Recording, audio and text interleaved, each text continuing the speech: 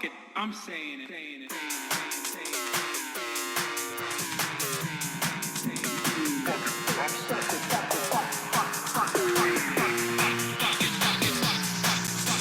America deserved 9/11.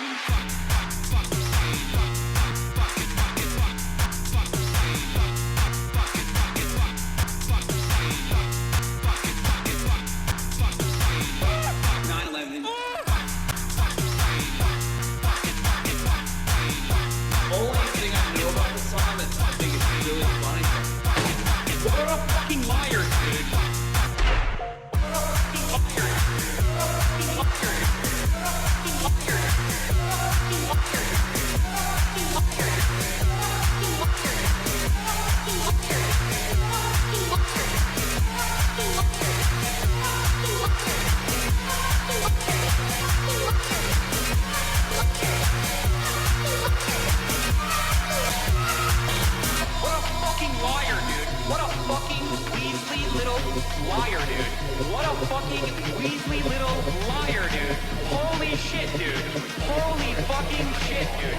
Literally lying. What a fucking liar, dude. What a fucking Weasley liar, dude. Holy fucking, what the fuck?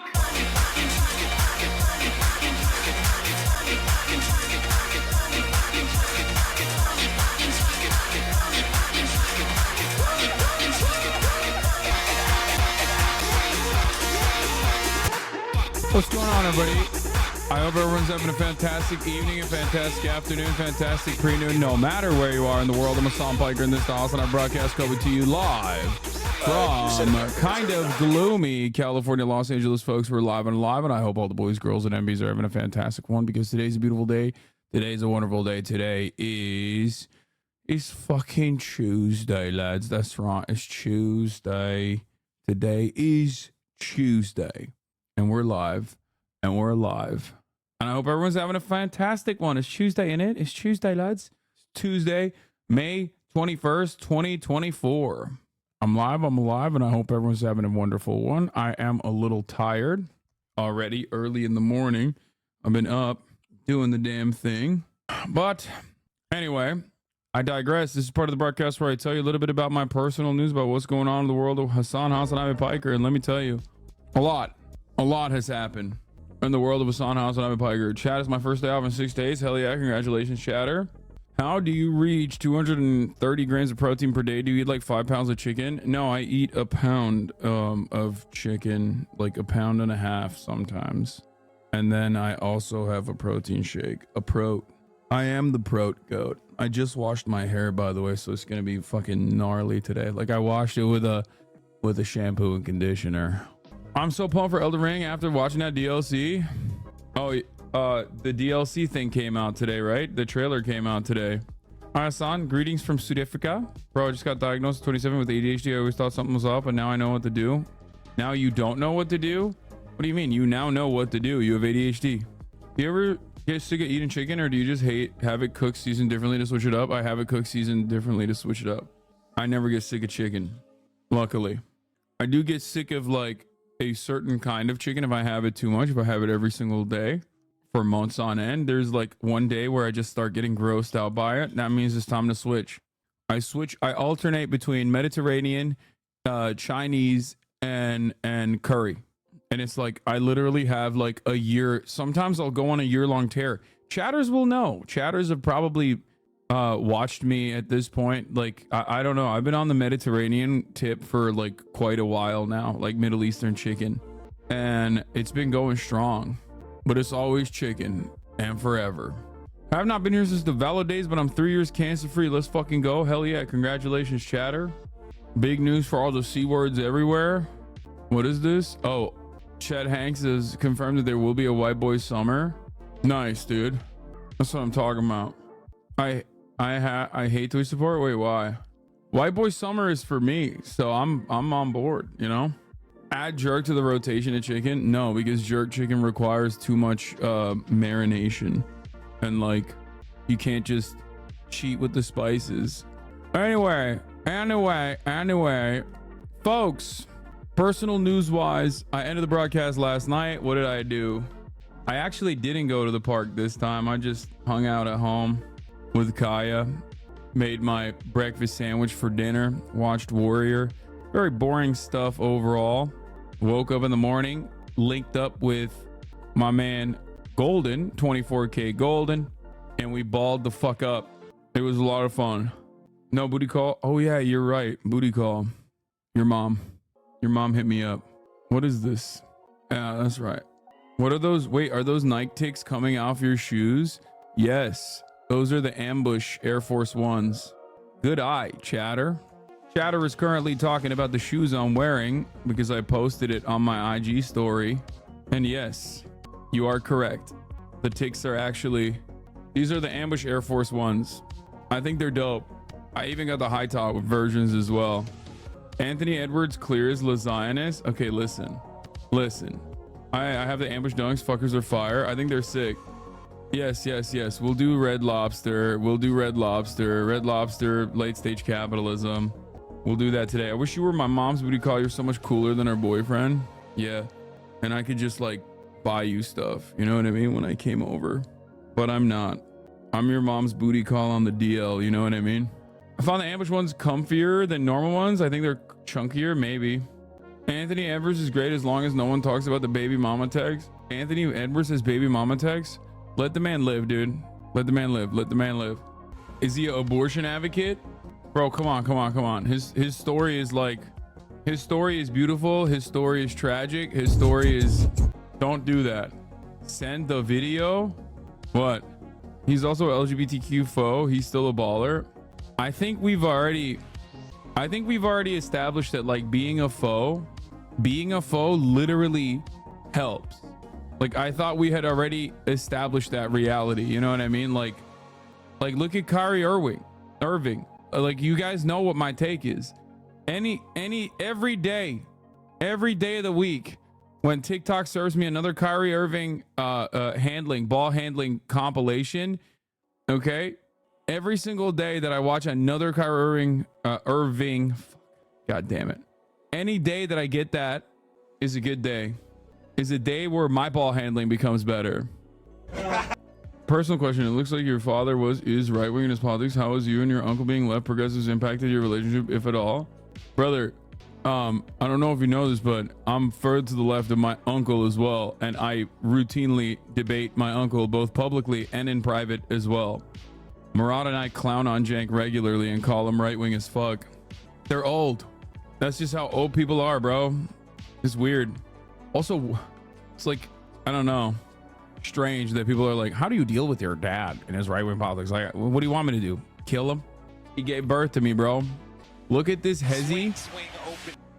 Anthony Edwards nasty hezzy move fakes out Michael Porter Jr. for dunk. Shot. Daniels up to 18. Edwards on the steal. I saw a compilation of people talking about how like it was a compy debate that hit all of my interests, where they were like, a lot of people are talking about how Europeans have taken over NBA basketball, and to them I say fuck no. And then it's just like Anthony Edwards like just yamming on people, like putting his nutsack on people's fucking brains over and over again, constantly driving to the rim, and then it flips over to LeBron all of a sudden out of nowhere, and it's like, and I forget who it was, but like someone dunks on LeBron disrespectfully, and then the guy's like, oh no, please don't do it, LeBron, don't do it to him. And then it's just a dunk compilation of LeBron just fucking driving up to the rim every single time. That's Michael Jordan's son to you? Yeah, he does look weirdly like Michael Jordan. I don't know what that's about. Edwards, oh, what a move. Oh, that's disgusting. That's, oh. Edwards, oh, He just said, nope, actually, I'm going this way. Just kidding. Look. Edwards, Oh, I wish I could ball like that. That's so stupid. Like, look at that. Coming off of a fucking...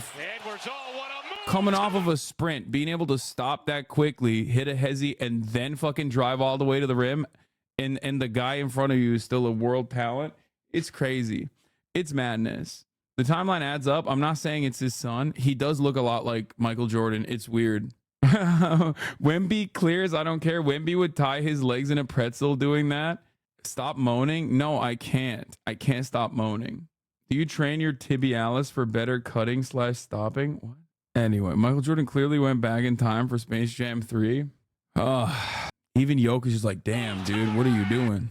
He's like, damn, son, don't get in there. Jokic is like, I'm good on the help defense, actually. I've decided there's no need. Edwards, oh, what a move! Just, it's fine.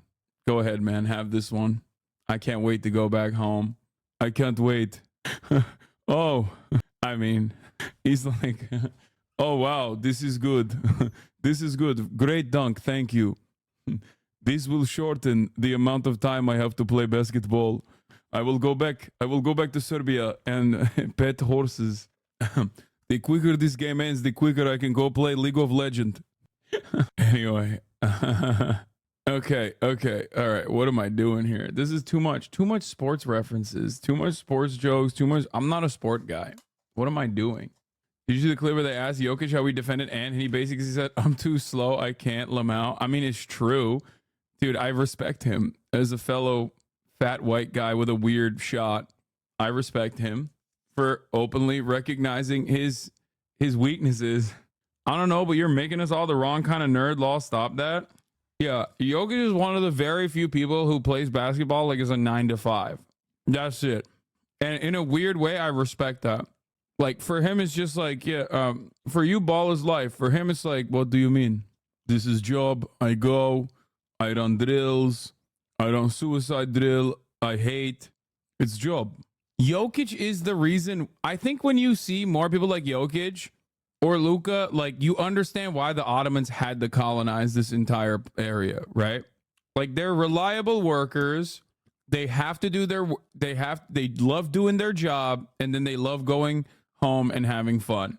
Okay. And they're also deceptively very athletic and very strong. They make for phenomenal soldiers. Like, now you have to understand why the Ottomans did what they did. Like, think about that. This is a joke, Hasan. Yeah, no shit. Bro's gonna get canceled. Yeah. What I'm describing is a yoke. Anyway, where the fuck was I? All right, let's blast off. I'm messing around too much. I'm playing too much. It's Tuesday. We got a lot of news. It's Tuesday news day. Anyway, he works as hard as Charles Barkley and the one seen in Space Jam against the ladies playing street ball. Hasan, can we get some early gaming on stream? I'd love to see you play some games. Ninja, the fuck do you mean? I play games on stream. You just don't watch, and then you complain, and then you say, can you play games on stream? Anyway, where the hell was I? Okay, let's blast off. HOGWATCH. Oops. HOGWATCH. ICC React edition. Trump. Hush money. Court drama. Yes, I saw the Stephen A. Smith Mewtwo versus LeBron shit. Okay. I saw, please. Like, I love you guys, but sometimes you just send me the same shit over and over again. Elden Ring. DLC trailer. Mewtwo. Anyway. Did you see the clip of breaking points from Blinken allegedly said that Palestine state would lead to global starvation? Yeah, we'll cover all that. Of course. It's so funny. Like, everyone keeps complaining. Everyone keeps complaining, like, on the Israel and American side, that they're like, hey, guys, if you prosecute me, you know, the head of the Israeli state, for war crimes, that means you have to prosecute American leaders for former American war crimes and current ones. And it's like, who the fuck would say no to that? Like, who? Like, you have to be an unimaginable dick rider. See, this is the thing I will never understand. Okay? When I think of, like, my criticisms of the state of Israel, Gremlo, thank you for the raid, by the way. Hope you had a good stream. For me, it's like, I criticize America relentlessly. I want America to do better, right? And there are some people out there who hear me say this stuff and go, you hate America. Why don't you leave, pussy? Whatever, right? And those guys are fucking stupid. They're dick riders of America. They are not exactly very intelligent. They're just very stupid. I don't know how else to describe it. You're stupid. You're dumb reactionary. You just don't want things to change for the better, right? However, it's like when I hear people in Israel go, oh my God, I can't believe they're like going to go after my beautiful baby Bibi. Like, he is the king. He is the GOAT. after I've heard so many liberal Zionists chirp about how much they hate Benjamin Netanyahu and how much they would love for him to go to jail and stuff, I just genuinely don't understand why they're all defending Benjamin Netanyahu now. I find it very weird. I find that very strange. It's like they all got up in arms. They're like, oh, that's our GOAT, actually. That's our GOAT. We ride for him. Okay. And for me, I'm like, I'm over here looking at that. And I'm like, arrest all of these motherfuckers. Arrest them all. Come after the American leadership next. Please, I beg you. Kareem Khan, our people yearn for freedom. SOS. Save America type shit. You know what I mean? I just don't get it. I don't get it at all. What leads someone to be like unconditionally anti-international criminal court because like your leadership, like the leaders of the American state might be imprisoned? Like that's the best time. Okay? That's not just a good time. Don't threaten me with a good time. You're threatening me with the best time at that point. It's like, who the fuck would say no to that? It makes no dang sense. Meanwhile, Israel, by the way, best democracy in the world, also did another incredibly democratic thing, seized the Associated Press cameras. We'll be talking about that as well, of course. Hold up. Where the heck is my freaking tweet? Oh, here. Israel shuts down AP feed democratically. What else? What the fuck? There was another thing I was going to talk about. I'm forgetting. Oh, Red Lobster. HOGWATCH, ICC React Edition, Trump Hush Money Court Drama, Red Lobster, Bankruptcy, Misinfo, plus Elden Ring DLC trailer, and we solve Bruce Wayne's trauma. Later, get in now. There we go. That took way too long of a time, and it was way too hard to fucking put together, but we did it. We did it. We did it. We did it, folks. We did it. We did the thing. Very nice. We're doing it. Have you seen that Boeing is killed again? Again?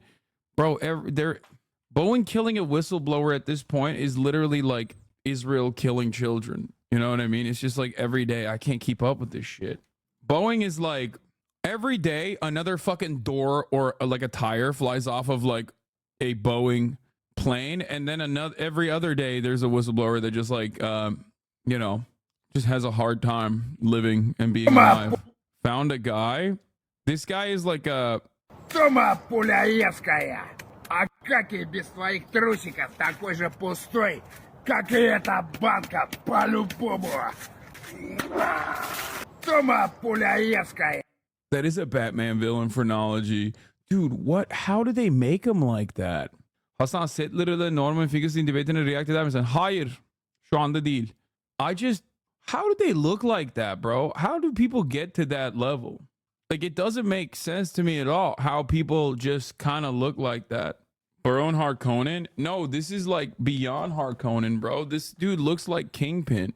He just looks like, the best term to use here is basically hench. He looks hench. He looks like a henchman. I know that that's not what hench is, but it's just like, I feel like if I see this, I'm like, that's hench. He's goon maxing, and I don't mean in like a gooner, like jerking off kind of way. I mean like he's a goon. He's hench maxing. Hasan, please let's clown on Fresh and Fit. No, I don't care about Fresh and Fit. Unless they've done something that is like going viral and everyone else is fucking pointing to it and laughing, you will rarely ever see me cover their shit because I don't care. They are relatively irrelevant. Anyway, what is this? Members of Iran's 88-seat Assembly of Experts have put a younger cleric at the helm to replace former chairman Janati at 97 with 55 votes. Movahedi Kermani, 93, was elected today as the chairman. The assembly's main task is to pick the next supreme leader. Wow, bro, you love to see it, folks.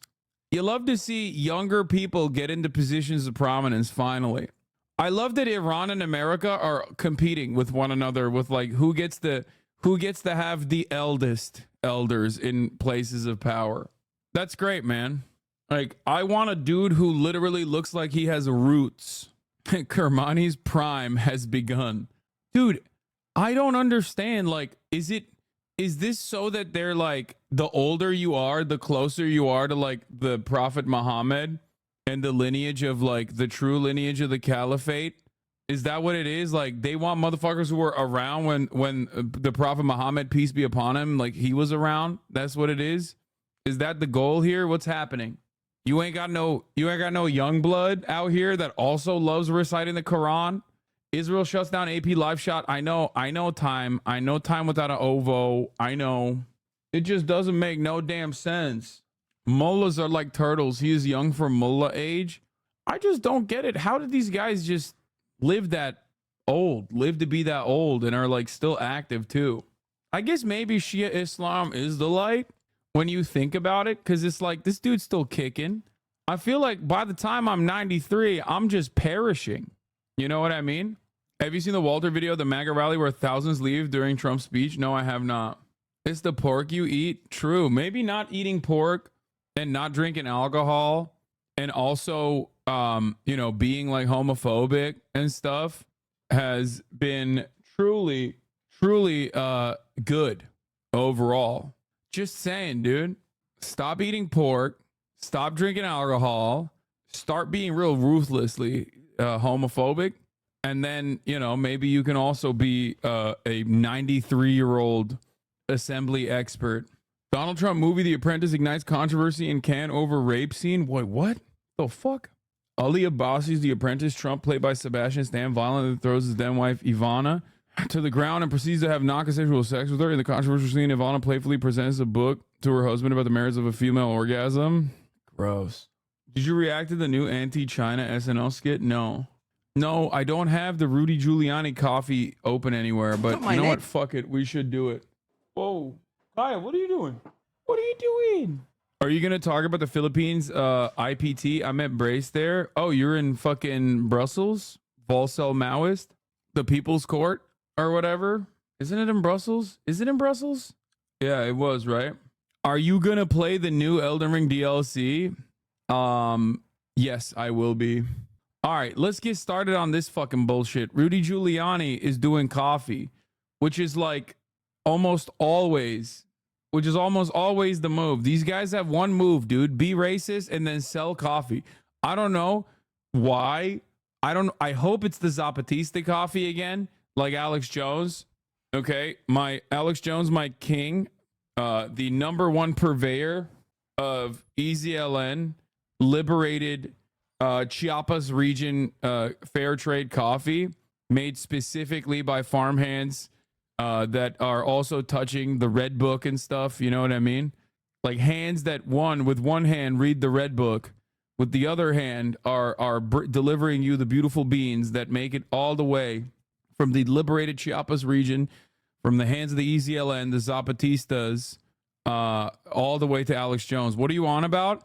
Alex Jones sells coffee from a very famous anarcho-communist syndicate, like an anarcho-communist region.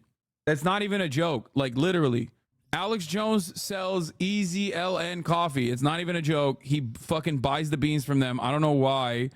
But yeah, these are indigenous people in the Chiapas region that has been liberated and decolonialized in Mexico.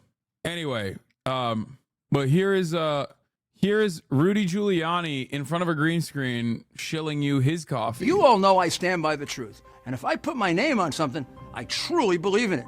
Today, I'm thrilled to introduce you to something I'm incredibly proud of. My own brand of organic specialty coffee, Rudy Coffee. Believe me when... Oh God, his hands are so hairy. I just don't fucking get it. Like, what? Like, there's no way anybody buys this shit, right? Like, who's like, oh my God, finally 9/11 coffee. Like, what the fuck? Who's the target audience for this? There's like 8 people who follow Rudy Giuliani still. I don't understand it. When I say it's the best coffee you'll ever try. It's smooth, rich, chocolatey, and gentle on your stomach. It's so good, I even recommend drinking it black. It comes in 3 varieties, including what I promise is the best decaf you'll ever have. You can order now by scanning the QR code on your screen. or by visiting Rudy.coffee. By supporting Rudy Coffee, you're not just treating yourself to exceptional coffee, you're also supporting our cause, the cause of truth, justice, and American democracy. What? Bro, this is literally no different. Oh my God. This is literally be like Gillette doing a land acknowledgement before a fucking ad, but just like in the opposite direction and in the worst direction possible. They literally are like, are you racist? Buy my coffee because I'll defend racism. Buy my coffee if you're racist. It's like, you know, being able to say the N-word or being able to do fascism in America. Do you also want gay people to be locked up for demonstrating moral degeneracy in broad daylight? Then please buy my coffee and you'll be on the side of justice. What are we doing? What the fuck? Is this his new apartment? Yeah, dude, this is his new apartment. Just kidding. He is in front of a green screen very clearly, and perhaps the worst green screen of all time too. I suspect this is basically the Pokemon cookie scandal, except it's catered to hogs. It's already a pre-existing coffee and they just slapped Giuliani's face on it. It's a grift. Yeah, the difference is there's hella people that'll buy the Pokemon cookie. Who the fuck is buying the Rudy Giuliani coffee? You know what I mean? Like, that's the difference that I will never understand, is like, who is out there? Who's in the market audience? Who's in the target demographic for Rudy Giuliani's like marked up ass, bullshit ass coffee? I suspect a lot of these businesses are just like fronts, right? It has to be. I suspect it's got to be a front. I'm supporting America's mayor. This motherfucker makes too much goddamn money off of just basically ripping my stream clips, dude. That's insane. We got to put an end to this. I'm shutting it down. That's crazy. You'll also be supporting the Call to Action nonprofit, which is devoted to helping veterans and first responders. So you can make a difference and taste the difference by ordering today at Rudy.coffee. My 9/11 changed America, and Rudy was America's mayor. Parents had bought a ton of coffee to support him. Wait, really? I'm sorry to hear that, man. That seems pretty crazy. A very real coffee. A very real photograph of Rudy enjoying his coffee with a random woman in the background. Yeah, what is this? What is happening here? Is it AI? Yo, could you look at the Tate like Hamza or just say something about Tate likes? My friend got sucked into their whole thing. We're all 16 and it's just really weighing on me. Lol, CG Momentu. Bro, I have no idea what you just said. Are you saying that there are Tate copycats out there? Is that what it is? Okay, guys, you didn't even do a good job with that. CG Momentu is Romanian for a top of the hour. What is going on right now? What's happening? What are you guys doing, alley-oops at one another? Like random international alley-oops? What is the fucking NBA? What the hell's going on? A Romanian guy is lobbing it up for the American to yam it in? What the fuck? Fuck you guys, man. Why do you read such obvious bait? I thought it was informative and instructive. Okay? I thought it was instructive. I thought this guy was actually saying what CG Momentu actually meant. I didn't realize he was going to use that as an opportunity to cynically fucking deliver an ad break debate at the top of the freaking hour. Son of a bitch. Anyway, the 3-minute ad break is upon us, though. And if you no longer want to see those ads, all you need to do is subscribe for $5 or for free. I think he just meant CG Moment, the 16-year-old. Anyway, here's the 3-minute ad break now. What do you suggest for me to get my parents more media literate? Dude, I don't know. I'm going to be honest with you. I genuinely don't know. Oh, just cut them off from their internet access, dude. Monitor their activity. Monitor whatever the fuck they're watching, what they're reading. Try to show them good stuff. Try to talk to them. Anyway, let's get started on the greatest democracy on the planet, Israel, which, you know, in the most democratic fashion, of course, did what the most democratic country on the planet does. What? Girls getting bangs is universally understood as a sign of a breakdown, but no one ever asks young guys who get their Baathist uncle mustaches how they are doing. The world is indifferent to our suffering, my brothers. I feel like I'm being called out here pretty dramatically, and I think that it's kind of fucked up. Why are we coming for the Baathist mustache uncles? Okay. Let's just move on. Unhinged Barack Ravi tweet. What is he calling? Is he saying someone is behaving like a Somalian again? I can't even. What the fuck? Where's the translate? Hello? Opposition leader Yair Lapid. The confiscation of the equipment by AP, the world's largest news agency, by Shlomo Karai's madness, an act of madness. This is not Al Jazeera. This is an American media outlet that has won 53 Pulitzer Prizes. This government behaves as if it has decided to make sure at all costs Israel be swayed all over the world. They went crazy. Bro, Barack Ravid is so awesome. Barack Ravid is literally like the inside man. He's like the guy for Axios and on CNN all the time, breaking stories before anybody else. Okay? In between that, though, whenever you see him typing exclusively in Hebrew, it's either breaking stories or saying some of the most unhinged shit. Swayed is mistranslation for the word banned. Yeah. All I'm saying is in this situation, okay, all I'm saying is he'll just demonstrate like some awesome pure Israeli racism out of nowhere. And you're like, but what is happening here? Like, why are you looking at like a group of Israeli settlers doing what Israeli settlers do that pretty much no one else does, as a matter of fact, and going, well, that's typical black guy behavior. Wow, they're behaving like black people. Pulitzer Prize winner, Barack Ravid.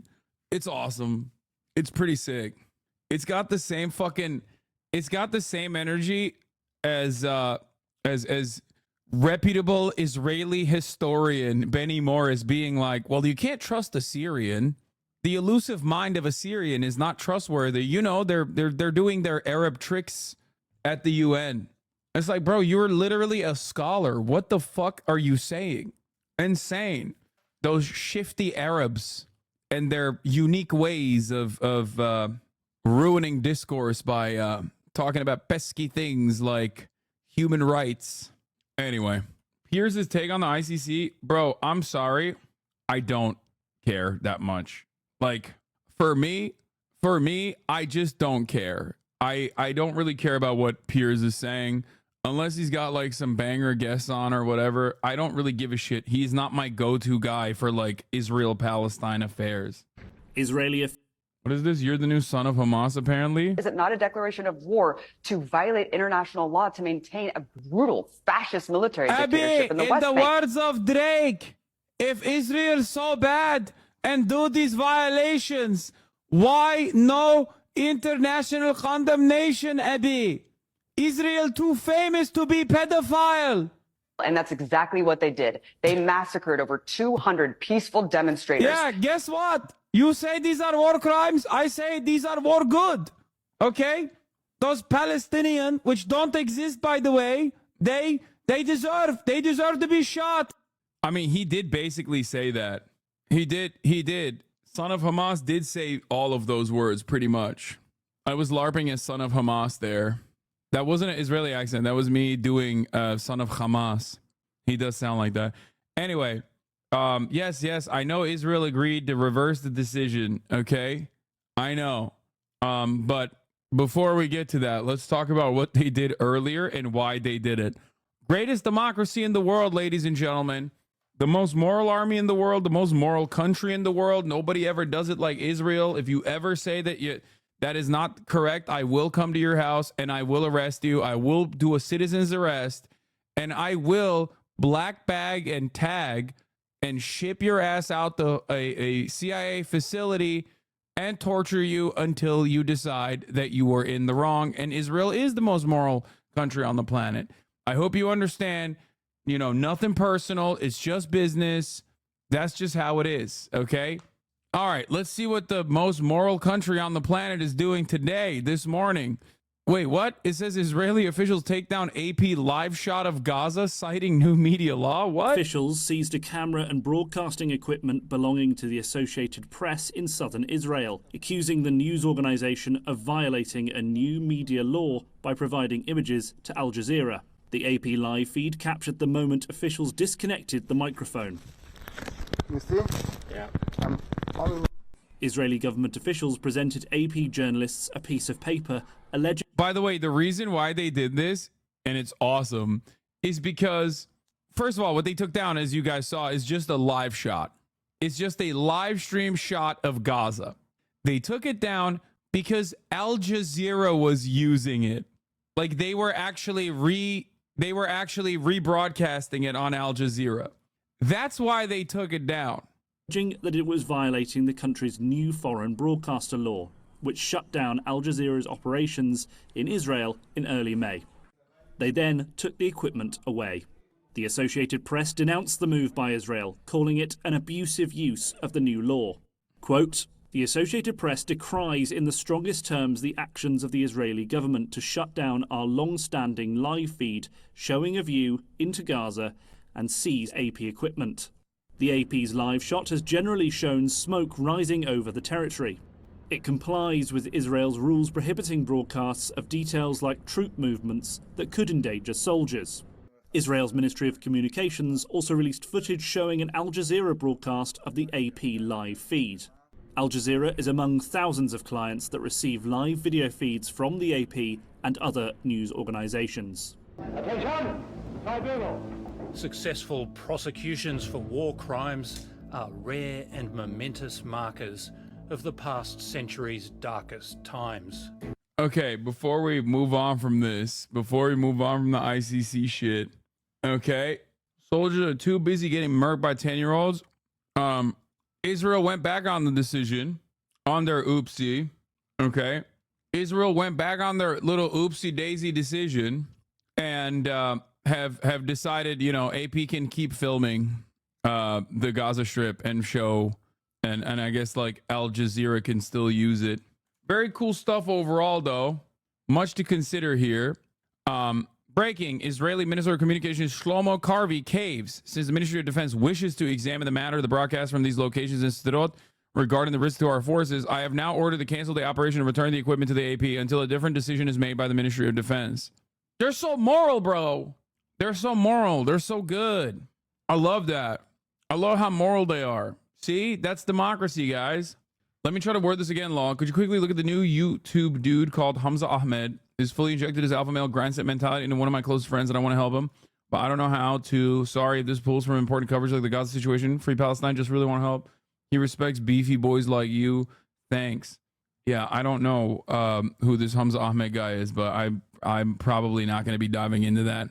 Hey, you guys remember in 2021 when the Israeli forces, most moral forces of all time, blew up the Associated Press building in the Gaza Strip? Do you guys remember that? That was pretty fun. But they did that like in a moral way. So they were just being moral, morally abhorrent. I never said what part of the morality spectrum it falls on. Okay. You're talking about it like it happened just yesterday. This was years ago. No, I know. This was in 2021. It's pretty cool though. Like Israel just always does shit like this. How many people died in the AP bombing? No, they literally roof knocked it. Yeah. They were like, hey, we're going to blow up your building, which doesn't make it more acceptable. Okay. I don't understand. Like, okay. Yeah. Sorry guys. I'm giving you a pamphlet. I'm going to blow up your house tomorrow with your family, like your family home. I'm going to fucking explode it from miles away. But hey, listen, you've been warned, you know, evacuate. And if you don't, you die. If you do evacuate, still doesn't matter. Even if you do evacuate, doesn't fucking matter because now your house is gone. What is this? So why'd they only kill 20,000 people? Isn't it kind of low for someone who's trying to make a genocide? I don't know why people don't understand something very important here. Israel does not have enough ammunition or enough weapons or enough guiding systems without Western help. Okay. First of all, if they nuke Gaza, they end up hurting themselves as well, because the distance between the Gaza Strip and like major population areas within Israel is literally like almost walking distance. So you're a fucking dumbass for not understanding that. That's number one. Number two, Israel has to play this delicate, balanced dance on a tightrope while doing their ethnic cleansing operation, making life impossible for Palestinians, while also simultaneously getting unlimited fucking resources from the United States of America. Yeah, dude, if they crank up the fucking genocide dial to a certain degree, it seems like there is not that much appetite. 35,000 is the number that we have arrived at. None of which matters, by the way, because what matters is genocide is a very clear definition from an international humanitarian rights perspective, you need genocidal intent, and you need to be able to show genocidal intent and trace it all the way from a leadership role down to the fucking regular soldiers, which Israel has given plenty of evidence for. So the notion that like, oh, they've only killed 20,000 people is ridiculous, dude. Honestly, with how this government has treated the hostages and the Gaza envelope population, they might as well nuke them too. Yeah, I mean, true. It's like they don't give a shit.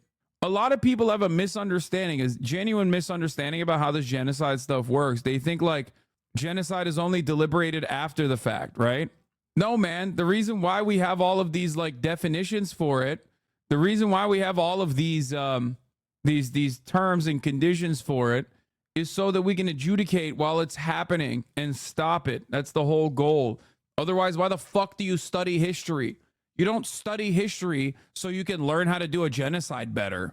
You study history so you don't repeat the mistakes of the past. It's crazy. People are like, oh, well, dude, not every Palestinian is dead. Okay, well, not every Jewish person died in the Holocaust. It doesn't mean it wasn't a fucking genocide. You know what I mean? Like, what the fuck? Yeah, the population halved. That's only then is it a real genocide? Like, is that what we're doing here? Is that what we're considering? Is that the only way to do it? The fuck? I mean, look, I don't fault people for not fully understanding the situation because of like the shitty ways in which people have basically been able to. Dude, I'm losing my train of thought. Okay, I'm gonna take a pause for a second, recenter. I don't fault people for misunderstanding history because of the way that it is taught. Okay, the way that people teach history is deliberate. It is a false understanding that is presented to you that like genocide can only be assessed when it's complete. That's not how it goes. Okay, when it's happening in real time and you're seeing it, you're supposed to do everything you can to stop it. You're supposed to resist against it. That's the whole point. That's what, that's what the good guys do throughout history. That's what they have done. So in many ways, you could just like, you could reduce it to that black and white dynamic. There's one side that is currently doing an ethnic cleansing campaign, and the other side is victim to said ethnic cleansing campaign. We all, as human beings, as humanitarians, have a duty, have a responsibility to try and do our very best to stop this kind of atrocity from continuing. Okay? That's it.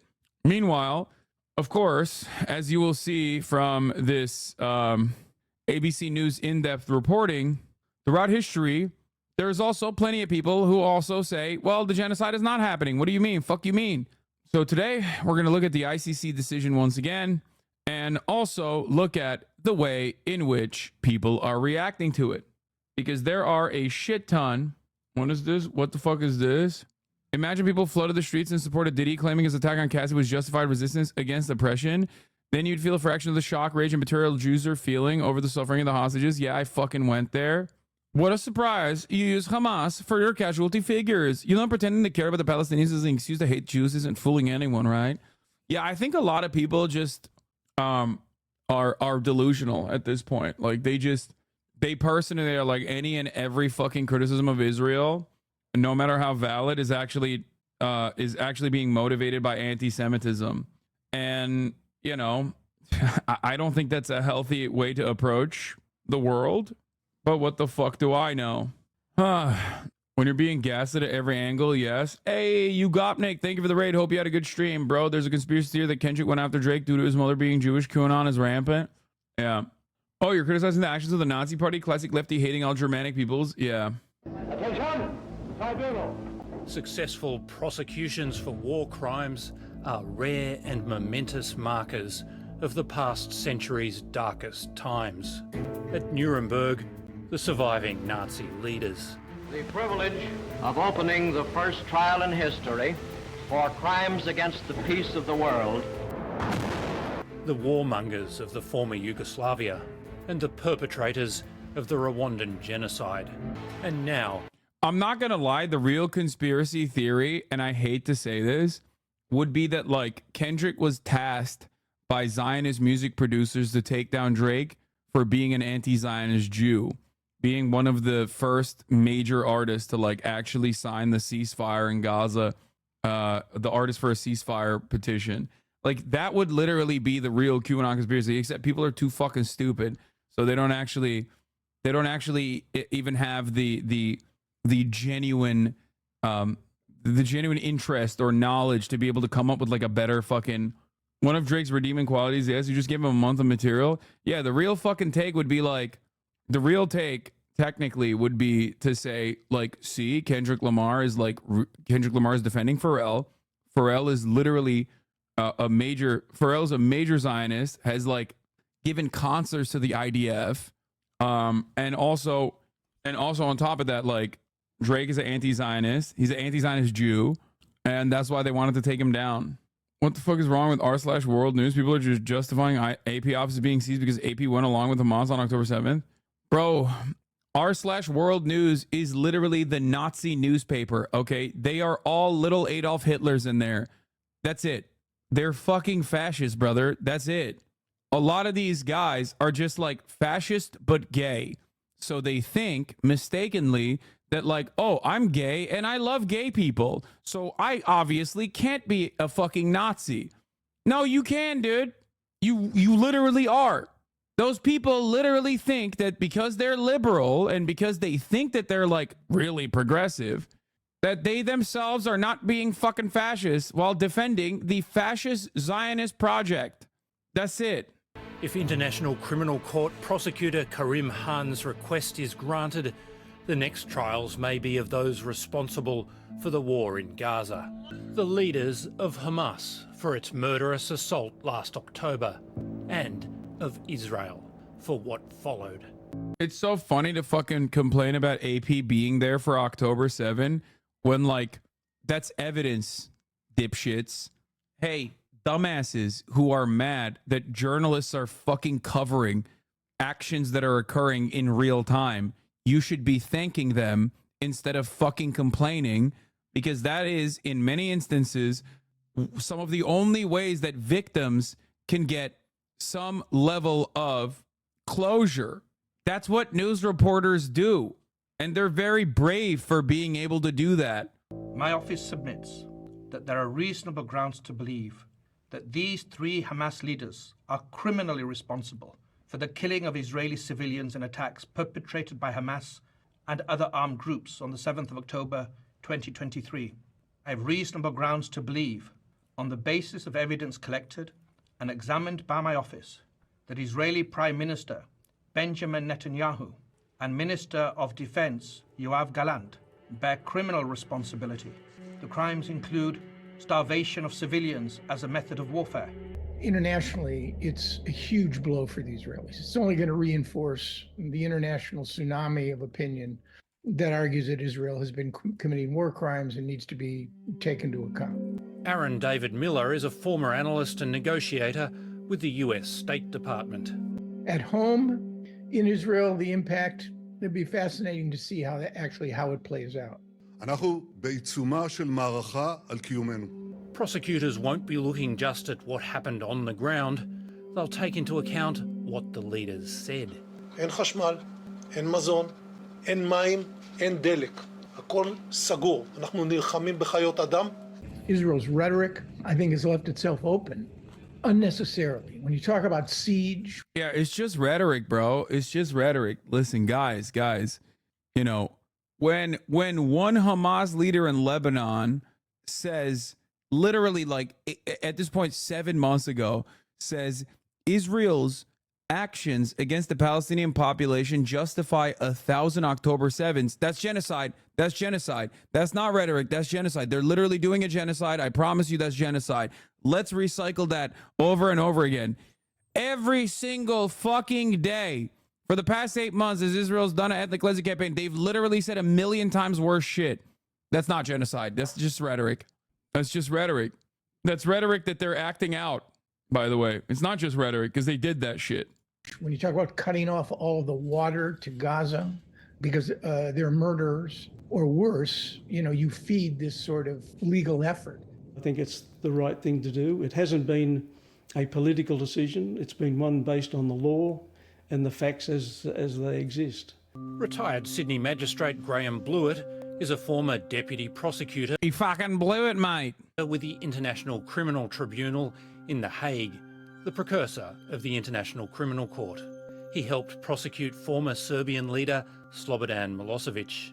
We were told he would never be in The Hague. Bro, every leader that has played a role in the Milosevic, every prosecutor, every person that's played a role in the Milosevic trials has literally said the Israel stuff is so open and fucking shut. It's not even funny. Like, there is not even a comparison you can make between Milosevic and Israel because of how much Israel has like voluntarily revealed their genocidal intent.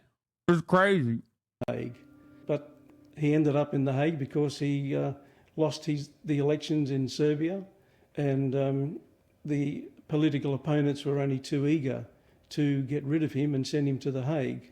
There's nothing to say that something like that won't happen in respect of Israel and the Hamas leaders. Mr. Netanyahu says the prosecutor's actions are absurd. Mr. Khan creates a twisted and false moral equivalence between the leaders of Israel and the henchmen of Hamas. Announcing it with the Israelis and the Hamas leaders at the same time, I think, provides some sort of balance, and will be easier, in my view, to defend the position of the prosecutor to bring these indictments at this point in time. Inside Israel, protests against Mr. Netanyahu are becoming more frequent and intense. The growing consensus that the war is continuing in order to preserve Netanyahu's political position rather than for the sake of Israeli security. A sense that Netanyahu has abandoned the hostages, which is creating ever more public anger and protest. Netanyahu's critics, his real critics, the ones who are never Netanyahu's, will say that basically this simply adds to the notion that the prime minister needs to go. Just days ago, War Cabinet member Benny Gantz threatened to withdraw support from Mr. Netanyahu. The announcement from The Hague has prompted his defence of the Prime Minister.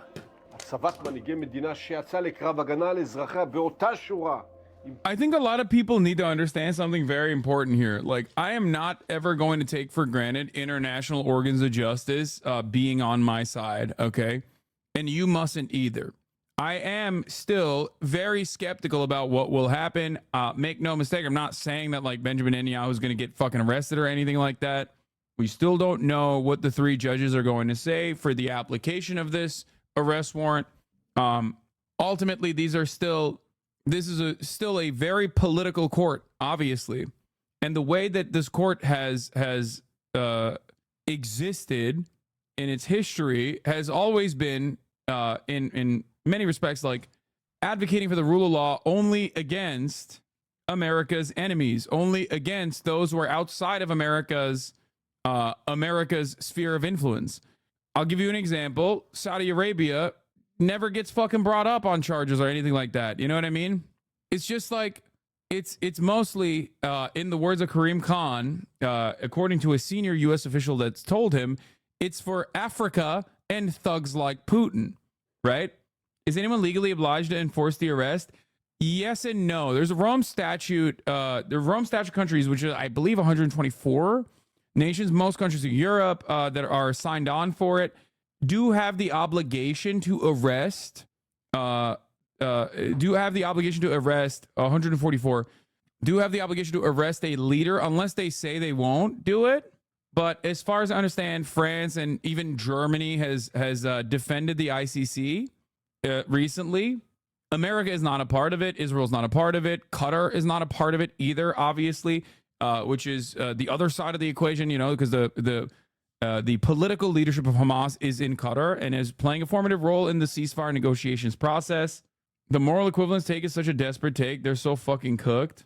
Yeah, there is no moral equivalence between what Hamas has done and what Israel is doing, because Israel is significantly worse. Like, straight up. What is this? NYU Cheese Girl Development? Oh, fuck, I missed. The ICC is the International Criminal Court. Karim Khan is a prosecutor for the International Criminal Court in 2021. According to Times of Israel and according to other numerous outlets that reported on it, Karim Khan was slated to replace the Gambian prosecutor that America had actually, under the Trump administration, sanctioned. She was considered controversial. partially due to the fact that she was investigating Israel and was even investigating Americans. Now, Kareem Khan was petitioned by the United States and the UK. The United States is not even a fucking part of the ICC's jurisdiction, according to the United States. The United States has a law specifically that dictates that they will invade the fucking Hague, the Netherlands, if any American service member, diplomat, or ally is ever brought on charge of the ICC for war crimes and extradited. America will invade the Netherlands. That is in the books. Why is U.S. not a part of the Rome Statute? Because we are the bad guys. Hopefully that is clear. The international rule-based order dictates that the United States of America makes the rules and gives the orders. Never forget. Yes, Israel is technically under the umbrella of allies, allied nations. It's NATO nations and non-NATO aligned nations such as like Australia and whatnot, and even Israel. Wait, what? Miss what you said about the Netherlands? I said America is coming, baby. Like you got some ripe new oil fields or something. We will fucking invade your country if you arrest or try to extradite an American or an America-aligned region's leadership, service members, anything. Anyone and everyone. Ben-Gvir? Yeah, Ben-Gvir is chirping. He's like, aren't you afraid they will cancel you for the things you say? What? What do you mean? I've been quote-unquote canceled a gorillion times over, brother. Cancellation is not like a real thing. All it does is like chip away at a lot of people in the margins of your audience that are primed into assuming that you're a bad faith person.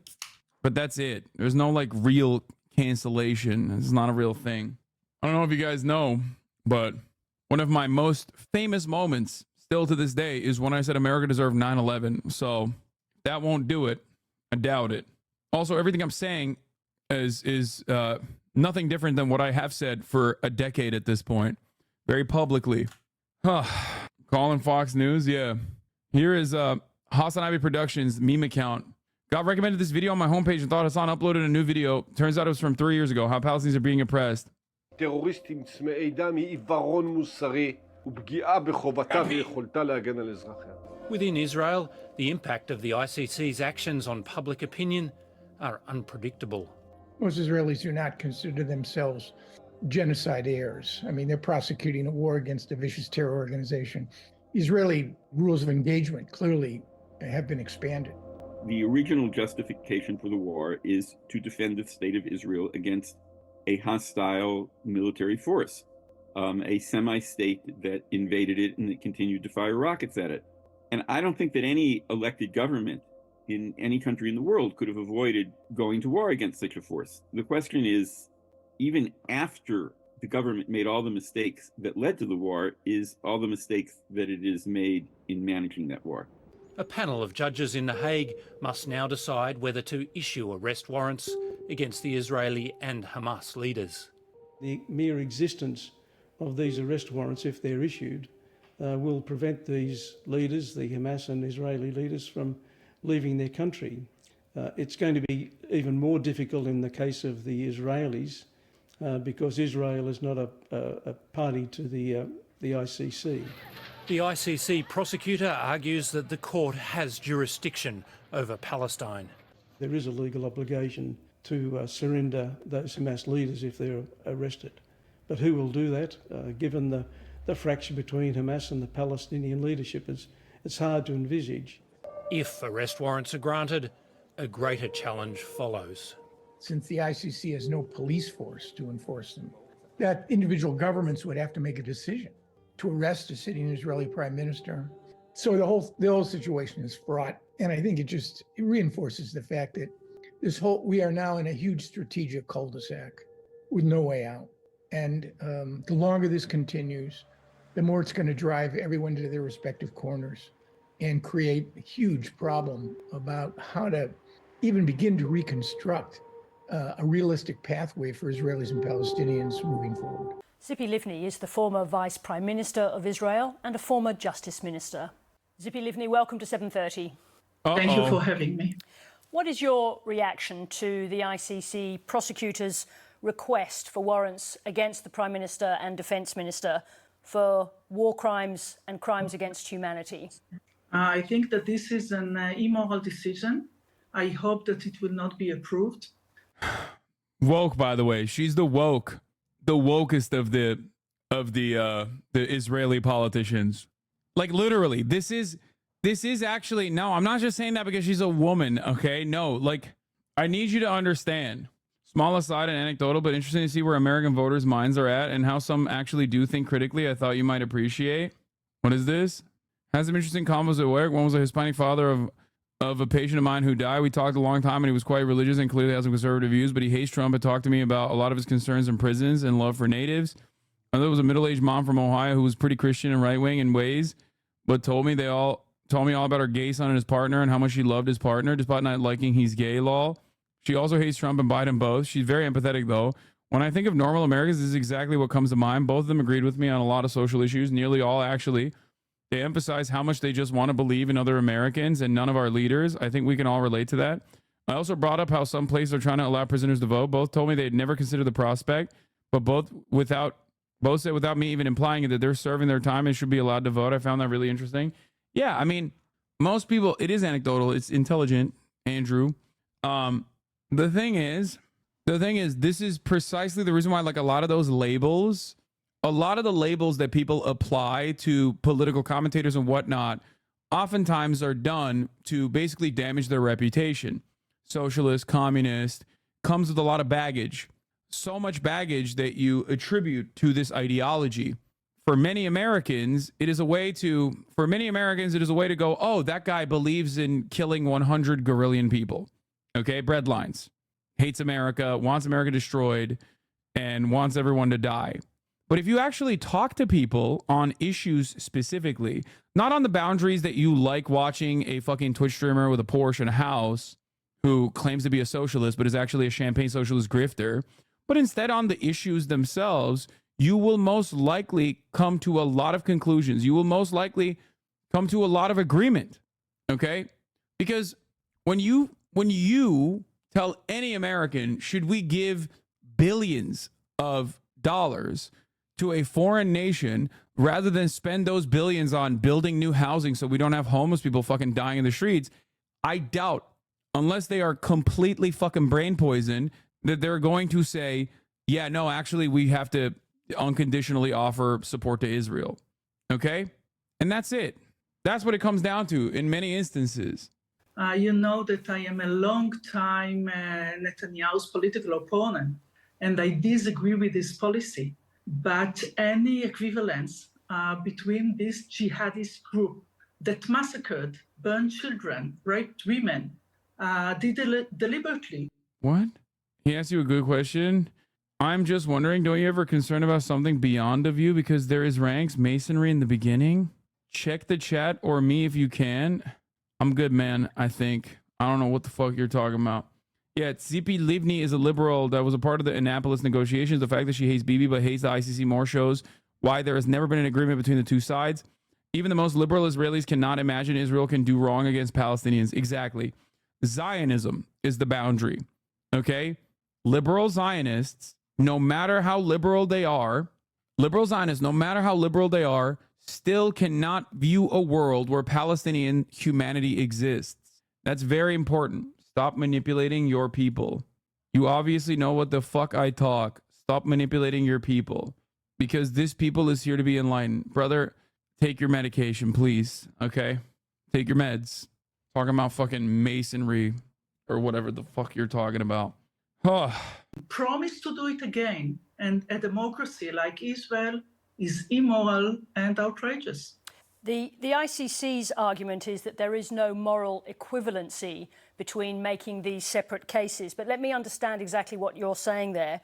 Are you saying that an Israeli prime minister, because he's part of a democratic government, should be immune from war crimes prosecution judged by an independent court?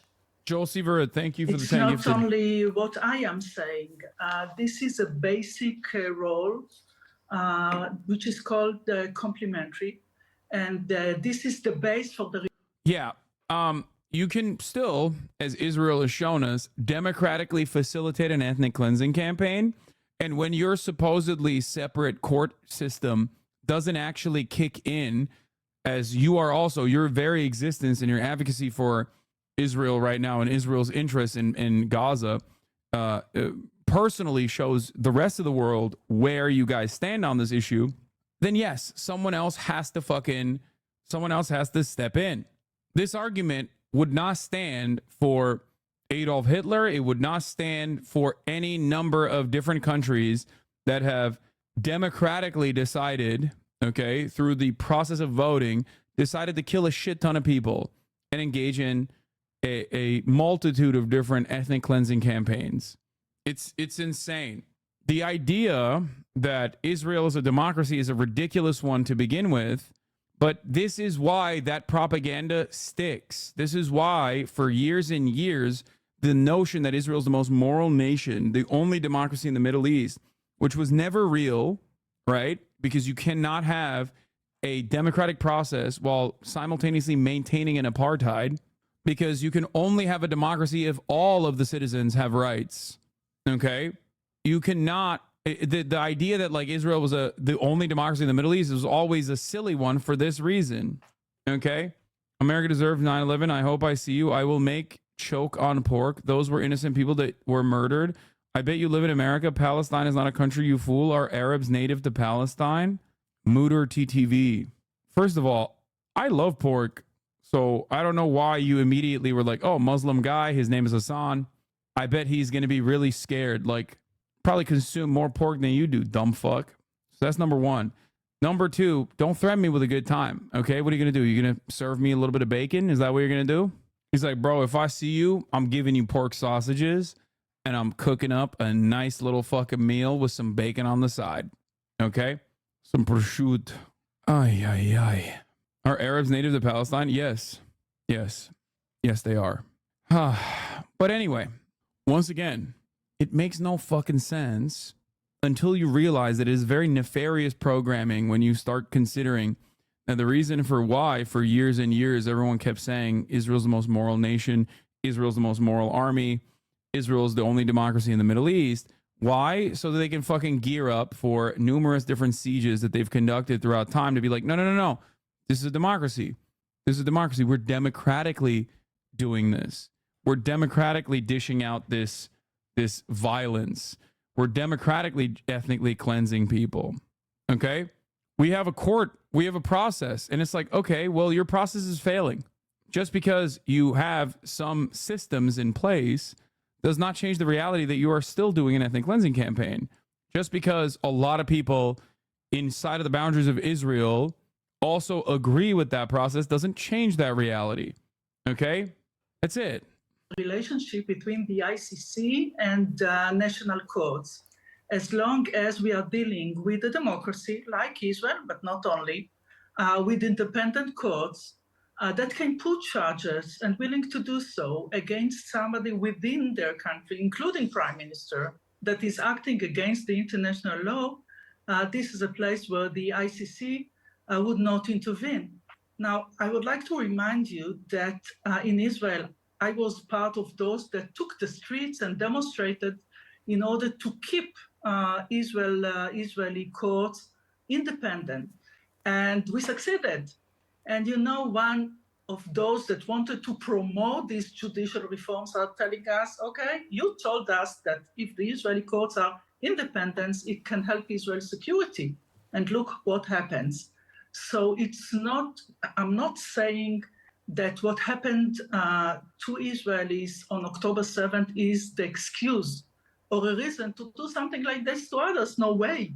But while they are acting deliberately and we are trying. The fact that she's chirping about the ICC and she's got smoke for the ICC, despite genuinely despising Benjamin Netanyahu, tells you everything you need to know about Zionism.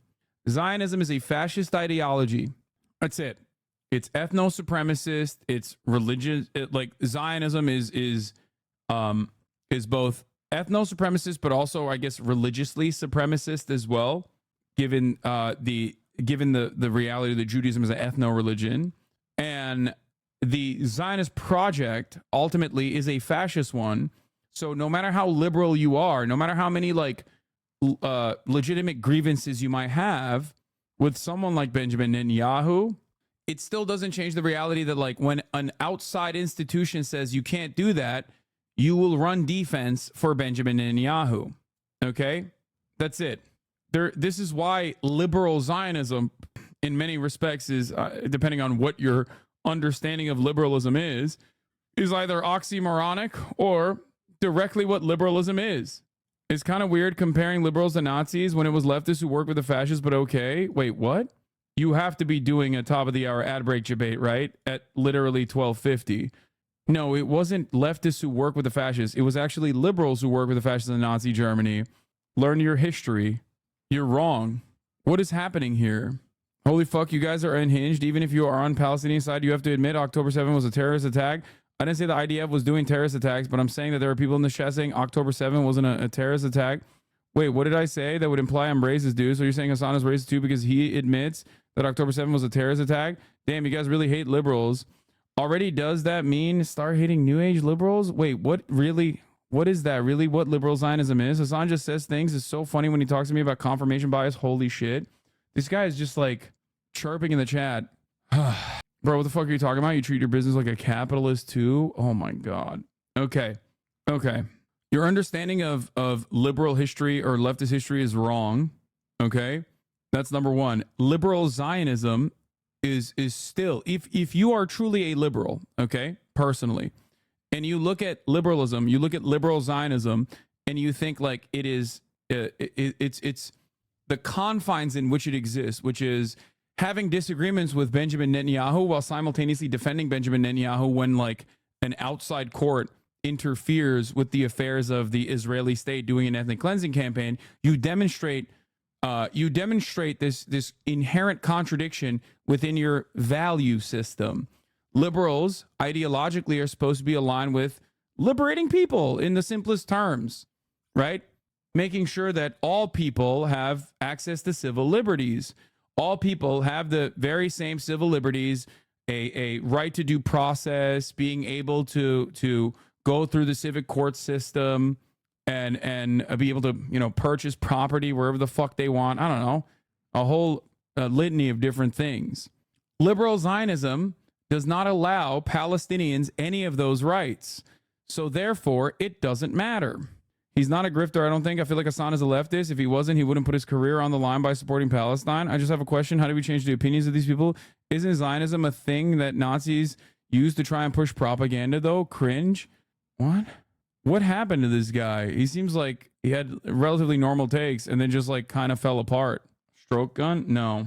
It's kind of weird to compare liberals to Nazis when it was leftists who worked with the fascists, but okay, he said. Okay. It's because you became too radical? I know.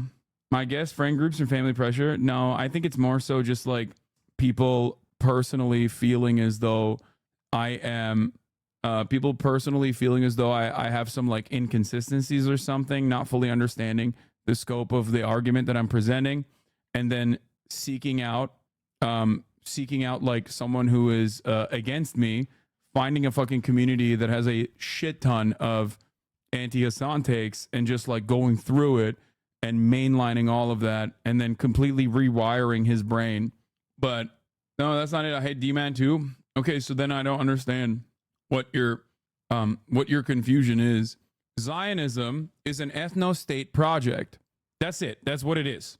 And just like every other ethno-state project, it is inherently fascist, especially when you consider that the Zionist project was launched upon an area as a settler colonial occupation that had a shit ton of indigenous people living there. Those people were forcibly removed from their homes. You cannot simultaneously claim to be a liberal, which is already a bourgeois revolutionary ideology anyway, and outdated by 2024 standards, in my opinion. Okay. But you can't even maintain the facade that you are a firmly committed believer in human rights while simultaneously claiming that like Israel gets to have a little bit of an ethno-state in and of itself. This is why there's an inherent contradiction between the idea that like all people are worthy of dignity, a foundational liberal principle, in theory at least, with the notion that like, well, Palestinians don't actually. All right, let me set the record straight. Far leftists work with fascists. Is that better? No. What do you mean far leftists work with fascists? Stop using vague terminology and tell me exactly what you're talking about. What do you mean far leftists work with fascists? That's not true. That's historically untrue. The number one enemy of Nazis was literally the supposed far leftists that you're speaking of. The KPD, to be exact. Many of them were Jewish as well. Judeo-Bolshevism is the concept that fascists opposed and despised. It wasn't, a lot of people don't understand. They try to hit this from a liberal angle. They try to talk about history from a liberal angle while simultaneously not recognizing that like they are rechanneling fascist propaganda in many ways when they are simultaneously claiming that they're pro-liberal and engaging in this kind of like incorrect assessment of history. Wait, is there a difference between liberal progressivism and leftist progressivism? Legit asking, this is a child, I think. I mean, probably. So I will describe it to you. Okay? Leftists, in the way that I use the term, are oftentimes anti-capitalist, depending on, I guess, like how far removed we are from anti-capitalist sentiment. I would even factor in, depending on the entirety of someone's political opinions, social democrats in the United States of America into a leftist camp, a leftist category, because of how far right the American governance is, how far right our economic structure is. Having said that, however, ultimately the easiest way to describe it is anti-capitalist. Liberals believe in private property and the defense of private property above all else. There's a distinction that leftists make between private property and personal property. For example, my house that I live in would be considered personal property. If I were to move out of this house and then become a landlord and rent it out and engage in capital accumulation, then it would be considered private property. I personally believe that we have no use for private property and simply have use for personal property, especially when it comes to something as important as shelter, that is a necessity for survival, that all humans, all living organisms, as a matter of fact, need. Animals need shelter too. Okay? That is the major, I would say that that's one of the major clear distinctions between leftists and liberals. Liberals care more about the defense of private property and therefore liberal capitalism and maintain the order that exists, the current order that exists under liberal capitalism, than they do about true emancipation for all peoples, which also factors in the global south, the third world, those who are harmed by America and the Western world's imperialist ambitions, those who are harmed by the unequal exchange that extracts natural resources and also hyper exploits the global south and the working population of the global south. Okay? Now, having said that, I don't inherently believe that like all liberals are enemies of mine or anything like that. As long as they truly are empathetic to the plight of, you know, people that are being destroyed by America's imperial ambitions, Israel's genocidal campaign. Does that make sense? However, when you start developing reactionary feelings against leftists and become negatively polarized, and you become negatively polarized against like socialists, communists, and whatnot, you don't realize that you are playing into reactionary sentiments. You're developing reactionary attitudes, right-wing attitudes. It's a scary thing because it can be very comfortable. Reactionary sentiment can be very welcoming and very comfortable, especially when the system that we exist under and the social conditioning that we get under said system is already causing us to take granted all of the inherent hierarchies that exist currently, the oppressive structures that we live under, white supremacy, misogyny, transphobia, classist sentiments that we have. I'll give you an example, and this happens to every single person. At the top of the hour, there's a 3-minute ad break. Some people have $5 to subscribe and some people don't. Those who do not have $5 can use a Twitch Prime, which is free, as long as you connect your Amazon Prime account to your Twitch account. That way, you will not see the 3-minute ad break at the top of the hour. However, you can also get gifted a sub. Here's the 3-minute ad break now. Okay, all jokes aside, the actual example I will give you is this. Okay? The actual example I will give you is this. of inherent classist dynamics and the way we understand and take for granted anti-worker sentiment, although we, in many instances, obviously statistically speaking, are from the working class ourselves. Okay? When you go to the airport, let's say you're traveling with JetBlue. Okay? Go to the airport. You fly from one location to the next. You arrive at the airport. You get out in a rather expedient fashion. And then you sit there and you wait for the carousel to move because you have a bag that you have checked in. Now, that baggage is supposed to come in a timely manner. That's what normally is supposed to happen. That's what has happened when you've flown with other airlines. So you are conditioned into thinking like, okay, well, where the fuck's my baggage? But it doesn't come. You sit there for 30 minutes. It still doesn't come. Sit there for an hour and it still doesn't come. And then you ask someone, what's going on with the baggage situation? And the person says, oh, sorry, I think that there's some issues because, you know, there are too many travelers, there's too many baggages, so we're a little behind on the carousel. In that very moment, you have two different groups of people that you can attribute the blame to. Many people, regardless of the fact that they are workers themselves, will immediately go, oh, it must be those fucking lazy baggage handlers that aren't doing their goddamn jobs right. That is the overarching, the sentiment that most people have in their hearts. When in fact, the real problem in that circumstance is the management.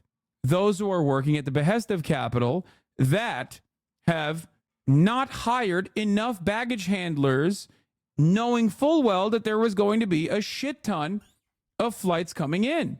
But we are so primed into thinking it must be the workers' fault from all of the social conditioning that we take for granted, that we just basically see as the order of business, that we immediately go and shit on the luggage handlers. When in fact, because of the profit-seeking motivated management class at JetBlue, they refuse to hire the necessary amount of workers to fill that void. Did they not know that there was going to be 8 flights coming in at the same fucking time? Of course they did. They calculated it.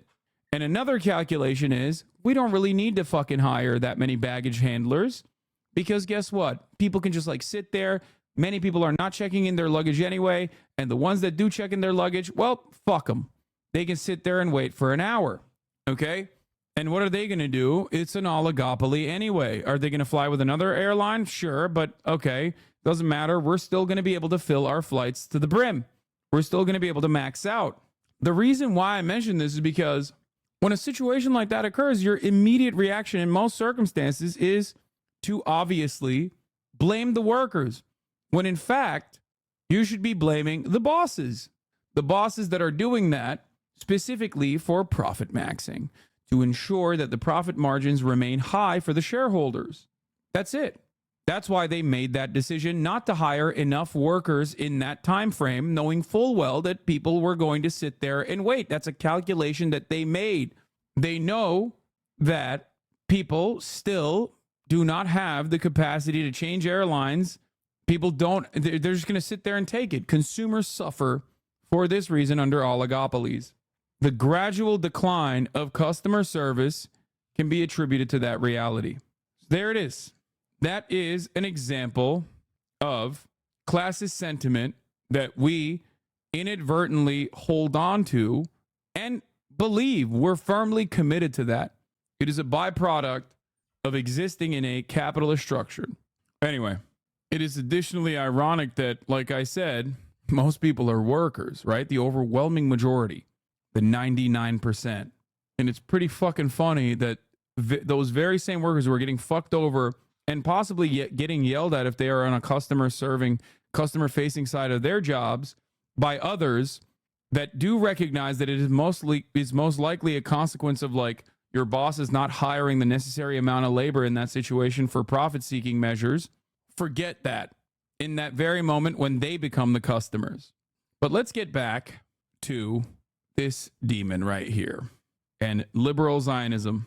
Trying to avoid civil casualties, although there are civil casualties during war.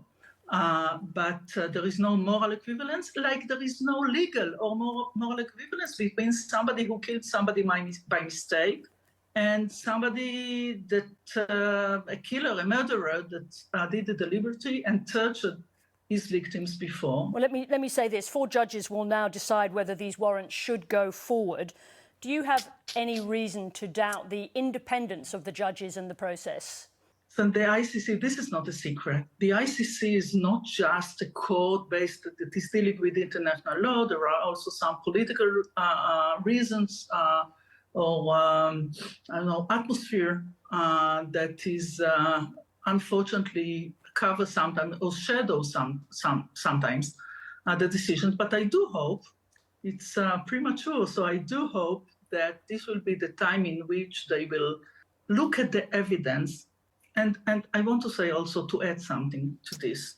You know, I am aware and I completely disagree with some statements that were made by Israeli ministers. I detest them. I think that I criticized it. I think that it was really outrageous.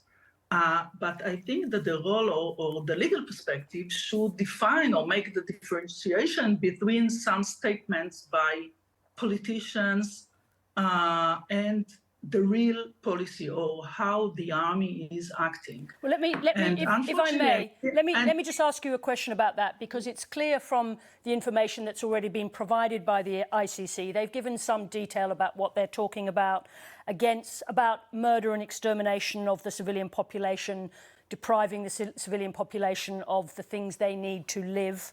A whole series of very serious charges. I want to understand this from you. Do you accept that there are legitimate criticisms of the way the Netanyahu government has conducted this war? Yeah, I think that there's a huge difference. Yeah, of course. She will say, of course. It's just, we have to deal with it. While we're talking about the inshitification of the airline industry, my father's a retired pilot with over 40 years of experience in the airlines industry. He maintained that deregulation is why so many people are still able to travel. He believes that the regulation of airlines stifled innovation. How do you respond to that? It's just objectively untrue. Ask your father if deregulation, if the airlines had their way, because you said he's a pilot. As it stands, there's still, due to the pilots union, a firm commitment to maintaining the regulation that there's 2 pilots at minimum for every fucking commercial airliner that's traveling in doing domestic flights on United States of American soil. Okay, the companies actually want to change that to 1 pilot. That's deregulation. That's a major cost-cutting initiative that would greatly lower the prices according to the fucking corporations, which it wouldn't, obviously, because the deregulation has occurred and prices have not exactly gotten that much cheaper, right? All things considered, especially with all the hidden fees and whatnot. I don't think your father, as a retired airline pilot, would agree with that. Regulation keeps people alive.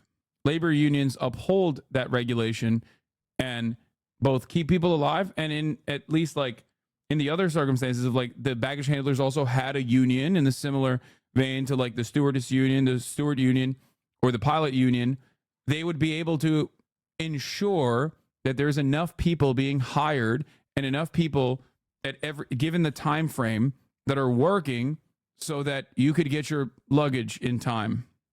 All matter of regulation is written with the ink of blood. And it is fought hard for by working class people. It goes back to the same principle that I was talking about, though. Like your dad is a pilot. He has to be a part of the pilots union, and yet he also simultaneously thinks deregulation is good. So talk to him about his own personal experiences where regulation has been a lifesaver, and why it's important to have 2 pilots in the cockpit at all times. He'll understand. Difference between criticism. I myself criticize my own government, not only for these outrageous, populistic statements, but on some of the policies. But at the end of the day, the Israeli army is acting in accordance to the... Yeah. See, there you go.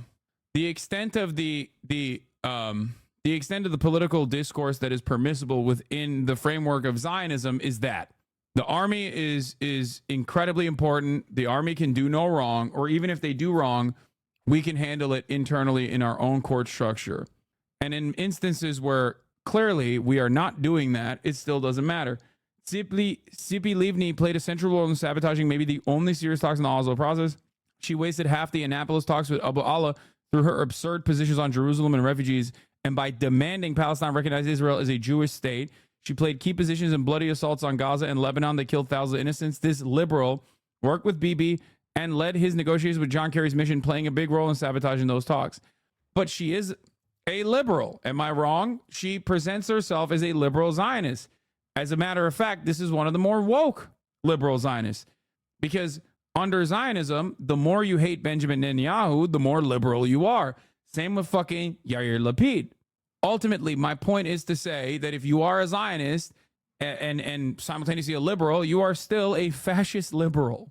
The notion that there is like serious political discourse happening in Israel is ridiculous when the point of contention becomes Palestinian statehood or Palestinian humanity. That is completely outside of the confines of political discourse. That is completely unacceptable. That's it. That's it. You can go as right-wing as you want on domestic affairs, whether women should be allowed to read and write or if they should just stay at home, okay? You can go as right-wing as you want on the appropriate confines of Zionist discourse of like how hard we can kill the Palestinians. And that's precisely what this man advocates for every step of the fucking way. Only Israel will control Gaza, says National Security Minister Itamar Ben-Gvir on his day after plan, his day after suggestions. Israel will occupy Gaza completely and fully, including Jewish settlements in the entire enclave, and encouragement of voluntary migration of Gazans. He wants to move to Gaza. That is an unimaginably far-right position. That is just straight ultra mega Nazi shit, okay? But it's allowed in Israeli political discussion.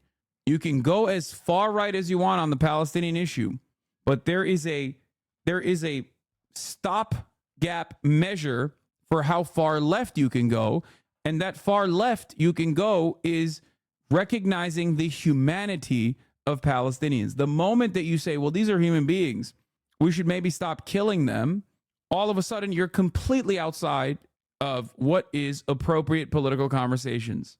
Okay? There are very few parties that maintain that position in the Israeli Knesset. Their coalition is like at most 14 seats in the Knesset. That is unimaginably right-wing. I don't know how else to describe it. You're talking about fucking Nazi Germany politics at this point. After 2014, she broke with Bibi politically and joined Isaac Herzog's party to run against Netanyahu. This absolute fucking ghoul continued to be on the ugly face of the peace camp while having played a central role in sabotaging the peace process repeatedly. She was literally a Likudnik at the start of her career. Livni quit politics in 2009, if I recall correctly, but she will burn in hell. Yeah. 14 seats is exaggerating it. Yeah, not even 14 seats total. This is very important. So if you're a Zionist, can you really claim to be lefty or moral? If you are a Zionist, no, you're not a real leftist at all. Although in the United States of America, because Israel's a foreign country, in many circumstances, Zionist progressives can still continue to be a part of the left-wing momentum, continue being a part of like leftist conversations, leftist circles and whatnot, until October 7 happens, in which case the progressive except for Palestine people start chirping in the same exact way that you hear from like your fucking QAnon dad. Like they start talking like January 6ers. They're MAGA communists at that point. The international law. And we have also some examples from the past when Israeli soldiers acted in a way that violated the law, or when an Israeli civilian acted in a manner against Palestinians in a manner that violated the Israeli and international law. He or them were investigated and prosecuted. And therefore, it's not about criticism. It's about putting charges in the ICC that was established in order to give answers to horrific acts that are being made, like Hamas, we are dealing with Putin, Milosevic at the time. This is not the case. Well, let me ask you. Yeah, it is. You just don't want to recognize it because it is completely beyond your scope of comprehension that any matter that goes along with the Israeli Zionist project could ever be considered in the exact same light, except the rest of the world does see it in that exact same way. Let me ask This you. woman was literally part of the Second Lebanon War and Operation Cast Lead. I'm going to lose it. Yeah, I mean, that's the reason why her position now, even though she's no longer formally involved in politics, is literally to do this kind of propaganda. That's it. Let me ask you this then. If Mr. Netanyahu has no reason to be afraid of the decisions he made in prosecuting the war, why shouldn't he go to The Hague and make his case if the judges grant the warrants? Because The Hague is Hamas. Come on, we are. I'm not, the legal advisor to the Prime Minister. It's for Israel to make the decision what's Israel's next step. But as you are aware, the US and Israel are not members or didn't sign the convention that established the ICC. And therefore, it's a neat little trick, dude. It's like, sorry, we don't subscribe to these gay-ass terms like international human rights and the International Criminal Court. Sorry, I'm a liberal, by the way, and I hate Benjamin Netanyahu, but also I will 100% defend him ethnically cleansing the Palestinian population because they deserve it. I'm not going to give advices from the balcony. Well, let me. Yeah, I mean, it literally is it is Israel is doing I'm a sovereign citizen as an argument. It's just as stupid and morally bankrupt as the ridiculous claim that because Palestinians have no statehood, no formally recognized statehood, because we keep stopping that from happening, by the way, that like they can be victim to a genocide without any proper international prosecution on it. It's like those are the people we need to defend the most. What do you mean? Ridiculous. Oh, they don't have a fucking formally recognized state, so we can genocide them. Okay, thanks, man. Let me ask you this question. Whatever you say about the ICC's action, do you accept that this is further evidence that Israel is becoming increasingly isolated in the world? Yes, unfortunately. Unfortunately, yes. Before that, we still have the ICJ dealing with claims on genocide. And I want to reiterate, before we enter with boots on the ground. How will the Israeli population ever reckon with this reality? I fear so many are so far gone. It's so crazy, especially when you can wrap up your genocidal ambition and all of the criticisms launched against that with anti-Semitism. You could just say, no, they're anti-Semitic. It's crazy. It is genuinely, all right, this lady just made me do a 360 on liberals. I understand that the liberal Zionist shit you're talking about now. Thank you. All right, I get what you're saying now. Like, liberal Zionists will talk about how much they love gay people. Okay, it's called pink washing or greenwashing. They'll talk about how environmentally conscious they are in an effort to dupe other like-minded liberals elsewhere to be on. Well, 360 is back to the same point. He meant 180.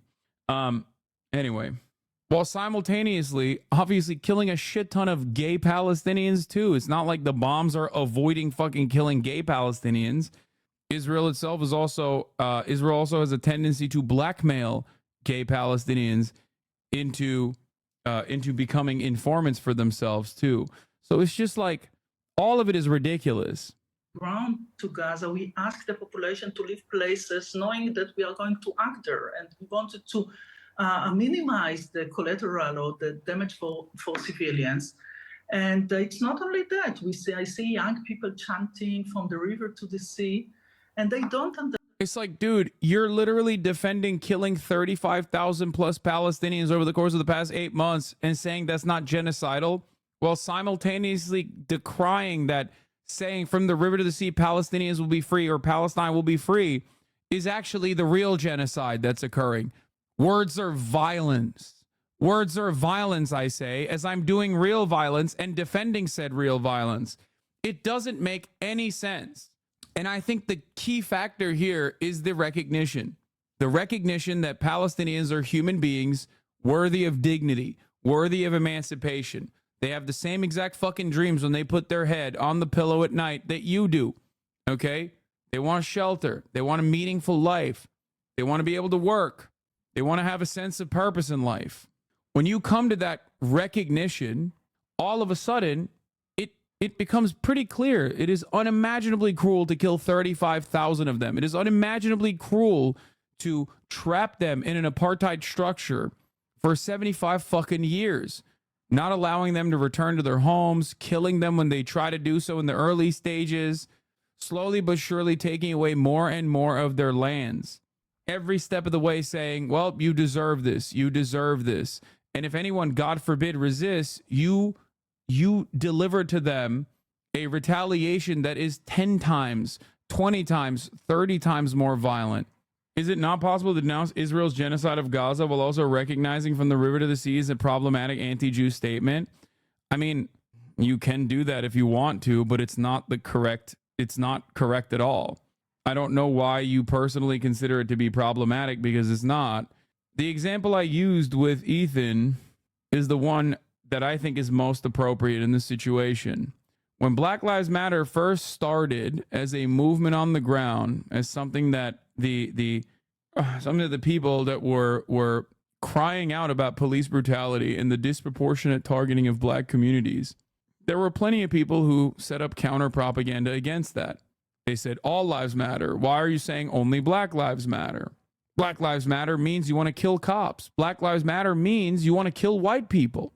This is what people said. And in that situation, those with reactionary leanings looked at that and thought, maybe these guys on the other side are right. But those who are at least intellectually curious asked black people or did their own research to see what black people meant when they said Black Lives Matter.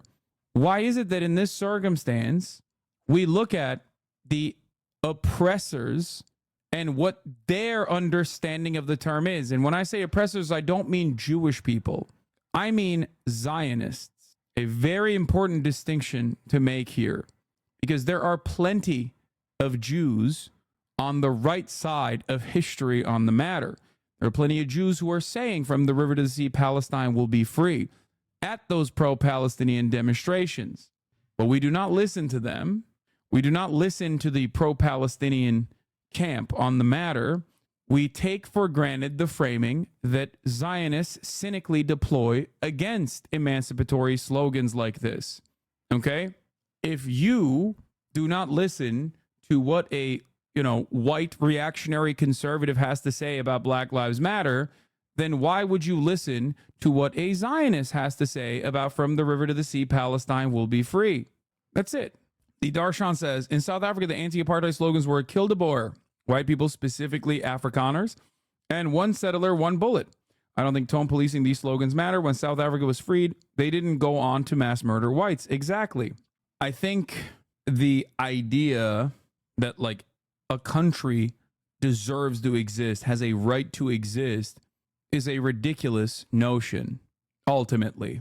Aesthetically, for optics purposes, I don't usually tackle this argument, but a country cannot exist while doing unimaginable harm to an entire population of people that it occupies and that it purposely refuses to give citizenship to.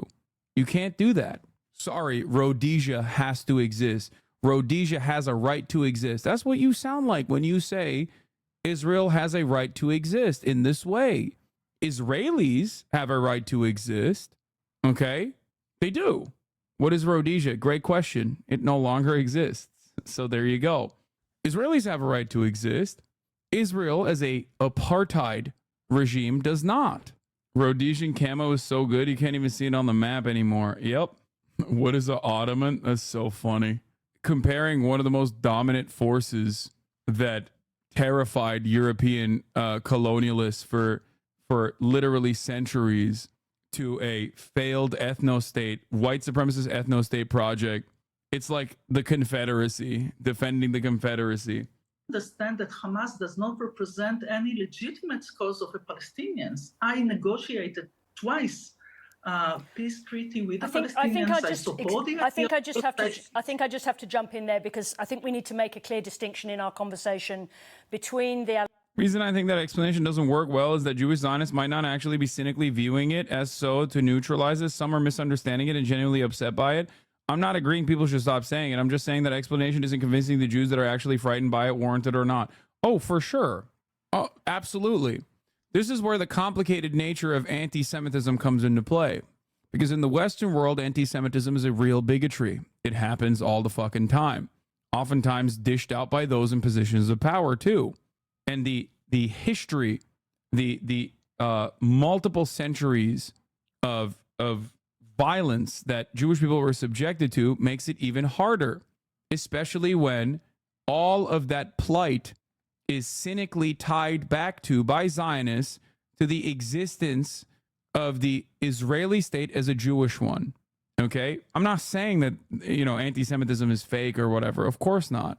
As a matter of fact, that is precisely the reason why I despise Zionists tying the actions of a genocidal apartheid regime to Judaism, when it is directly contradictory to centuries of Jewish tradition, to Jewish values, and the revolutionary, oftentimes radical history of Jewish movements in general.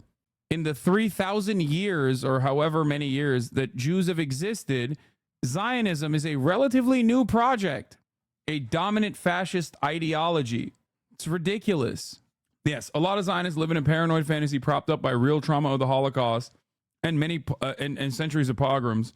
Why reflect their question when those in power scream about the Holocaust and protecting Jewish people? Yeah, there were Holocaust survivors who sided with Mandela and were named terrorists. Brother, there is a Holocaust survivor on the prosecutorial team that has been put together. An Israeli Jewish man who literally is an Israeli civil rights attorney who has been exiled from Israel for saying that Israel cannot occupy the West Bank, who played a role in, I guess, co-creating the International Criminal Court. It's ridiculous. From my own experience, many Jews like myself get brainwashed by Zionist schools and camps of propaganda. It's very hard to shake. And it can mean a lot of Jewish Zionists can really feel fearful of pro-Palestine protests. It's not just cynical ploy. There's always be kind of people and ruthless with institutions. No, absolutely. Absolutely. Like I'm not personally, yeah. Theodore Marone, anti-Semite. Anti-Semite of the week, according to StopAntisemitism.org. A Holocaust survivor held in a Nazi labor camp, playing a role in prosecuting Benjamin Netanyahu and Yoav Gallant at the ICC right now. Netanyahu said these guys are Nazis. Like he literally said they're doing blood libel and Nazis, and they're Nazis. That's what he said. Anyway, I know you don't mean anything by it. It's at least a little bit unsettling when someone laughs while saying the words Nazi labor camp. Yeah, that is the unfortunate reality that we have arrived at, that a dude who is a fucking human rights advocate historically, who was in a Nazi labor camp, is being called a fucking Nazi by the leader of Israel for criticisms, valid criticisms, and valid prosecution of the war crimes that the leader of Israel is engaging in at the behest of a ethno-state project, a fascist ethno-state project. It's ridiculous. I don't know what to do but laugh at that point. It's so fucking absurd. Allegations being made by the ICC, they do not deny Israel's right to defend itself. These charges arise from their determination that crimes have been committed against civilians in the conduct of that war. But let's stay with the politics at the moment, because as you say, you're not here to decide the policy of the Israeli government. Now, Netanyahu is clearly under some pressure to step down. Will the ICC's decision make his position weaker or stronger? I truly don't know. I truly don't know. Listen, I was... Like, listen, I'm here to defend Israel, okay? Stop asking me extra questions that make it harder for me to defend Israel. I heard about the decision. I said, okay, this is immoral, it's unjust. I'm an Israeli, and this is where I stand. All the political, a conversation, what will help Netanyahu or not, this is less important for me now. As his opponent, as somebody that completely disagree with his policy on other matters, including the policy toward the Israeli-Palestinian conflict, I hope that we have elections soon and replace him and the other extremists within his government. So, like, you're not with it. Like, you don't hate Netanyahu. If you think that the ICC has no business prosecuting Benjamin Netanyahu, then you don't fucking hate Netanyahu. Like, it's fake. It's phony. It's bullshit. You hate Netanyahu for purely aesthetic reasons. Okay? That's it. This is why I think it's like ridiculous. If you asked a lot of Americans, okay, if we should throw, I don't know, former presidents, current presidents in prison for doing war crimes, I feel like a decent amount of Americans would be like, actually, that's a good idea. For a multitude of different reasons. They might actually want to fucking throw Joe Biden in prison because Joe Biden is woke and gay, or ruin the economy, or whatever the fuck. But ultimately, people with like real grievances against the current administration would probably be on board with it. I don't know. I would. I am. I personally love that prospect. Sending American leadership to jail is, oh my God, it seems incredible. But so finally on that, can you have a real debate when you deny the impact on civilians in Gaza of the conduct of the war? I'm not, I know, and for sure, civilians are paying the price, including in Gaza, as we did in Israel when Hamas decided to attack us. I'm not asking the world to turn a blind eye to the situation in Gaza, not at all. And I completely support any humanitarian aid to the Palestinians in Gaza. But the right comparison is not between the suffering of the people here and there, because the loss of a child for Israeli and Palestinian it's the same grief. But when you make your judgment, yeah, it's like I really care about the Palestinian children, except we have to kill them. The question itself is vague and absurd. Israel has a right to exist as a what? As a state where only Jews have the right to self-determination. States carry systems and policies with them. Israel has always carried systems of Jewish supremacy, something that's evident from the fact that this right to exist always implies as a Jewish state. The important thing isn't any state's existence per se, it's replacing apartheid with systems that promote equality, freedom, and justice. Exactly. Absolutely. George Calloway had a similar point when someone addressed him. Galloway, sorry. Let me see if I can find it. I'd call it. Let me see if I can find. Oh, here it is. No state has a right to exist. Not the Soviet Union, not Czechoslovakia, not the Zionist apartheid state of Israel. A lot of people think that the phrase "from the river to the sea" is racist and anti-Semitic. Do you? Are there really a lot of people? I appreciate there are a lot of people in the media bubble, in the political class, who at least pretend to. But what is objectionable about people being free between a river and a sea? Jewish people think it's intimidatory, and they think it's not the Jewish people. Not the Jewish people on the demonstrations for Gaza chanting it. Some Jewish people say that they find it these things, but is that something worth respecting? No, because the Palestinians have a right to be free, and they have a right to be free between the river and the sea. Now, if you're really asking me what should be the final state of affairs in Israel-Palestine, well, my position is quite well known.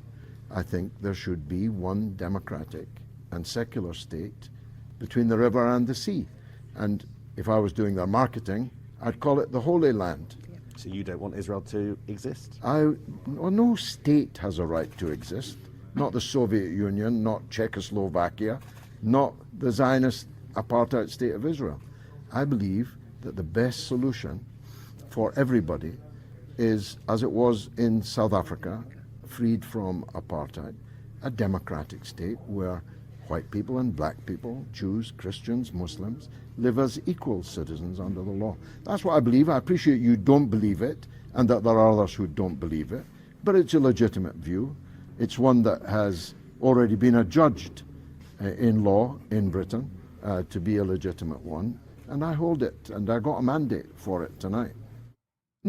No, guys, I'm from the UK. I'm telling you, George Galloway is not based. This is only a good take. He has a broken clock. Yeah, George Galloway historically has done a lot of good, but personally, you know, this is the only issue that we're talking about, okay? This is the only sentiment we're talking about with respect to George Galloway, okay? I do not care about his other opinions. Yeah. Same with Norm Finkelstein, okay? Norm is great and demonstrates a lot of courage and is a phenomenal chronicler of the Palestinian plight. Don't ask Norm about contemporary social issues. Identically, same with George Galloway. Anyway, is it a generational thing? I think that plays a big role in it, yes. You can barely tell gay marriage is still illegal in Israel. Yeah. No, I love this Israeli cool animation because it's like, yeah, Palestinians, they hate queer people. Also, this is what we think about gay people. That you're like ugly, disgusting. You're ugly, disgusting, morally degenerate perverts. But also, we're pro-gay. It's like, wait, what's happening here? Like, what's going on? I believe Felix Biederman correctly called this a Der Stürmer style graphic for gay people.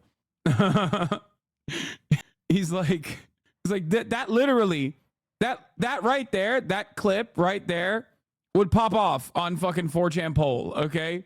But anyway, even if gay marriage was legal in Israel, which it is not, that's why they have to go to Cyprus. Hey, ask the Arab Israelis or the Palestinian citizens of Israel and their Jewish counterparts where they got married. Just like you can always ask gay Israelis where they got married. The answer is always Cyprus, okay? Ask them why they have to go to Cyprus. What's up with that?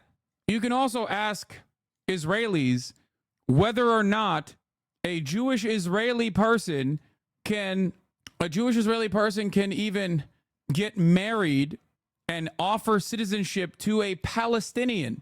The answer is no, for the record. Just something to consider. You can only get demoted.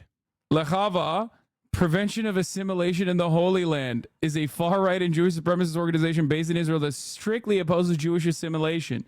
You know what's really funny about this, by the way? Like, Itamar Ben-Gvir is a key person. The hilarious part about this is that, like, while it's, Kahanis and whatnot that we think of when thinking of, like, anti-miscegenation in Israel, Isaac fucking Herzog, the president of Israel, who is a Labor Party member, as I was right, and my Israeli chatters were wrong on this. The Labor president of Israel, okay, has also advocated against miscegenation. Anyway, felt really once I saw that tweet by a Palestinian Israeli joining your stream was fake. Wait, what? I have no idea what you just said. I'm confused. Israel has to be pro-gay, LGBT, and all the left-leaning things. They literally have mostly women military. They are lying if they say they aren't all left-leaning things. Wait, what? I'm confused by what you were saying. They have a mostly female military? What? No, they don't. Mostly female. Anyway, before we get to BB doing a fucking puff piece with Jake Tapper, who will ask him some strong questions. He'll hold his foot to the fire. He will really hold him to task here, but he won't. Okay. There's a couple other things I would like to address. You didn't answer me earlier. How is Rudy selling coffee a grift, but what you sell isn't?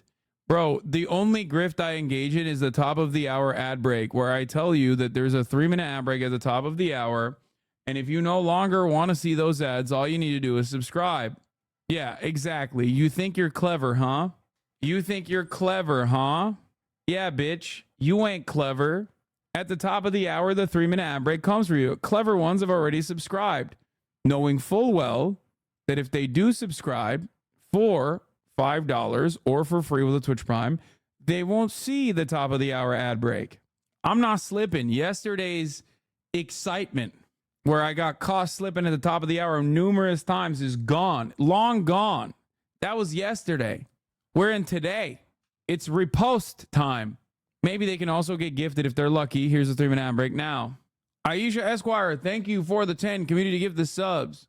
In the pits of madness, let's watch what Bibi Netanyahu had to fucking say.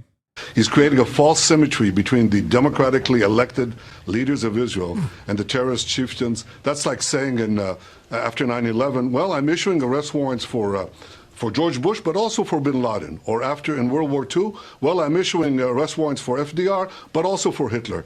It's a hit job. It's not serious. He's out to defend.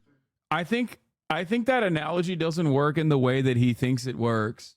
That would be akin to issuing an arrest warrant for FDR and Hitler, as in like you're issuing an arrest warrant for Hamas militants that are resisting the Israeli apartheid.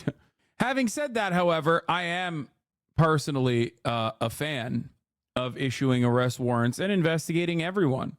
We didn't do that, but we did actually rewrite the rules of war after Dresden. So there is that. You mean Bush, not FDR? No, the FDR analogy also works. It's just to defend the notion of prosecuting, or defend against the notion of prosecuting fucking those who are resisting an apartheid versus those who are maintaining an apartheid.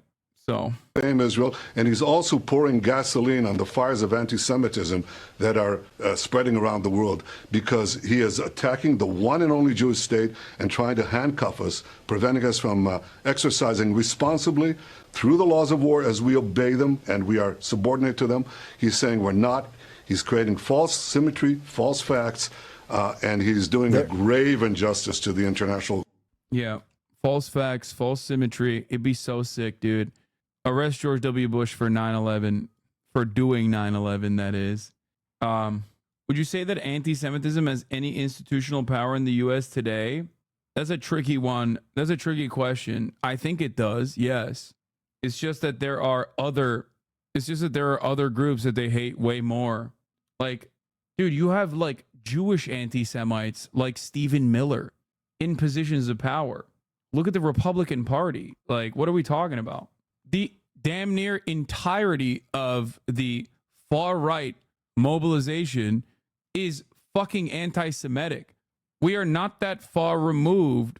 We are not that far removed from like people chanting Jews will not replace us, literally at Charlottesville, and then the president coming out and being like, well, there are very fine people on both sides, after a Nazi white supremacist terrorist literally killed anti-fascist protester Heather Heyer. We definitely still have a lot of institutional anti-Semitism as well in this country. It's just that right now, as it stands, people are cynically, oftentimes those very same anti-Semites themselves, are very cynically deploying accusations of anti-Semitism in a way to dress up their Islamophobic sentiment, and more importantly, in a way to justify their imperial ambition. I would say yes, but it's also very different than other systemic prejudices, because so much of the American Jewish diaspora is effectively white passing from a demographic perspective. They are not ethnically distinguishable, so the level of discrimination is lower than other marginalized groups. Yeah, but like it doesn't matter, because Jewish cultural institutions still get tagged with like swastikas and shit like that. You know what I mean? Like, I say they, but I mean we, by the way. Yeah, Megaphonics is Jewish himself. It's just like you got guys like John Hagee. Okay, you have the evangelical Zionist movement, which is inherently anti-Semitic, comprised of anti-Semitic people that are pro-Israel. I'm watching your stream when all the kind of Hitler stuff was happening, and it was weird how the right paraded him around to spout anti-Semitism, but went too far for even them then. Yeah. In the words of Israeli Knesset member Dr. Ofer Kasiv, anti-Semitism is a crime. Anti-Zionism is a duty. It's that simple. Anyway, here, let's watch this. Let's watch Lindsey Graham get some applause. So we, hopefully, together will find a way to register our displeasure with the ICC, because if they'll do this to Israel, we're next. This group tried to come after our soldiers. Yeah, you can clap all you want to. People are like, yeah, yes, please. Yeah, that's sick. Don't threaten me with a good time, bitch. Dude, if I'm a member of Congress, I'm not fucking mentioning that at all. Like, there are individual members of Congress that are popular, right? but broadly, Congress is despised. It is a historically unpopular institution for obvious reasons, for good reason. Oh no, they're going to arrest us next? Oh shit, dude, that's crazy. Oh man, what will we do? What will we do if they arrest you fucking donkeys in suits? I will be so sad. They tried to come. I meant that I was really disappointed that a tweet by a Palestinian Israeli joining your stream turned out to be fake. Can't link it, not subbed. Oh, I think I saw that. Yeah, she was debating people. I don't know why. I'm pretty sure I saw that. Yeah. Come after our soldiers in Afghanistan, but reason prevailed. So at the end of the day here, what I hope to happen is that we level sanctions against the ICC for this outrage to not only help our friends in Israel, but protect ourselves over time. Mr. Secretary, your statement yesterday was excellent. The president's statement was excellent. Senator Schumer's statement on the floor was excellent about the outrage here. They have destroyed the notion of complementarity. They have misled. It's so funny, man. It's just, I like, we are not a part of this court. You can't touch us. We do what we want. Also, we get to choose who else does whatever they want. How dare you? Hey, King, are you going to play Batman? I love your socialist jokes and reactions. Yes, later. American institutions, when Israel kills 35,000 Palestinians, I sleep. American institutions, when anyone dares to say Israel should not kill 35,000 Palestinians, oh my God, I'm up in arms. We have to do something. We have to kill Karim Khan immediately. We have to black bag and tag him and ship him off to a goddamn Guantanamo Bay style CIA black site facility and torture him until he says, I am Israel Chai. Do you understand? In all sincerity. People in the United States Senate about their intention, and they shall and will pay a price.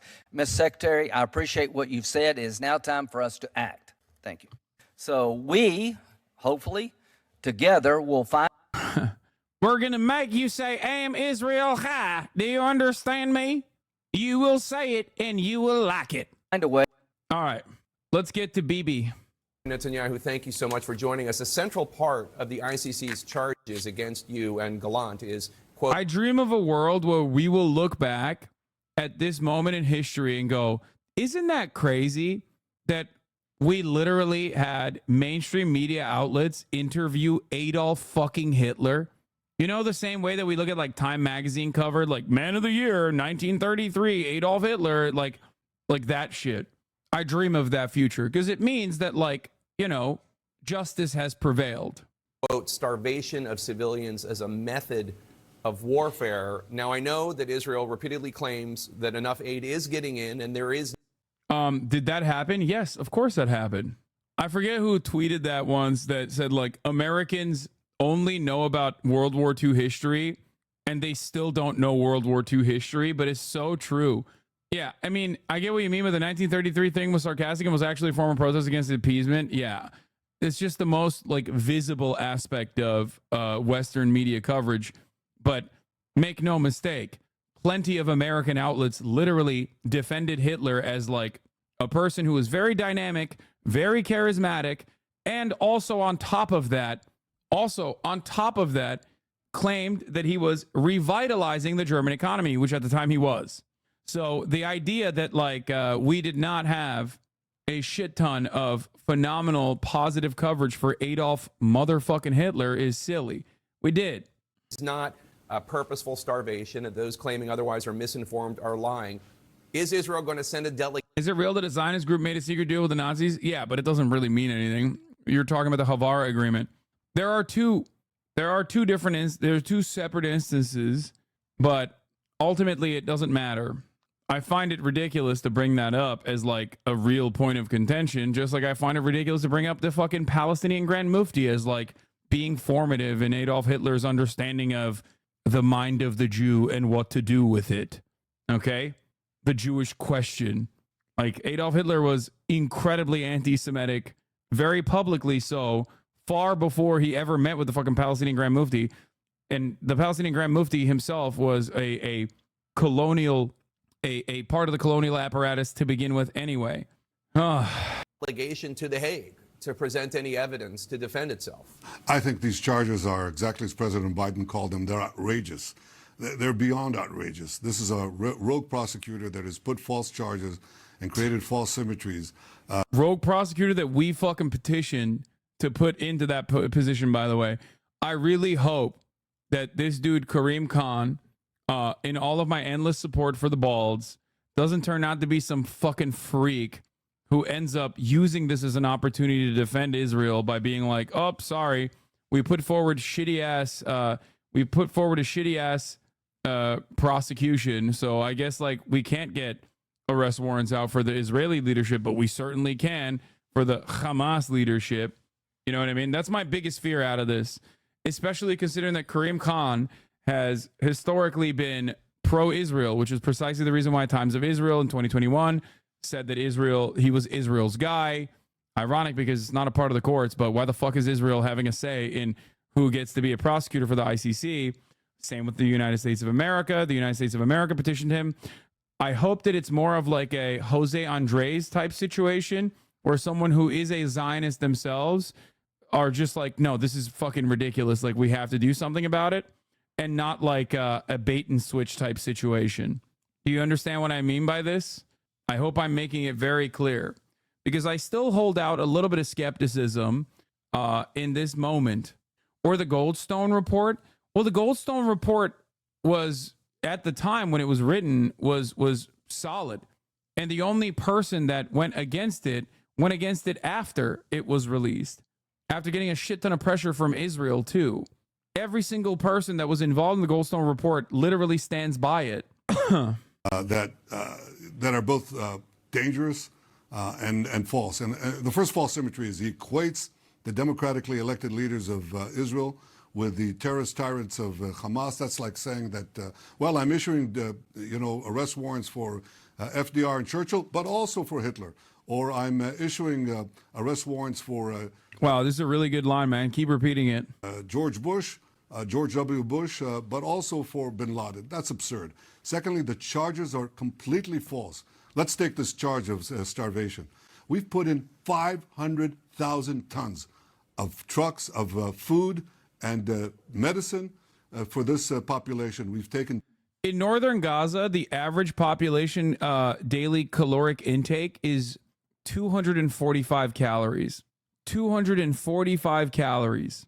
Monstrous piece of shit. Doing genocide denial. I wonder if Jake Tapper will ask him this question. 245 calories is half of a Big Mac, less than half of a Big Mac. A Big Mac is 556 calories. Here it is. This is the Oxfam report. People in northern Gaza are forced to survive on 245 calories a day, less than a can of beans. How do you know that? Yeah, you're right. When genocide is happening, people have no idea it's going on. So will Jake Tapper... Oh, no, I'm saying that about the Big Mac? Come on, bro. I'm a fucking psychotic dieter in a good way. So, yeah, that's depending on what you're eating. I mean, that's like 3.5 Oreos. 2 Oreos, 140 calories. I just know off the top of my dome. 2 eggs is 70 calories. Or no, 2 eggs, 140 calories. You're a cancer to society. I'm going to unban this guy. I think he has some good opinions. Let's hear him out. 1 egg is 70 calories. 2 eggs is 140 calories. So here's the thing. Will Jake Tapper ask him that question? You said there's sufficient aid going into Gaza, which every single human rights group that is on the ground working, international and Palestinian alike, has said that you're wrong. That is just a objective falsehood. So let's hear what he has to say. 20,000 trucks. We've paved roads to put those trucks in. We've opened border crossings that Hamas closed down. I've had airdrops that are facilitated, sea route supplies. I mean, the whole thing is absurd. You should know this. I mean, the prices of food in Gaza has dropped by 80%. The markets don't lie. They talk about 23, I think, or 30 cases of malnutrition in a population of 2 million. Okay. The United States in 2022 had 20,000 deaths of malnutrition. That's 3. Oh my God. Oh my God. Please, Jake Tapper, please shut him the fuck up and ask him the question. 3 times more than in Gaza. This is completely false. It's the kind of slander that has been leveled at the Jewish people. He literally just said, what do you mean they don't have enough food? They have too much food. Now, that's delusional. It's genocide denial, which is, of course, not surprising coming from literally Adolf fucking Hitler. Okay? Let's see what Jake Tapper has to say. He's doing the puppy dog eyes right now. He's like, oh, what? That's shocking. People for ages, and it's renewed now against the Jewish state. It was false then, it's false now. But one thing, this prosecutor, this rogue prosecutor, didn't even bother to come here. He said he'd come here. Now he changed the subject. He's like, oh, the rogue prosecutor that didn't even bother to come here. Excuse me. Perhaps you shouldn't have given him enough fucking ample evidence. The Hamas prosecutor, Karim Khan, more like Karim Hamas. Here, check the facts. He didn't check the facts. He just went out and demonized the Jewish state, and he's taking the ICC down the route of the General Assembly that passes infinite resolutions, flat earth resolutions against Israel, or the Human Rights Council that used to have a reputation that is... What happened to World Central Kitchen 2 months ago, BB? Dude, I really hope in my heart that Karim Khan, who has been like pretty pro-Israel in the past in the way that he has like refused to conduct certain investigations that were launched into Israel, had a fucking come to Jesus moment, I guess, even though he is Muslim technically.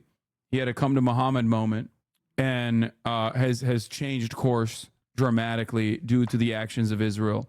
I really hope that that is the situation in a Jose Andres style circumstance. Completely blown because half the resolutions are against Israel, not against Iran, not against North Korea, not against Syria. It's the same thing. It's outrageous. And false. And dangerous because it endangers every democracy. We should note, though, it's not just the ICC expressing concerns about the lack of humanitarian aid getting into Gaza. President Biden and his administration and their officials, not to mention European... You mean President Hamas? Jake, are you saying President Hamas has issues with the aid? He's old. He's stupid. What does he know? Allies of Israel and their officials, they've all been making this case for months that Israel is not letting enough aid in. So when President Biden expresses concern about you not letting enough aid in, is he wrong? Well, no, we had the same concerns. We were trying to get the aid in.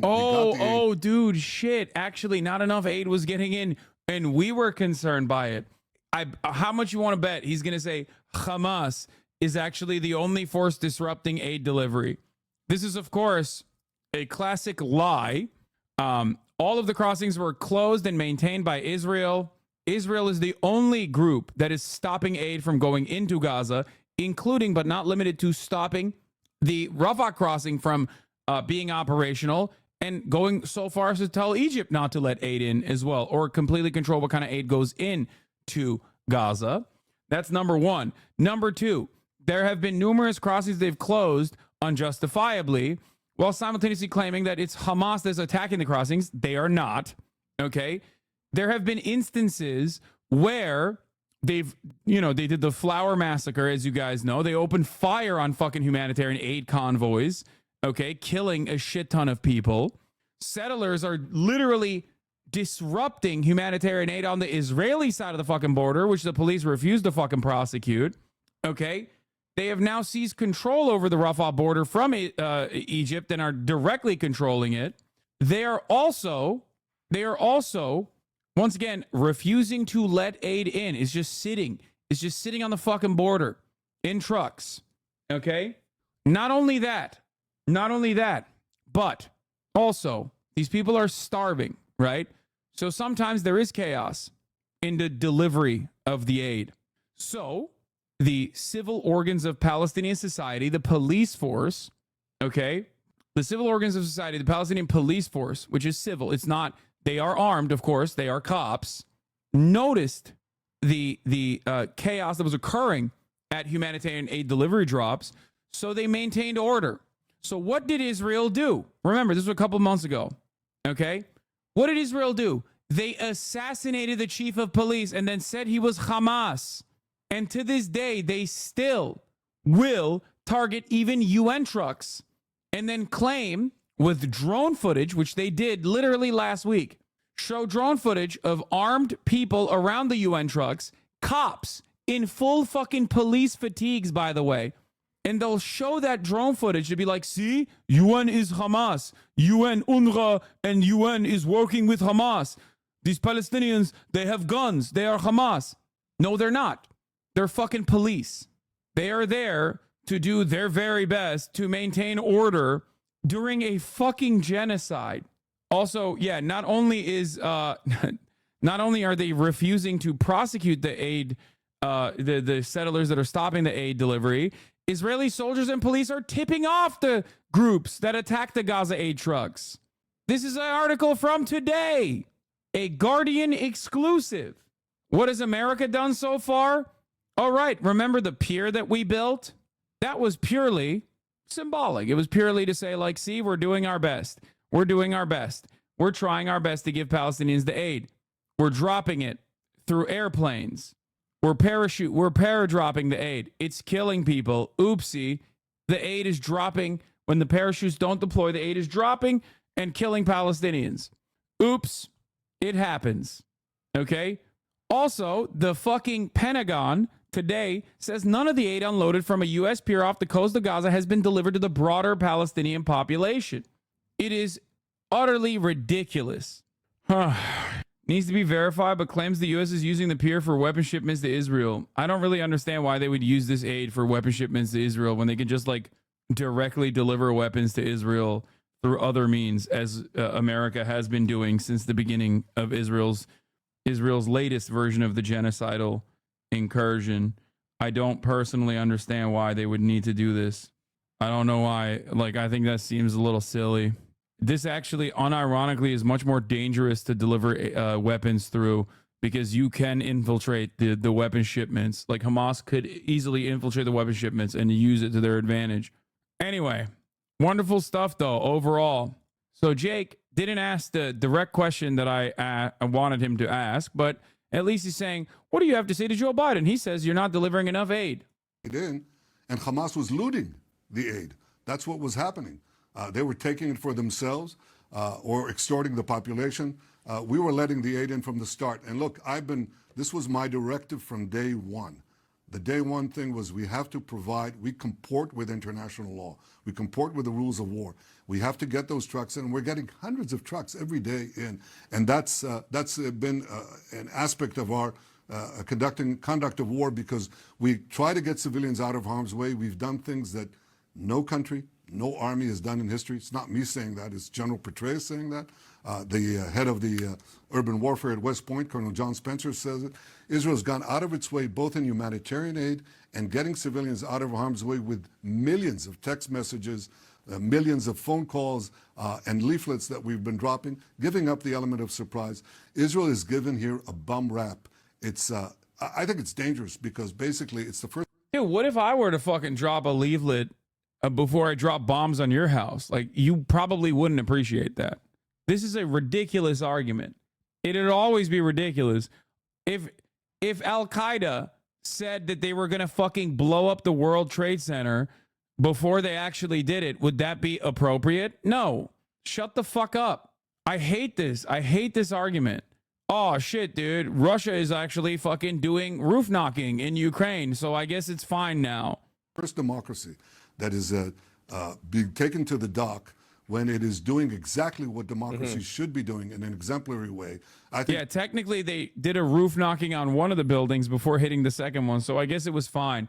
The first one was bad, but the second one is perfectly moral. What is roof knocking? It's it's not something that Israel does any longer, but originally, back in the day when Israel used to siege Gaza, they would drop an artillery shell on top of a building roof to signal that they are going to take the roof down, or take the entire fucking building down. Yeah. Hiroshima, wrong. Nagasaki, technically they were warned by Hiroshima. We roof knocked with Hiroshima. And then Nagasaki, that was, they knew already. All other democracies, Israel may be first, you're next, Britain is next, others are next too. The second thing that is dangerous about this, Jake, is I think this fans the fires of anti 5 minutes. Jake has asked one fucking question. No pushback whatsoever. This genocidal piece of shit is just lying the entire time. Semitism that are raging on American campuses and throughout Western capitals. They're pouring gas. He just poured gasoline on it, this rogue prosecutor, Khan. Because, you know, people initially will think this is serious. They think the ICC, this is a serious thing. It's not. Well, it's a travesty of justice, and it's a pack of lies. Let me ask you, because what Hamas did on October 7th, just to make this clear, what Hamas did is abhorrent, as is the refusal to return the hostages. Oh, abhorrent.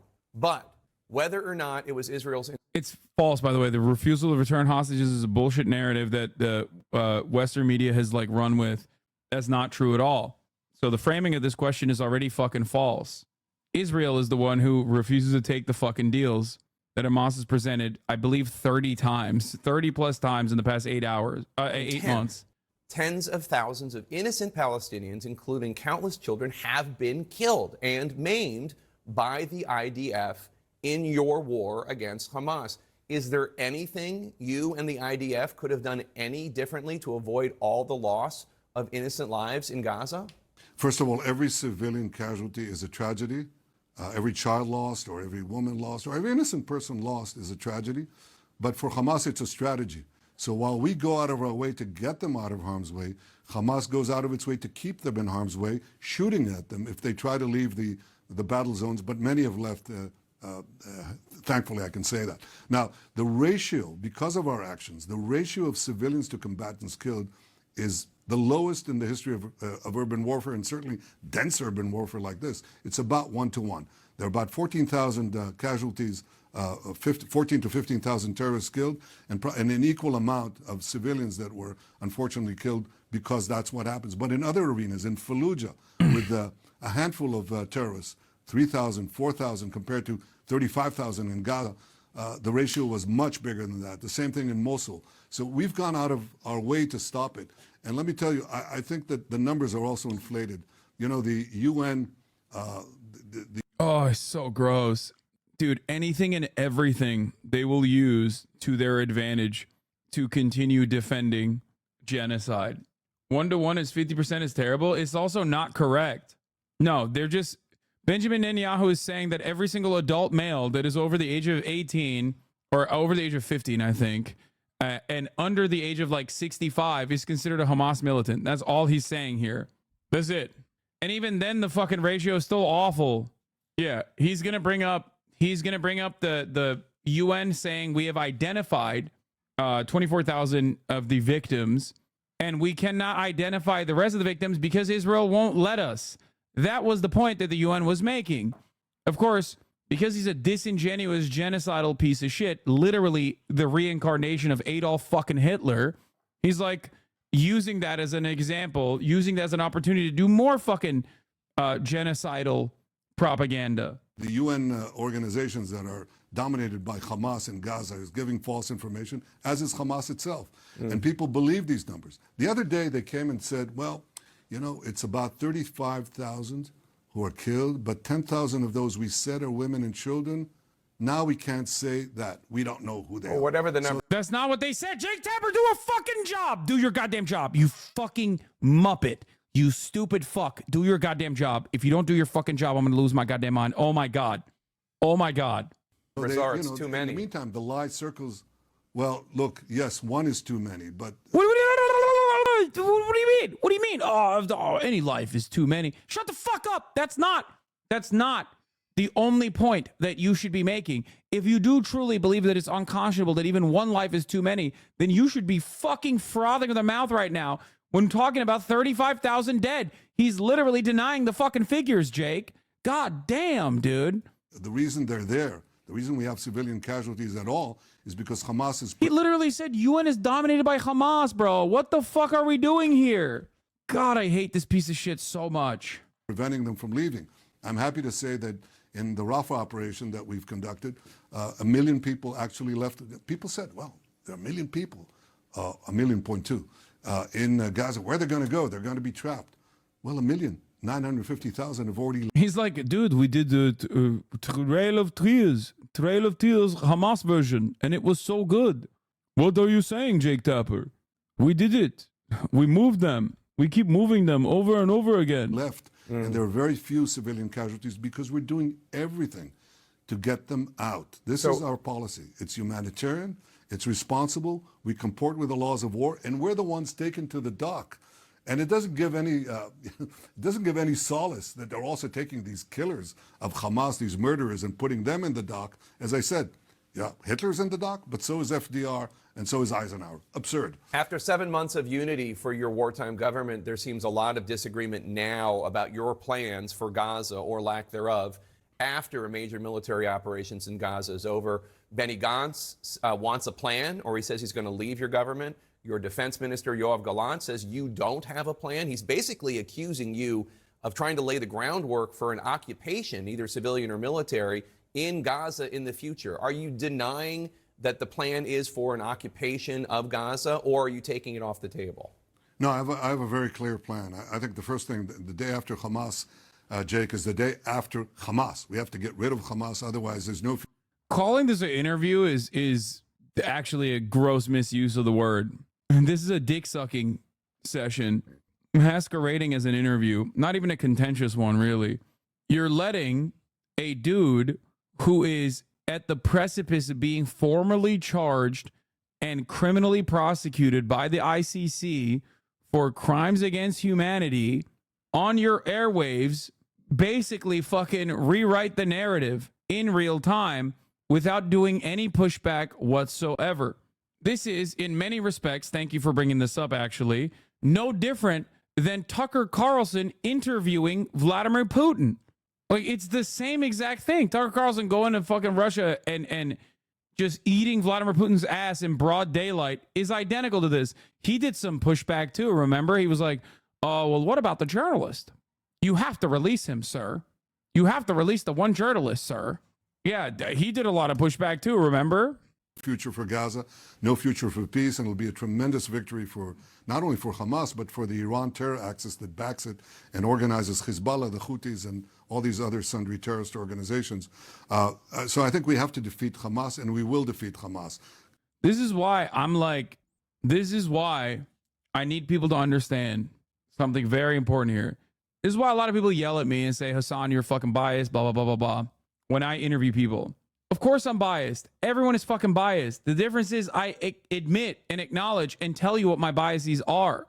Jake Tapper is not going to tell you that he is obviously biased towards Israel, towards defending Israel, towards defending all and any matter of Israeli action against the Palestinian population. That's the difference. That's why people lost their fucking minds when I interviewed the dude who they still to this day call a Houthi terrorist. They're like, oh my God, you had a dick suck festival for the Houthi terrorist who hates Jewish people and blah, blah, blah, blah, blah. When in fact, they did not have the same level of smoke for the BBC or numerous other mainstream outlets that interviewed him after. The reason for why they didn't do that is because those guys are objective. They're doing news reporting. They're not. No one is actually objective here. Everyone has a bias. Will it take the complete eradication of the Palestinians for Americans to realize that the terrorist excuse is the perfect excuse for genocide? No, they will never acknowledge it. We are a settler colony ourselves. Why the fuck would we ever acknowledge another settler colonial operation that is being conducted with our weapons, that is perfectly aligned with our interests in the region? Not that it was true in the beginning anyways, but that Houthi teenager went online and tweeted out that he in fact doesn't hate Jews, lol. I know, it doesn't fucking matter. He said it in the interview too. You lost some audience there unnecessarily, and you shouldn't have done that. Shouldn't have done what? You are too much biased. Yes, we did. You lost some audience. Guys, there are certain red lines that I personally will not fucking cross, okay? As charitable as I am to those who are on their own journey of learning and understanding, if you automatically think a victim, a survivor of US-backed genocide, of course you think it's unprofessional. Of course, you are literally who I'm talking about. Okay, you are who I'm talking about. You listen to fucking Jake Tapper here, and it is done with a thin veneer of like unbiased professional journalism. He's wearing a suit and tie. He's talking to an organ of the government. He's talking to a leader of a state that is aligned. I don't think I know. I don't care. I don't care. My point is this. Their domestic affairs, the Houthis or Ansar Allah, and their domestic affairs ultimately are inconsequential when I'm having a conversation about the actions that the entire Yemen population that is now aligned, by the way, regardless of the civil war, regardless of the genocide, regardless of what their prior positions were, when talking about shutting off the Red Sea in an effort to try and defend Palestinian lives and make the Israeli genocidal campaign more costly for them, I am on board with what they are doing. And I am open about that. I'm open about that. If you consider that to be bias, then yeah, that is my bias. My bias is anti-genocide. Okay? What? I was chanting Yemen slogans on protests in front of police. I don't know what the fuck you're saying, dude. My biases are what normal people would consider convictions. Okay? Convictions. If you take issue with the way that I conduct myself when I am trying to humanize a teenager from Yemen, okay, that is a survivor of one genocide and actively criticizing another, and you consider that person to be an enemy of the state that needs to be eradicated instantly, and myself included, okay, alongside him, then you're a fucking asshole. I don't care if you leave this community. That's my point. That's the issue. It says more about you that you saw a 19-year-old Yemeni teenager and immediately thought this is a terrorist and he's a bad guy, and not a human being who's 19 years old, who for much of his life experienced massive famine directed by our allies in the region, Saudi Arabia and the UAE, with American weapons. Death and destruction is all he knows. In that interview, there were plenty of aspects of that conversation where I tried to navigate in the best possible way without like making it contentious to genuinely parse through his opinions. That is why I asked him the question on whether or not he was shocked to find out that there are many Jewish people that lead the protests against Israel here in the United States of America, knowing full well that plenty of people, especially young teenagers, kids in general in that region, have never even seen a world where Jewish people would dare stand up and protest against Israel. That's why Rafat, the famous scholar that was assassinated by Israel, alongside his family, openly admitted that he harbored anti-Semitic sentiments until he came to the United States of America, where he met the first Jewish person, the first Jewish anti-Zionist that he had ever met in his entire life. Because in that side of the world, Zionism is, by Israel's own admission, 1-to-1 equal to Judaism. That is the way that Israel presents itself. That is why we say that this is incredibly damaging for the safety of Jews all around the world. You being open and honest about being a terrorist-loving hack dipshit doesn't suddenly make, oh, fuck, we missed it. Doesn't suddenly make it okay. You didn't parse through any of his opinions. You were asking him if he liked Western food and anime. You basically ate whipped cream out of his ass for an hour. Yes, brother, I'm telling you what my goal was. And you are thinking that this is an opportunity to literally fucking use my words against me. I'm telling you, my goal was to humanize him. Okay? And obviously, for many of you, that didn't work because you will never see him as a 19-year-old who was victim to a genocide. You will only see him as an enemy combatant because you've made up your mind. He's too brown for you. He poses with guns. He stated that he was not Houthi in that conversation, but that doesn't matter because you personally think that's unacceptable. And yes, you're correct. I treated him with the same respect I treated the 16-year-old Israeli, despite our disagreements, despite all of the, genocidal things that the 16-year-old Israeli teenager was saying as well. It was not a debate in that situation either. But a lot of one-dimensional racist chatters fail to comprehend this. That interview itself, oh, I got banned, lol. Yeah, then you got unbanned. Suck my dick. Of course you got banned, by the way. This is like not a thing. This is not a valid criticism. What you said was ridiculous. And under normal circumstances, of course you would get banned. You get banned in any community if you said some fucking unhinged shit like this towards the person who's streaming. Like the notion that you should be allowed to say whatever the fuck you want about any streamer at any particular moment and they can't ban you is fucking ridiculous. You're not even trying to mask your resentment with like a little bit of intellectual curiosity. You didn't even fucking hit it with a just curious. Anyway, the irony, of course, is that many journalists reached out after that interview that I conducted with the supposed Houthi terrorist and said that it was phenomenal. Jeremy Scahill being one of them. I thought you wanted us to be honest. I'm being open and honest about my beliefs. Yeah, now you're getting timed out by Fossabot because you're spamming. Yeah, brother, I think you mistake something. Just because someone is open and honest about their beliefs doesn't mean that they're still fucking idiotic beliefs or even harmful. Okay? I'm a terrorist-loving hack dipshit. You didn't parse through any of his opinions. You were asking him if he liked Western food and anime. That part is humanizing the person that you have declared a enemy combatant. There are plenty of people who come in here, by the way, who are open and honest about their Nazi opinions, and we ban them as well. It's so stupid. You're still arguing that a 19-year-old Yemeni teenager is actually the greatest evil terrorist anyone's ever seen, by the way. I'm not a Nazi now, lol. No, that's not what I'm saying, you dumb fuck. No, I said if a Nazi in a oh my God, why are these guys so stupid? Why are Reddit debaters so fucking dumb? I'm saying that if a Nazi came in here and were open and honest about their Nazi sentiment, I would fucking ban them too. Openness and honesty in this circumstance is not like this magical shield that you can use in every single instance. I'm offering you the dignity and trying to give you a fucking response to the many different ridiculous claims that you're making. But we're going to move on. Anyway, let's get back to this fucking idiotic interview. Rafah is the last stronghold of Hamas terrorist battalions. We'll defeat them. That ends the intense part of the fighting. But once Hamas is defeated, what we have to do is have sustained demilitarization of Gaza. And yes, on this, I think the only force that can prevent the resurgence of terrorism for the foreseeable future is Israel. At the same time, I want a civilian administration that is run by Gazans who are neither Hamas nor committed to our destruction. You're taking guys, he plays chess with pigeons for a living in hopes that the pigeons grow. I mean, I've also repeatedly explained why I do this sort of thing. It's not for that immediate individual.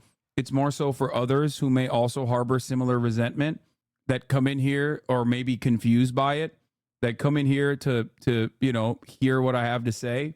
It's never specifically about changing the mind of that individual. Sometimes it does work. It off the and table. The third thing that we need to do is, no, I'm not. I'm putting it on the table. On the contrary.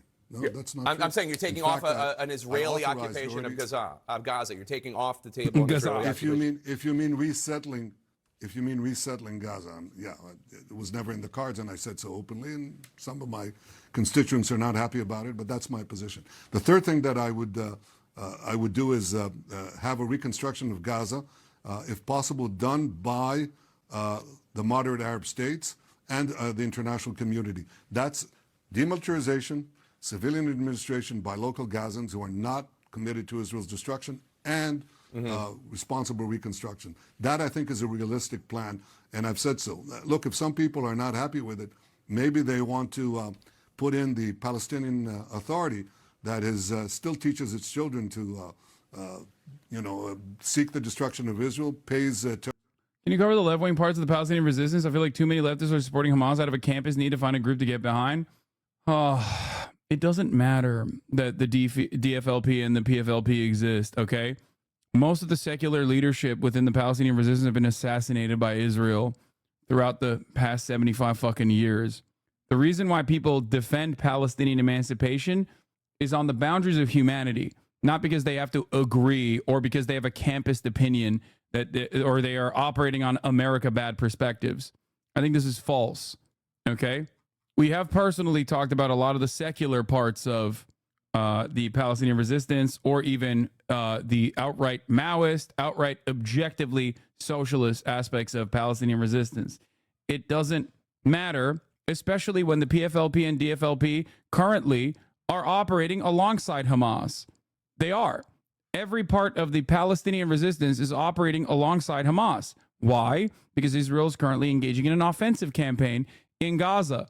This is precisely the reason why on October 7, while Hamas and other Palestinian resistance groups engaged in offensive operations that I would consider to be atrocious in certain aspects of it, which were still, of course, not justified, but understandable, all things considered, after 75 years of occupation. That's why I say Israel is directly responsible for October 7, because you cannot keep pushing people into a fucking corner and expect them not to lash out. But ultimately, there is no political ideological boundaries in which people are defending Hamas because they're Islamist fundamentalists or something like that, or defending Hamas because they're anti-America across the board. That's why I think those Palestinians would kill you if you're queer in Gaza takes ring hollow. You don't defend people's humanity because they agree with you.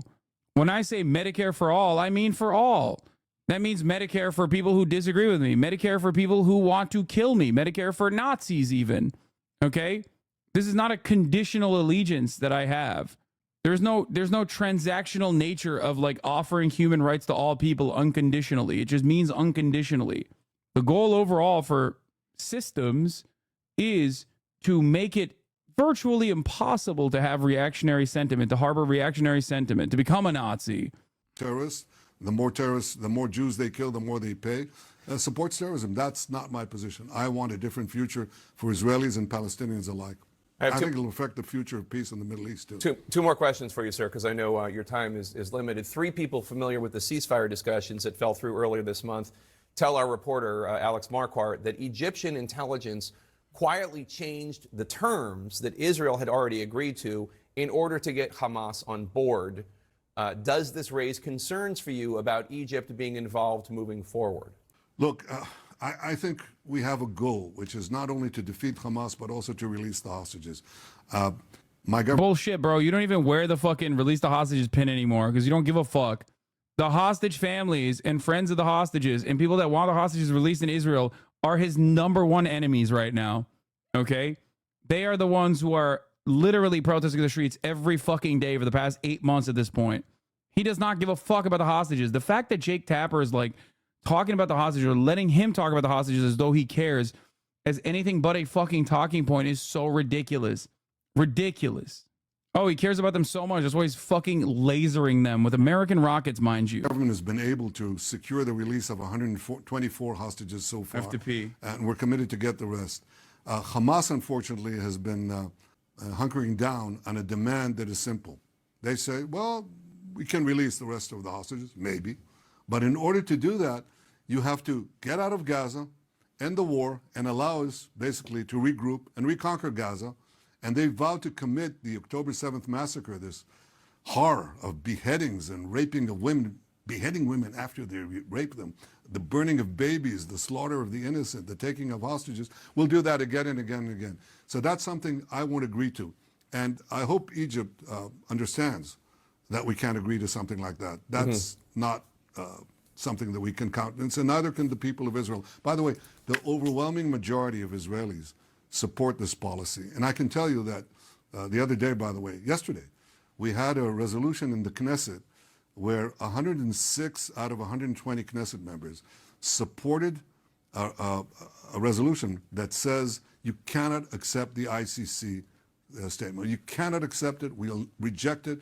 It's a farce, and we have to stand up to it. And I can tell you, I don't remember that Israelis, I don't remember the Knesset agreeing, 106 Knesset members out of 120 agreeing on anything. But Mr. Prime Minister, you say that the majority of the American people are with you on this plan, but a poll from the Israel Democracy Institute from this month showed a majority of Israelis, 56%, say getting the hostages back home should be a higher priority than military action in Rafah. So don't you just fundamentally disagree with the majority of the Israeli people? Well, I've seen other numbers, but I take a different thing. I don't say this is more important than that is more important. I say both of them are important. And in fact, the military action that we're taking against Hamas is, in fact, the way to get these hostages, because without military pressure, basically without, squeezing them, Hamas is not going to give up anything. That's the reason they gave up the first half of the hostages, and that's the reason they'll give up the second half. So I see them as complementary and not contradictory goals, and I intend to fulfill both of them. Before you go, sir, we should note, while we appreciate your talking to us, according to the independent Israeli media monitor, the Seventh Eye, you've done about 24 interviews since October 7th, but all of them in English, and all the outlets outside Israel. I don't want to begrudge that. It's crazy that this is the most contentious he will be on this entire interview. That's crazy. I wonder why, by the way. I used to be a sub, but after what you said about 10-7, it's clear you never cared about the hostages. Bro, you literally need to stop caring about the top of the hour ad break to this degree. Because if you think that this is a good way to do a fucking debate at the top of the hour, you're wrong. Okay? I'm on the fucking ball, baby. And you dropped it. The ball, you dropped it. I have it. Okay? Here it is. Weak. At the top of the hour, there's a 3-minute ad break as that chatter tried to serve and failed to do so. If you no longer want to see those ads, however, if you want those ads to be basically anything but a dream, all you need to do is subscribe for $5 or for free. 2-3 hours ago, we're complaining about chat doing layup ad breaks. Now you're saying weak? Yeah. Do better. Do better, chat. Oh, I saw this. Wait, what the fuck? Why is this censored? I didn't realize it was like a dress that she wore specifically with the Palestinian colors. That's so funny to fucking censor that shit. Anyway, if you don't want to be censored at the top of the hour, like I said, all you need to do is subscribe for $5 or for free, or get gifted a sub if you're lucky. Here's a 3-minute ad break now. Appreciate you doing an interview with us, but why are you not speaking with Israeli journalists the way you are with me? That's the tendentious reporting of a lot of the Israeli media. So I can tell you what they're not telling you is I've done, I don't know if it's 24 or 20 or 15 press conferences with Israeli media. They can ask anything they want, and they do. And I just met Israeli reporters the other day in Rafah. In fact, 3 days. Bitch, he's right. You didn't do a fucking sit-down Hebrew interview at all. I wonder why. Ago, and they ask me all the questions they want. So that's simply not true. I speak to them and I speak to you, and I welcome the opportunity to tell the truth and dispel the lies in both mediums. Israeli Prime Minister Benjamin Netanyahu, thank you so much for your time. Appreciate it. Fuck you, Jake. Oh, I appreciate it. Fuck you. Fuck your appreciation. And fuck Benjamin Netanyahu. Benjamin Netanyahu can suck my dick. Anyway, yeah. He knows that American media will be infinitely more favorable to him and all the lies he's spewing than Israeli media, especially depending on what type of Israeli media we're talking about. Because for all of its faults and failures, Benjamin Netanyahu is still deeply unpopular in Israel, and the Israeli media, regardless of their Zionism, will absolutely fucking, ask him some very damaging questions, specifically with respect to the Israeli families that are protesting, and grill him a little bit. Oh, not to be a narc, but you didn't run the ad? No, I did. You just didn't see it, which is good. Now, let's get back to Biden. Once again, remember, America sleeps when Israel kills as many Palestinian children as it wants to, but America is wide awake when someone says, hey, maybe you shouldn't do that. Whether it be Operation Prosperity Guardian, which was an abject failure, trying to combat the Houthi terror in the Red Sea, or whether it be, they, them, and queer English majors in fucking elite institutions of higher learning all around the country, 3,000 of which that were arrested for the crime of peacefully demonstrating against America's foreign ally and its genocidal ambitions. America has only smoke in one direction, and that is whenever you speak out against Israel, we will do everything in our fucking power to apply pressure. We will use the militant state against you. We will arrest you. We will stop you from exercising your free speech. We will do everything we can if you ever go against our wishes. President Biden lashing out at the International Criminal Court as it seeks arrest warrant for top Israeli officials, including Prime Minister Netanyahu, for alleged crimes against humanity. Our chief White House correspondent, Mary Bruce, has more. Good morning, Mary. Good morning, Michael. Well, President Biden has made clear he has some reservations about how Israel is handling this war. He wishes Netanyahu would take a more targeted approach. But this morning, President Biden is fiercely defending the prime minister, adamant there is no equivalence between Israel's conduct and that of Hamas, and calling the application for Netanyahu's arrest outrageous.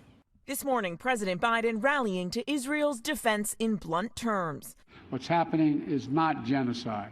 We reject that. We will always stand with Israel and the threats against its security. Biden outraged, denouncing the International Criminal Court as its prosecutor seeks a global arrest warrant for both Israel's Prime Minister Benjamin Netanyahu and Hamas leader Yahya Sinwar for war crimes and crimes against humanity. Whatever these warrants may imply, there is no equivalence between Israel and Hamas. The court's top prosecutor, Karim Khan, accusing Netanyahu and his defense minister, Yoav Gallant, of deliberately starving Palestinians by choking off aid and deliberately targeting civilians in conflict. The Hamas-run health ministry saying over 35,000 people have been killed. Unfortunately, these crimes continue to this day. Israel, like all states, has the right to defend its population. Those rights, however, do not absolve Israel of its obligations to comply with international humanitarian law.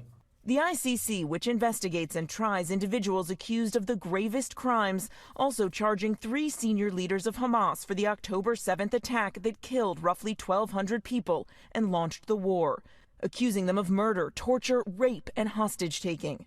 Netanyahu calling the charges against him absurd. What a travesty of justice. What a disgrace.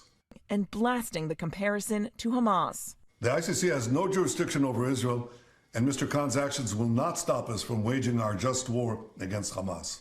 Now, 3 judges will decide in the coming weeks whether or not to issue these arrest warrants. And if they do, then Netanyahu could face arrest in any of the nations that are party to the court. Guys, that does not include the U.S., but does include most of Europe. All right, Mary, thank you so much for that. And George, you're going to be speaking to Prime Minister Netanyahu. Yeah, he will be live in the 8 o'clock hour. You're going to have a lot to talk to him about. Okay, George. Now we have Israeli Prime Minister Benjamin Netanyahu in the wake of the top prosecutor for the International Criminal Court seeking an arrest warrant that alleges war crimes in Gaza. I want to bring in the Prime Minister right now. Mr. Prime Minister, thank you very much for joining us this morning. You've been accused of using starvation as a weapon of war. I know you've called that decision by the prosecutors outrageous. The prosecutor responded to that yesterday. I want you to listen to what he had to say. This is Israel has every right. Automatically a better interview than Jake, like right off the jump. And I don't think it's going to be a good interview overall, but immediately better than Jake Tapper. Not to give succor to Hamas. That is not contested. Israel has every right and indeed an obligation to get hostages back. But you must do so by complying with the law. The fact that Hamas fighters need water doesn't justify denying water from all the civilian population of Gaza. Your response? Well, I think this is absurd. This is beyond outrageous. He said that we deny water. Yeah, he's making a totally false accusation here and everywhere else. We are supplying now nearly half of the water of Gaza. We supplied only 7% before the war. So this is completely opposite of what he's saying. He's saying that we're starving people. You know, we have supplied 500,000 tons of food and medicine with 20,000 trucks. This guy is out to demonize Israel. He's doing a hit job. He's creating a false symmetry between the democratically elected leaders of Israel and the terrorist chieftains. That's like saying after 9/11, well, I'm issuing arrest warrants for George Bush, but also for bin Laden. Or after in World War II, well, I'm issuing arrest warrants for FDR, but also for Hitler. It's a hit job. After World War II, when both of the people were dead, it's pretty funny. But I didn't even mention that earlier.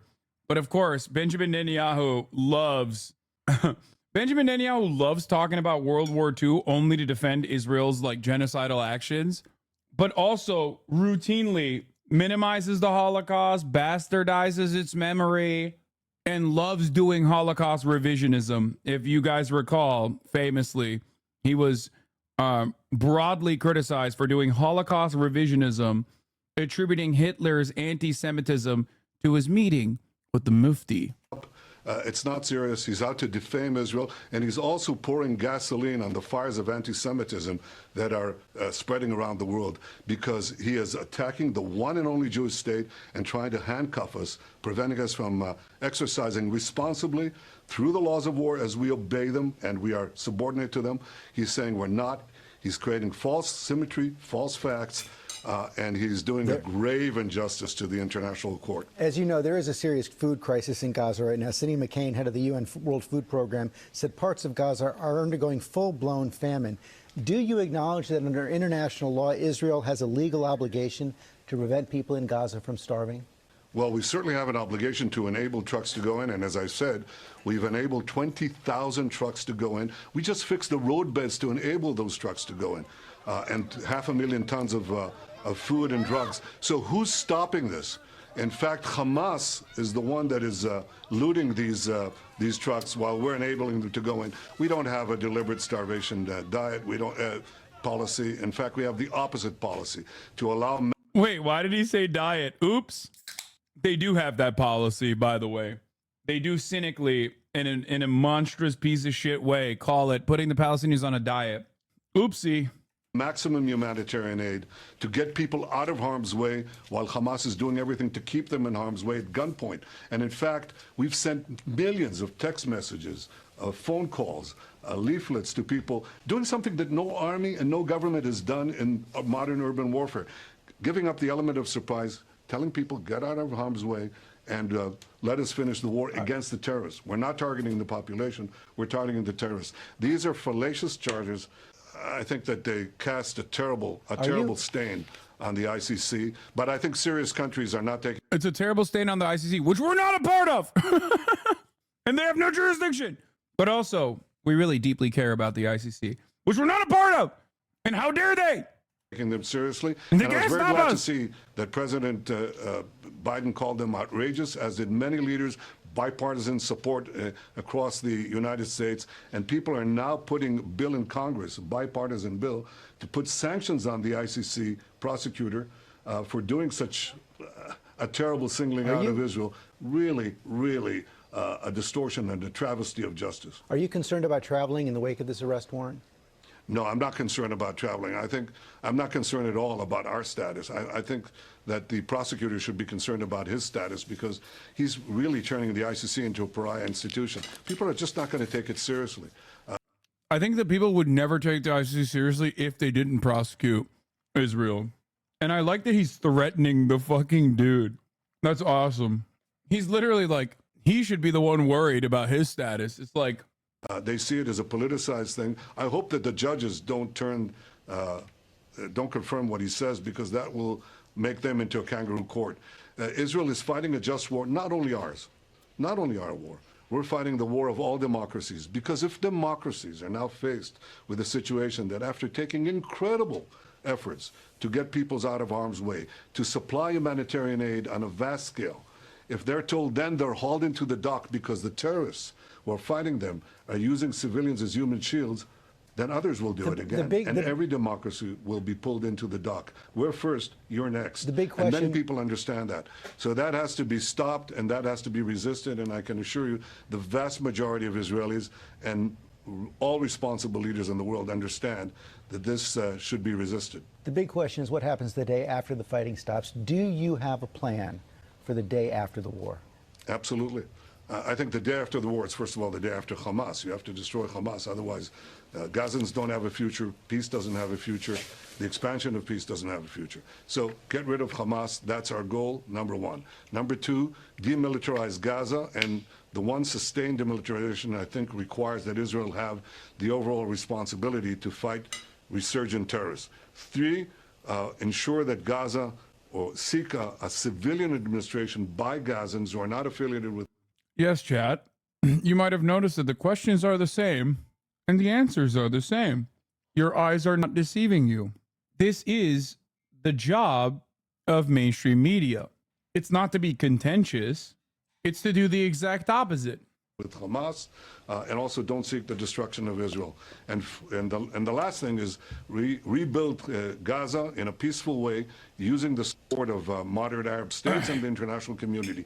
That's a realistic plan. That's the one I have. But it goes through victory. There is peace and stability and prosperity only through victory. The road to peace goes through victory over Hamas. Mr. Prime Minister, thanks for your time. Mr. and Mrs. Clooney. Amal Clooney in the spotlight again, not for her marriage to George Clooney or her glamorous red carpet stuff. Yeah, where the fuck has she been this whole time, by the way? Anyway, whatever. Let's, can't stress enough that Israelis genuinely believe Europe and America are next for Hamas. They think Hamas wants to establish a global caliphate and that migrant jihadist groups in Europe are only a step away from taking over. I'm not kidding. Yeah, they're fucking insane. It's just like hyperventilating racism Oh, here's Blinken warning Arab American leaders. And so when the topic of statehood got brought up, we had asked for both a free and independent Palestine, a statehood, and a seat at the UN Security Council table. And the response was disappointing because it made the comparison to, well, first and foremost, that a vote for a Palestinian statehood from the US would lead to the defunding of the UN from the US being its primary funder. But then the example brought up was that it would be within the right of the UN to then cut programs like the World Food Program. And so the fact that the comparison was made that the world would have to go hungry just like the Gazans are, and the fact that it's US policy to starve the world if Palestinians have a free state, regardless of if that's the law or not, is indicative of something severely wrong. Yeah, Bill, oh, go ahead. Yeah, Go ahead. so Anthony Blinken said, we have to oppose Palestinian statehood or else the World Food Program budget will be cut and people will starve around the world. Like, that's the Secretary of State's assessment that he's making to you guys in this meeting? The example was given that if the UN had to cut its funding, it would have to cut programs like the World Food Program. And that was the example shared, followed. Dude, I don't understand. That's just like good guy stuff. Like, that's good guy behavior. That's textbook good guy stuff, dude. Saying you're going to starve the world. America is evil maxing. By the explanation that then the world would have to starve as the Gazans are. And so that is not the comparison you make to make an argument for why Palestinians should not have a free state. That's the executive director of the American Arab Chamber so of the Commerce, topic of Bilal Hamoud, being interviewed by Ryan Grimman Sagar. I know Amal Clooney is involved in the ICC prosecutions. This video will show you exactly how she is. Okay. Oh, in a question on democracy, Senator Cory Booker quips about countries like China and Russia that do not share the world order's rules clearly. Minutes later, Booker joined others in applauding Anthony Blinken for calling the ICC actions wrong-headed. Will help to deal with a lot of the challenges when it comes to democracy and, unfortunately, the global competition with countries like China and Russia that do not share the world order's rules clearly. It's just us, dude. It's us. It's the world order's rules is just us. Whatever we say goes. But for her role as a legal advisor to the International Criminal Court in the Netherlands, the ICC's chief prosecutor requesting arrest warrants for Israeli Prime Minister Benjamin Netanyahu, Israel's defense minister, and 3 senior Hamas leaders for alleged war crimes.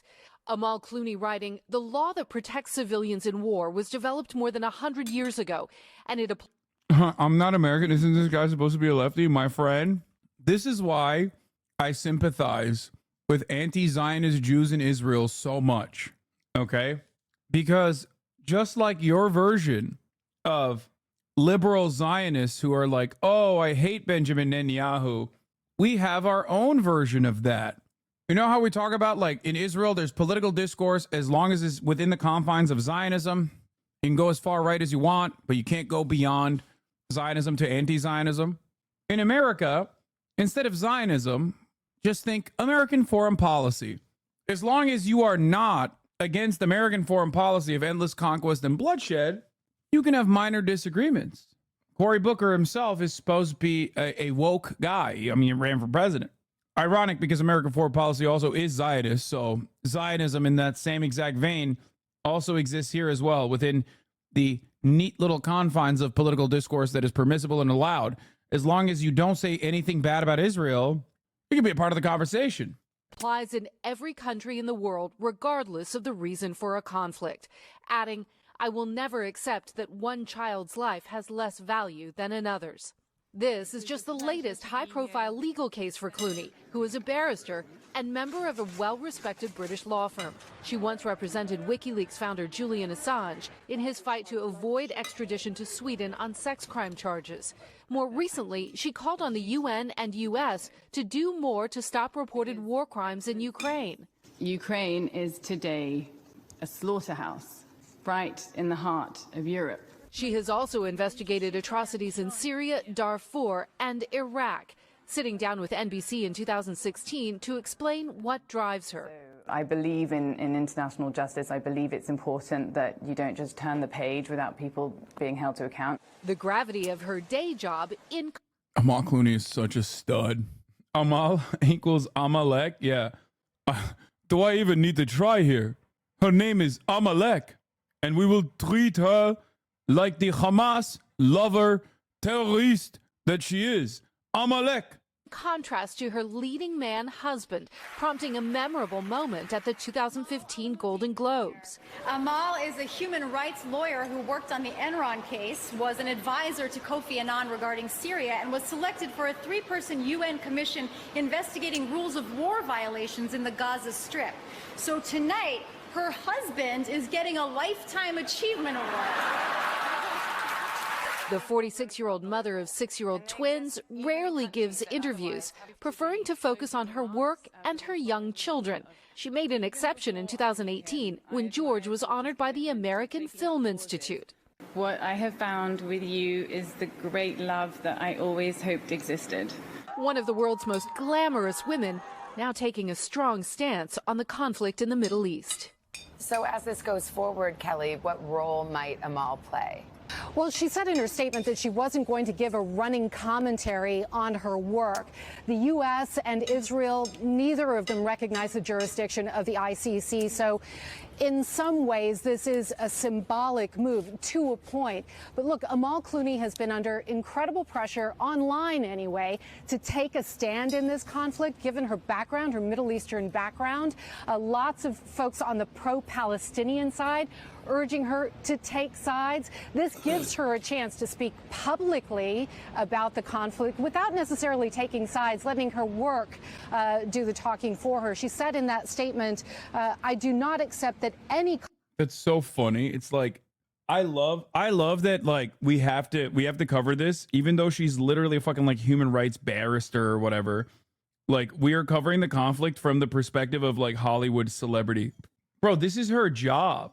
Like, this is literally her fucking job, man. Why are we talking about it like she's George Clooney's wife? What the fuck? Am I crazy? Am I going crazy for this? Like, wow, what does George Clooney's wife have to say about this? Until you find out what her job is. And her job quite literally is to have a statement about this. Like, this is her job. Her job is to provide legal assessments. They're talking about it like it's Britney Spears, who's been real quiet on the affairs of Israel in Gaza. You know what I mean?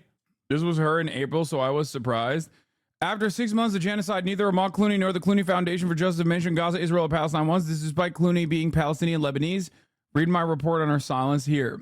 Yeah. Conflict should be beyond the reach of her the silence law. was weird, by the way, for the record. In London for us. Thank you. Hey, thanks for watching. Don't miss the Today Show every weekday at 11 a.m. Eastern, 8 Pacific on our streaming channel, Today All Day. To watch, head to today.com/allday or click the link right here. Pursuing Raqqa was 6 years old when Israelis killed her. Hidden Raqqa was 6 years old. You will be remembered. Of Gaza. You will be. The person. Will the officer please remove the person who's making these comments? If anyone who's speaking, will please be removed.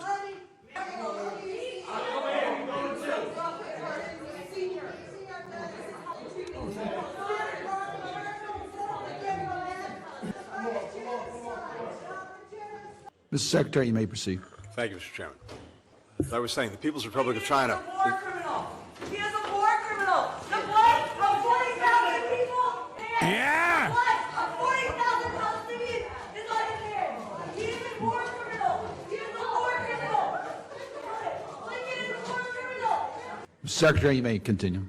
The President's FY25 budget. Funding a genocide in Gaza. There have been 7 mass graves outside of Hamas. This is sick. This is deranged. You are a war criminal. Shame on you. Mr. Chairman. Mr. Secretary, I believe that was fucking awesome. The money in this account is about 1% of all federal spending. Is that correct?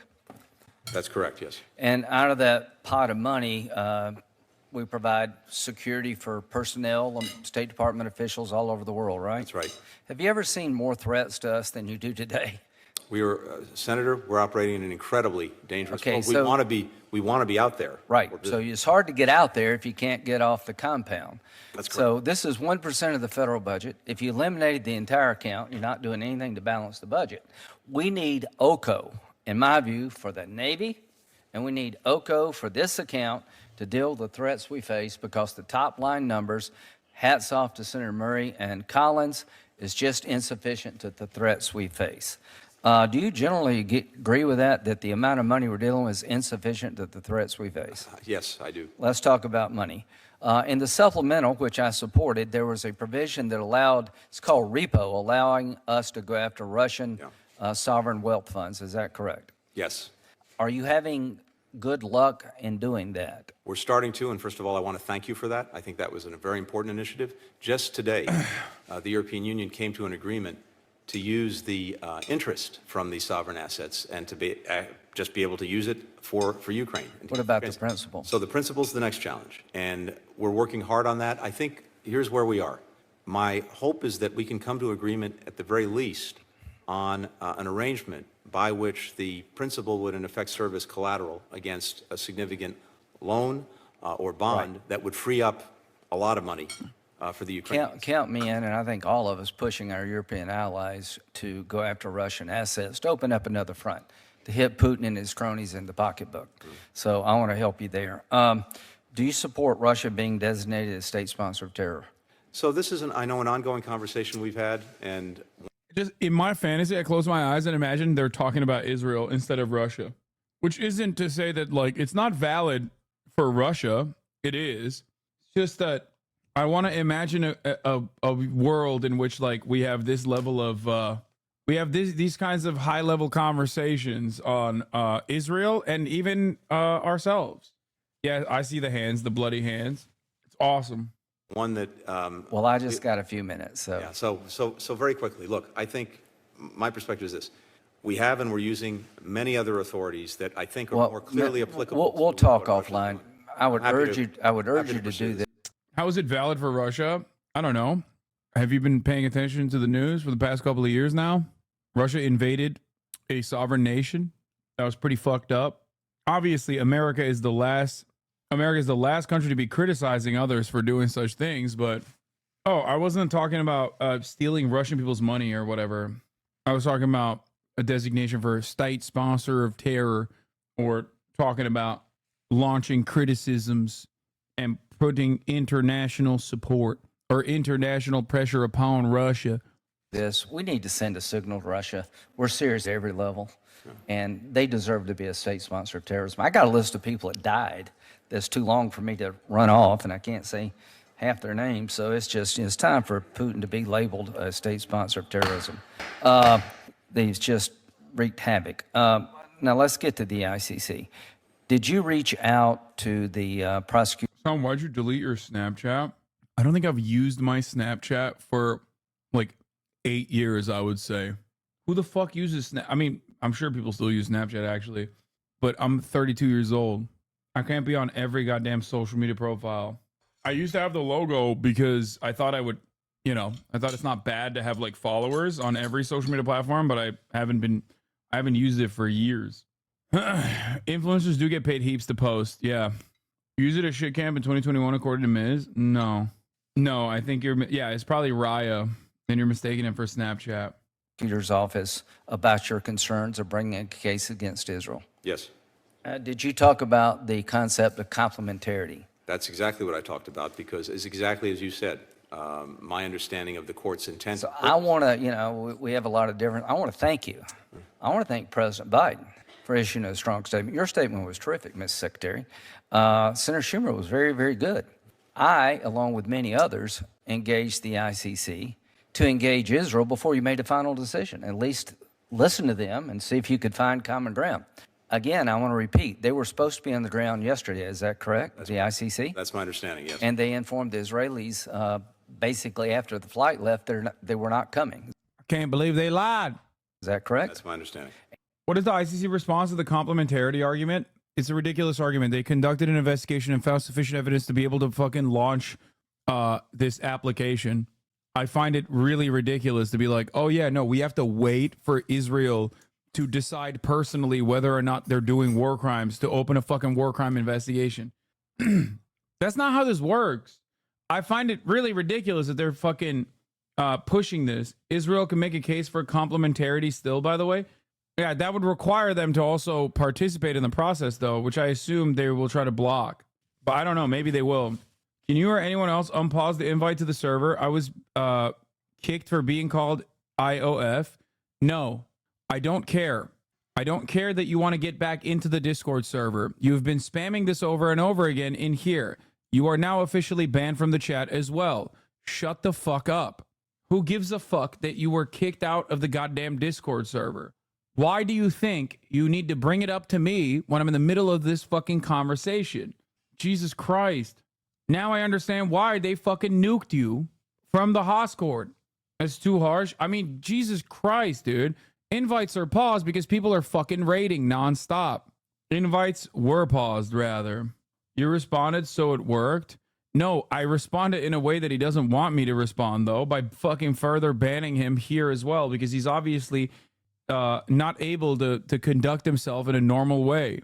He kept highlighting it and spamming it over and over again in the chat until I paid attention enough that I fucking, banned him. And there was a CNN interview with a prosecutor general announcing the arrest warrant. Is that correct? That's my understanding, too. Which was filmed before the flight was due to leave. I believe that's. I think that's bad faith, folks. So I want to take actions, not just words. Will you support bipartisan effort to sanction the ICC, not only for the outrage against Israel, but to protect in the future our own interest? I welcome working with you on that. Okay. Let it be said that we're going to work together to send a signal to the ICC. What you did was not only outrageous. On the most recent Fear episode, you made a joke about Cutie about her dead mother. Why did you do that? What is going on right now? I'm going to stop reading people in the chat. Hello, chatters who are watching. You do not know the content creators better than the content creators know one another. You are not friends with these content creators. I am not only friends, but also a co-host to Cutie Cinderella. If you think that you can be parasocial from the other side of the internet, you are wrong. I hope you understand that this is freakish behavior.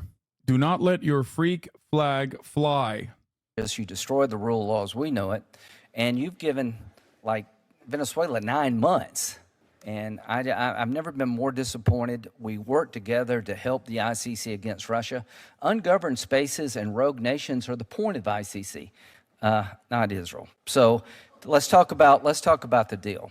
Are you optimistic that the normalization between Saudi Arabia and Israel is still possible? I am, and I have to first of all applaud the work that you've done on this over many, many months in helping carry this forward. And I think we're at a point where the necessary agreements between the United States and Saudi Arabia are very well within reach. And of course, we would bring all of this before Congress. But then the question will be, if those agreements are able to be concluded, it still requires Israel to do certain things in order to proceed with normalization. I've heard the statement, the ball is about to be in Israel's court. Is that fair to say? That's my assessment, yes. Okay, so as I understand it, here's what's non-negotiable. Nobody expects Hamas to be standing militarily when this war is over, right? We share Israel's view. They must go military. We share Israel's view that Hamas cannot be governing Gaza. Right, and they cannot be a military threat to Israel. We all agree with that. Okay, now, as to the Palestinian future, we were on television last week, and I thought you laid out a pretty eloquent, what's going to happen once the battalions are destroyed? What does the day after look like? Do you believe a military occupation of Gaza by Israel is sustainable? No. I have real doubts about that myself. Do you believe that Saudi Arabia and the UAE have the capability, if they have the will, to turn Gaza and West Bank around? I believe a number of countries could play an instrumental role in, at least on an interim basis if necessary, helping to provide security, helping to provide... Bro, what are we talking about? Like, we just don't ever acknowledge... we don't ever acknowledge Palestinians as human beings, worthy of dignity or sovereignty. Like, we're just like, who else is going to take care of them? This has to be, I assume, this is like being able to get in a time machine and go back in time and listen to the framers, like the founding fathers having this robust debate about the ethics of slavery, because it's just like, it's not even a thing. Like, we're not even considering the African men and women as human beings. We're just simply looking at them as like property, and we're just having like a conversation about the 3/5 compromise. Like yeah, who will be the prison guards for the Palestinian population once Israel is done destroying their lives? It's like, I don't know. Let's ask the Palestinians. Nope, that would be unimaginable. Hamas, they're a Hamas. Governance or governance It could be a coalition of people. Do you believe MBS is sincere in wanting to normalize with Israel? Yes.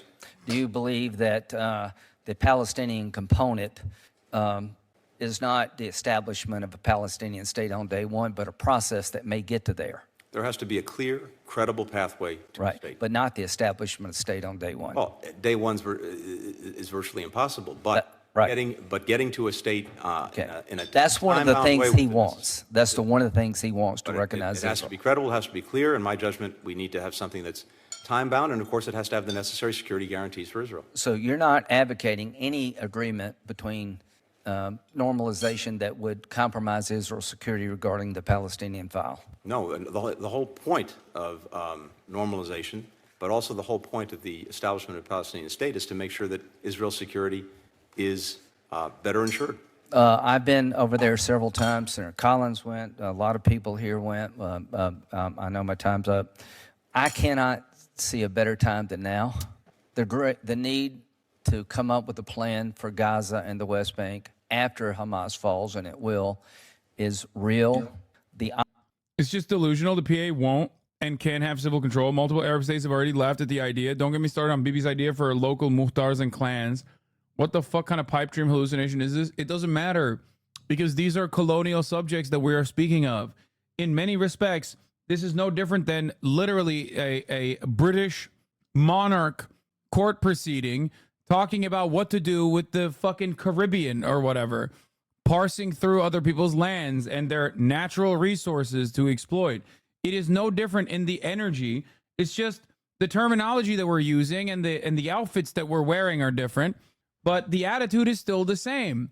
Obviously, if you pay close attention to what the Palestinian people are saying, you would understand that, like, even a Palestinian authority, the consideration for the PA to take over Gaza is just out of the question. That will never happen. Palestinians do not want that to happen. Fucking West Bank Palestinians don't even want the Palestinian Authority in control of the West Bank. The idea that, like, Americans thousands of miles away are sitting around in the room being like, yep, here's how we're going to continue maintaining the servile nature of the Palestinians is fucking ridiculous. And it's additionally ridiculous that the media does not turn around and go, hold on, well, here are many different polls throughout history that openly state that the Palestinians basically despise Israel for understandable and good reason, okay? And then the second least popular entity in the region for the Palestinians is the Palestinian Authority, which the Palestinian people see as a part of the Israeli security apparatus, also for understandable reason, because that is what it is. Why the fuck would any Palestinian look at that and go, no, this is great, thank you so much, sir? The reason why the American government never has to consider it is because the American media never brings this up. Aldani Markey says the British maintained control of South Yemen by bribing and bankrolling local clans as sultans, and we all know how well that ended for them in 1967 law. To replicate that with respect to Palestine and Gaza is lunacy, but I wouldn't expect much different from Netanyahu. This is one of the most annoying aspects of my coverage on this issue, is that, like, people are so intellectually uncurious about it. There's this veneer of elitism that you see from Westerners who speak on these matters, where it's like, I know better than you. And in so many of these instances, like, they just don't. It is Western chauvinism purely. It's just like, you don't, though. You don't know anything. You haven't even started the conversation, because the starting point of this conversation is to come to the recognition that Palestinians are human beings. You're not even there yet. So Of course, I don't fault you for not investigating this further, not being like, oh, I wonder what the Palestinians think about this sort of thing. When ironically, October 7 is a direct consequence of writing out the Palestinians from the Palestinian conversation. That is precisely why October 7 happened.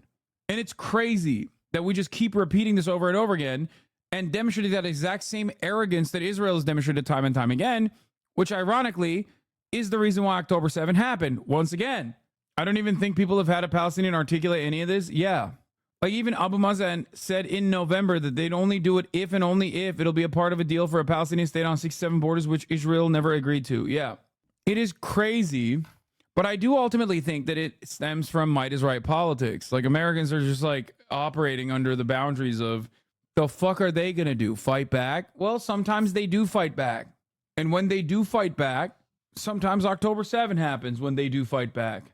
So if you don't want that to happen, if you want like permanent security, fuck you mods. No wonder y'all aren't smart. Bro, you got timed out only to come back and complain about the mods again. Why are you guys banning him? Here, unban him. Like you get fucking timed out and then you just like go on a conquest against mods. Of course they're going to ban you. Oh my God. Yeah, thin green line, baby. But it doesn't excuse the fact that October 7 happened and therefore proof that Palestinians in part can't self-govern. No. What the fuck? Dude, October 7 happened because Palestinians have never been able to self-govern. That's the point. Palestinians would never do October 7, or the resistance groups would never do October 7 if they had statehood, like if they actually had independence, sovereignty, statehood. What the fuck kind of take is this? Other than just pure hatred, pure Islamophobia, pure anti-Arab sentiment. The only difference is, unfortunately, it is totally seen as permissible to say stuff like this in the Western world. Any other group, if you said that about black people, immediately we ban you. You say that about Jewish people, what is this, 1934? What the fuck's going on? We ban you. You say that about anyone and you get banned, except for Arabs, except for Islam, except for those who are believers, those who are Muslim, except for Palestinians. It's crazy. But it doesn't excuse the fact that the Nat Turner Rebellion happened and therefore proof that black slaves can't self-govern. No. But it doesn't excuse the fact that the Warsaw Ghetto Uprising happened and therefore proof that the Jews, in part, can't self-govern. No. But it doesn't excuse the fact that, I don't know, fucking bombing campaigns occurred in Algeria against the French colonialists and civilians alike, and therefore the Algerians can't self-govern. No, it doesn't excuse the fact that the Haitian Revolution happened and many white people were killed as a consequence of that. So it means that black people can't self-govern. No, you can say that about every single instance of anti-colonial resistance, any kind of violent action taken against colonial occupation will always be seen as proof that these people are worthy, deserving subjects of said colonial occupation, including the Irish. Yeah, this is what a free West Bank looks like, who aren't ruled by Hamas, by the way. Why ignore 10-7 still? I don't ignore it. And you can't ignore that at the top of the hour, you need to do better baits. Okay? You cannot come in here and assume that I'm going to ignore that you're trying to do a fucking really weak bait. There you go. Because at the top of the hour, there's a 3-minute ad break. You need to get better. You need to get better baits. Okay? You didn't even try that hard. The 2-parter baits suck today. Now, of course, if you no longer want to see those ads, all you need to do, if you want to ignore those ads as though they do not exist, then all you need to do is subscribe for $5 or for free with a Twitch Prime, baby. That's right. For $5 a month or for free with a Twitch Prime or by getting gifted a sub. Here's a 3-minute ad break now. It's just criminal that the media isn't constantly hammering these basic questions every time they get an American or Israeli official on. If you have no political vision for the war, you shouldn't have a war. All of these ideas can obviously be discredited in a half sentence, but we just let them go ahead with it as if they have an actual plan beyond making Gaza unlivable. They don't. And we don't either. Can you talk about brain rot, ML's dick riding for Reezy? No, I don't care. I don't care about marginal voices. Okay? And what you're talking about is literally, I believe, Jackson Hinkledink or whatever. People who have no idea, no clue who Raisi was until he fucking died in the helicopter crash, and now have, because they are exactly in the way that like my haters portray me as, unironic campus and not MLs at all.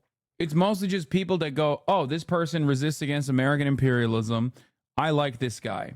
That's it. He's not a Marxist-Leninist by any means. I know. Opportunity is historic. Do not let this moment pass. To my friends in Israel, I will never abandon your security. Let's look at an illegal checkpoint. Slowing flow of aid into Gaza, where you shall see the inbred Hicks, the Klansmen of Israel, doing Klan shit. So what they're trying to do is block trucks like this if you just get running and demand the ID of the drivers. That's how they know whether they're delivering aid or not. But obviously that's not at all illegal. The police are just down the hill. I wonder how many times he got spit on as a Christian. Watch out! I will spit on you. You are Christian after all. I will spit. Mark. I don't know what's them. They're blocking us from shooting.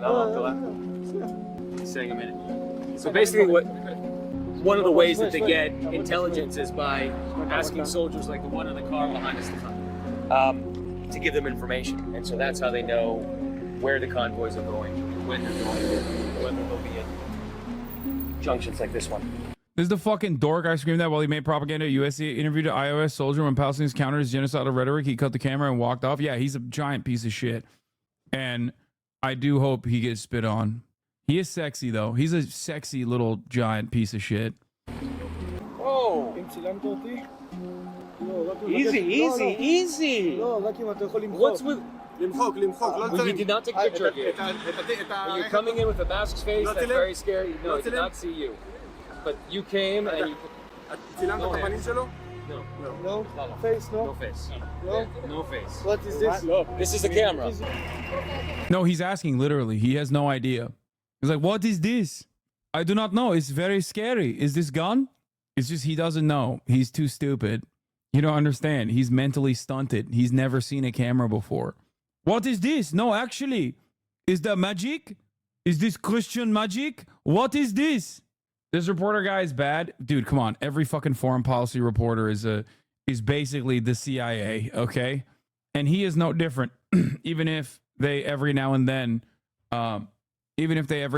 do decent coverage. Right down here, they just put that boulder right in front of the wheels to block it.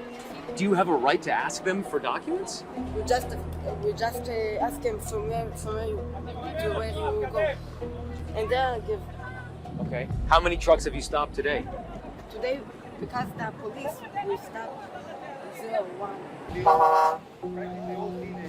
So what you're seeing here is that these youth, mostly teenagers, have basically established an extrajudicial checkpoint. They're blocking these trucks, demanding IDs of the drivers to know whether they are Jews or Palestinians. Oh my God. Look at this fucking hog, bro. Yo. Okay, cop phrenology. Literally, it's so valid. It's so valid. It is my most valid take. As you guys know, we don't do scientific racism here at the HasanAbi broadcast. We don't believe in phrenology, the skull science that is outdated and, of course, racist as fuck, except for cop phrenology. It is global. It is universal. This is just how it is, okay? That man is ACAB, assigned cop at birth. That's it. He is ACAB. He's assigned cop at birth. He can't overcome his destiny, bro. He is meant to be this man. Look at him. And if the Palestinians, they stop the trucks because they think they might be. By the way, the only reason why they're doing this right now is because there's cameras, okay? Otherwise, as the Guardian reporting showed, they're literally communicating with the settlers on where the trucks will pass from. Carrying aid to Gaza. Hello. Wow, that's great, man. Nice little 2-minute coverage on that. Yeah, no, we just watched a Hitler Youth. I'm Sarah Campbell. We start with a special report from Israel, where medical workers have told the BBC that Palestinian detainees from Gaza. Yeah, the seller at the beginning of the interview admitted that said they know what trucks to stop because of IDF and police. What is this? Speaking of Hitler Youth, what is this?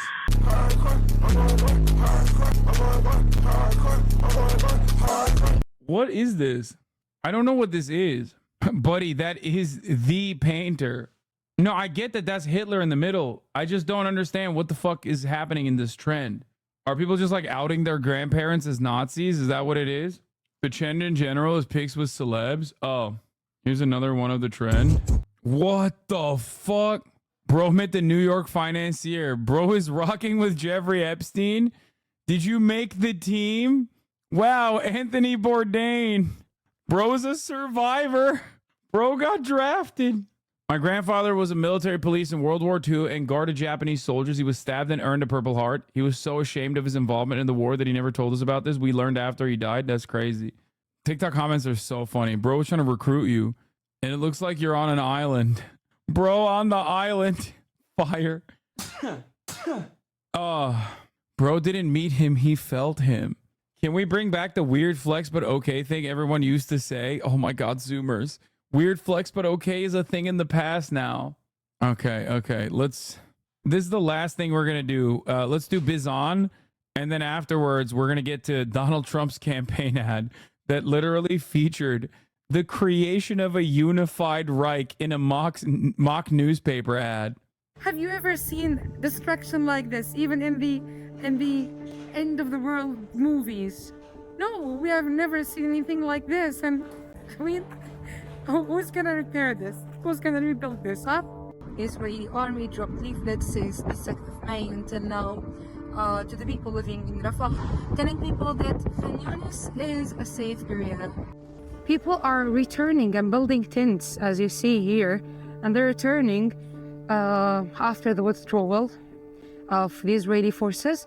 But my pops is a Navy vet boomer, and I turned him on to you, and he's turning the blog on what he thought was right the whole time, thanks to you. Jesus Christ, hell yeah, that's what I'm talking about. I thought that like parents usually just hear me cursing one time and immediately go, oh, fuck this guy.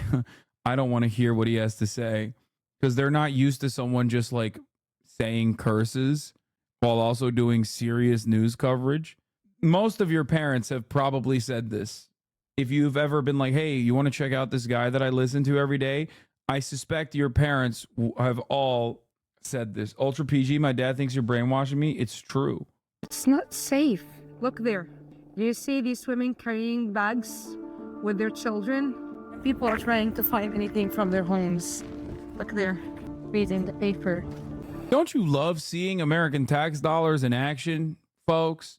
You know, all of those bombs we could be using to build our roads, build our infrastructure, build houses so that there's no more homelessness.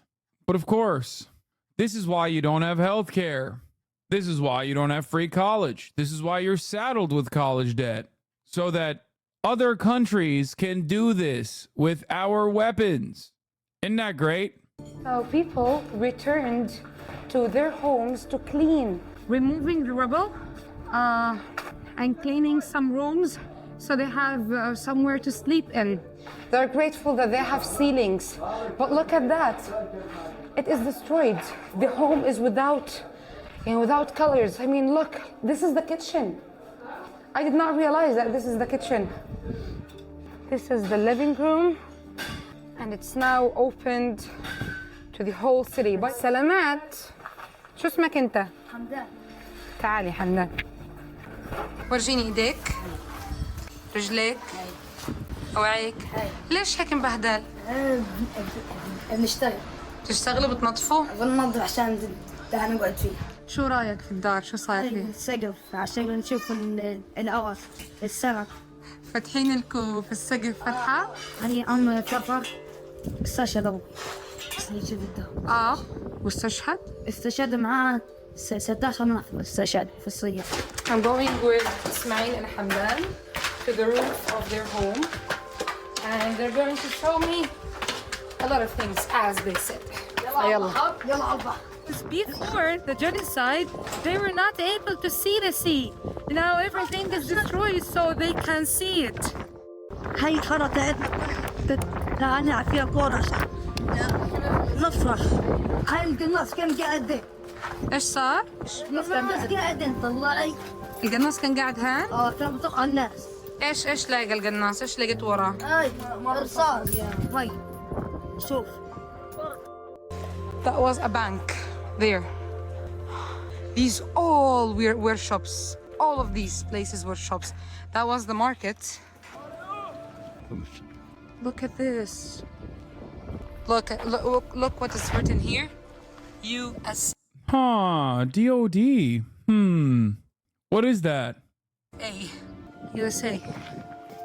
These are the American weapons behind me that are used to destroy the buildings around me. People here are collecting wood for the fire because they don't have gas to cook. These are our people now. Can you see the destruction? Oh my God. Oh my God. This destruction, cannot be real. This is not real. It's the first time to be shocked like that and questioning if this is real or it's only in my head. What? This cannot be real. What is the DOD? Department of Defense, showing you what kind of defense America is engaging in. This is the defense. Defending super hard. Yeah, DOD might as well be Department of Death. And I think that I must wake up. I'm so shocked. I cannot imagine that this can be real. And look around me. I'm in Nasser Medical Complex after 3 months in Rafah, and exactly at this point I used to sit and to sleep for 70 days. Here was my tent. You need to know that this was a very crowded, active place. This is an ambulance vehicle also destroyed. Look at that. Hamas. That area was full of tents. We're going down to the mass graves behind that building. This is why it's fucking crazy. This is why it's crazy when Israelis try to say Pallywood. Like, so much death and destruction. Multiple nukes worth at this point. Metric tons of munitions dropped on top of a densely packed urban area filled to the brim with civilians, women, children. And then Israel turns around and goes, Pallywood. These are telegenically dead children. Do they still try to say that? Sometimes. But this is the ambulance station. And here more ambulance cars were destroyed. Look at this and there. To be completely honest, I have chosen to remain blissfully ignorant to the situation. This is the biggest slap in the face, but in a good way. Thank you for showing this and using your platform to speak out about this. Otherwise, I wouldn't be aware of the unimaginable destruction that has occurred. Well, I'm glad you're here now, chatter. There are plenty who refuse, even to this day, to see it. Uh-oh, Kaya Trouble? Yeah, she got up. It's fine. She ran around a lot this morning. Normally, she doesn't sleep until like 4 p.m. on the bed. And another one there. Remember, those are like blown up ambulances and shit next to a major hospital where people were sheltering, right? Now, remember months ago, people being like, oh, Hasan, I can't believe you would say that Israel bombed the Al Ahli hospital. There are still people who fucking run with that. They're much more quieter now. You don't really hear the JDAM narratives as much. But think about that, dude. Think about the fact that so many people were so grossly wrong, and they just moved on because they never gave a shit about it at all. They have been trying for a week to grab the bodies from under the rubble. These bodies were not complete. Okay, these bodies are stolen. Their skin, some bodies are without heads, some bodies are without organs. So we in Gaza and Palestine are stolen, alive or dead. طلعونا عند الصليب وسالت الدفاع المدني قالوا لي ودفع من قيمه اسبوعين حكوا لي انهم رجعوهم في مقبره جماعيه هاي لحتى الان بطلع كل يوم الاسبوع من 7:30 لما العصر لغايه 3 4 بدور على 8 ابني مش لاقيه وحكت ناخذ كثير اطلعوا من هنا فقط For the record, this is like part of the reason why the UN is stated that they can't, that they cannot identify every single dead person. This is part of the reason. قتل بنت وقتل ابن، نحن مقتلين، نحن مسيحيين، ناس خلاق. جايبه معك شو هذا؟ جبت كراتي معي، بدي اروح لمين يعني، بدي اجي لمين؟ بدي اخلي شغلتي في ايديا، بفحر انا وابني ونسواني. A great power is needed to remove this rubble and rebuild anything for these people. It's really risky to stay here. But despite all of this, people have hope. نعمل القدر المستطاع عشان نكمل حلمنا. احنا جايين هنا، احنا في فلسطين كفلسطينيين كمواطنين هنا، احنا جايين نكمل حلمنا. حلمنا هذا مش بالضبط نتوقعه انه دمار وكارثه وهذا. هنا المركز التجاري، احنا هنا اولادي يعني محبين يشتغلوا، فعملت لهم بسطه صغيره عصير ميه يعني عشان نشجع الناس يرجعوا. الشباب هذا فاضي وفي وقت فراغه، فاحنا بدنا نخليه نستغل الطاقه اللي عند الشباب هذا عشان نرجع ونعمر هذه خليه. بس هذا الشأن اليهود كان بدهم يقهرونا، ونحن لا نقهر، شعب جبارين مضين وشعب مرابط، وهنكون مرابطين ليوم الدين. وبنشجع الكل انه يرجع، لانه احنا اذا ما رجعناش نبني فلسطين، مين بده يبنيها؟ الله عنهم، والله انهم جدعان. ولك حاطين اعلام فوق الركام وقاعدين بخيم. طبعا الاعلام منتشره انا شايفه فوق الركام. وليش حاطين العلم؟ ايش جعلك تحط علم فلسطين؟ بدها هيك تخلص عشان فلسطين تخلصنا. فلسطين تخلصكم؟ خلصونا، زهقنا. 3 طوابق هنا وعمرتين لنا 6 طوابق، هدموهن، عملنا خيمه وهينا قاعدين فيها، انا قاعد انا واخوان فوق دور، فيش دور هاي. وين بتقرا انت؟ مدرسة البرج. شو صار فيها؟ اتدمرت، ولا في تعليم ولا حاجة، راح كل شيء. The schools in Gaza Strip are the only shelters where people can find some water, bathrooms. We don't have bomb shelters, we only have schools. But despite they know that people have no other places to go, they destroy the schools and bomb them. This is why, rest in peace, Michael Jamal Brooks famously said, it's not complicated. If an Arab nation comprised mostly Muslims took 2 million Jews and trapped them in an open-air prison, put them on a diet, and controlled what kind of food intake they had, and then bombed them mercilessly in sieges, exactly like this, you would never, ever in a million years declare that to be a complex situation. You would know exactly what that is. The only reason why this is complicated for some is because they want to have a career. They want to maybe work in the State Department, maybe work in the media. They want to literally say what Israel's doing is right, even though everyone understands that it is completely wrong. This is why so many people, especially on Reddit, will be like, Hasan is so radical. Hasan is so fucking radical. No, it is you who is radical. Me calling you a Nazi for defending this kind of shit does not make me radical. It makes you a radical. It's disgusting. It's not only about bombs, it's also about bullets. Look there, look there. Withdrew from Khan Yunis only a week ago, and there are some people who returned to a destroyed school. دمار. وين نروح؟ مش لاقين وين نقعد، وين نروح؟ ما في حد مدور علينا.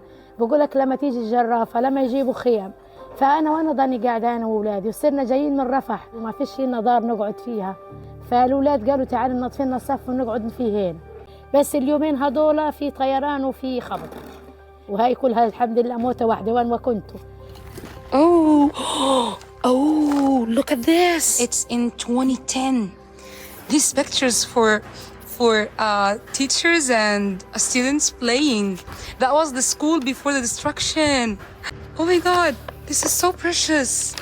The album is really, really, really full of memories.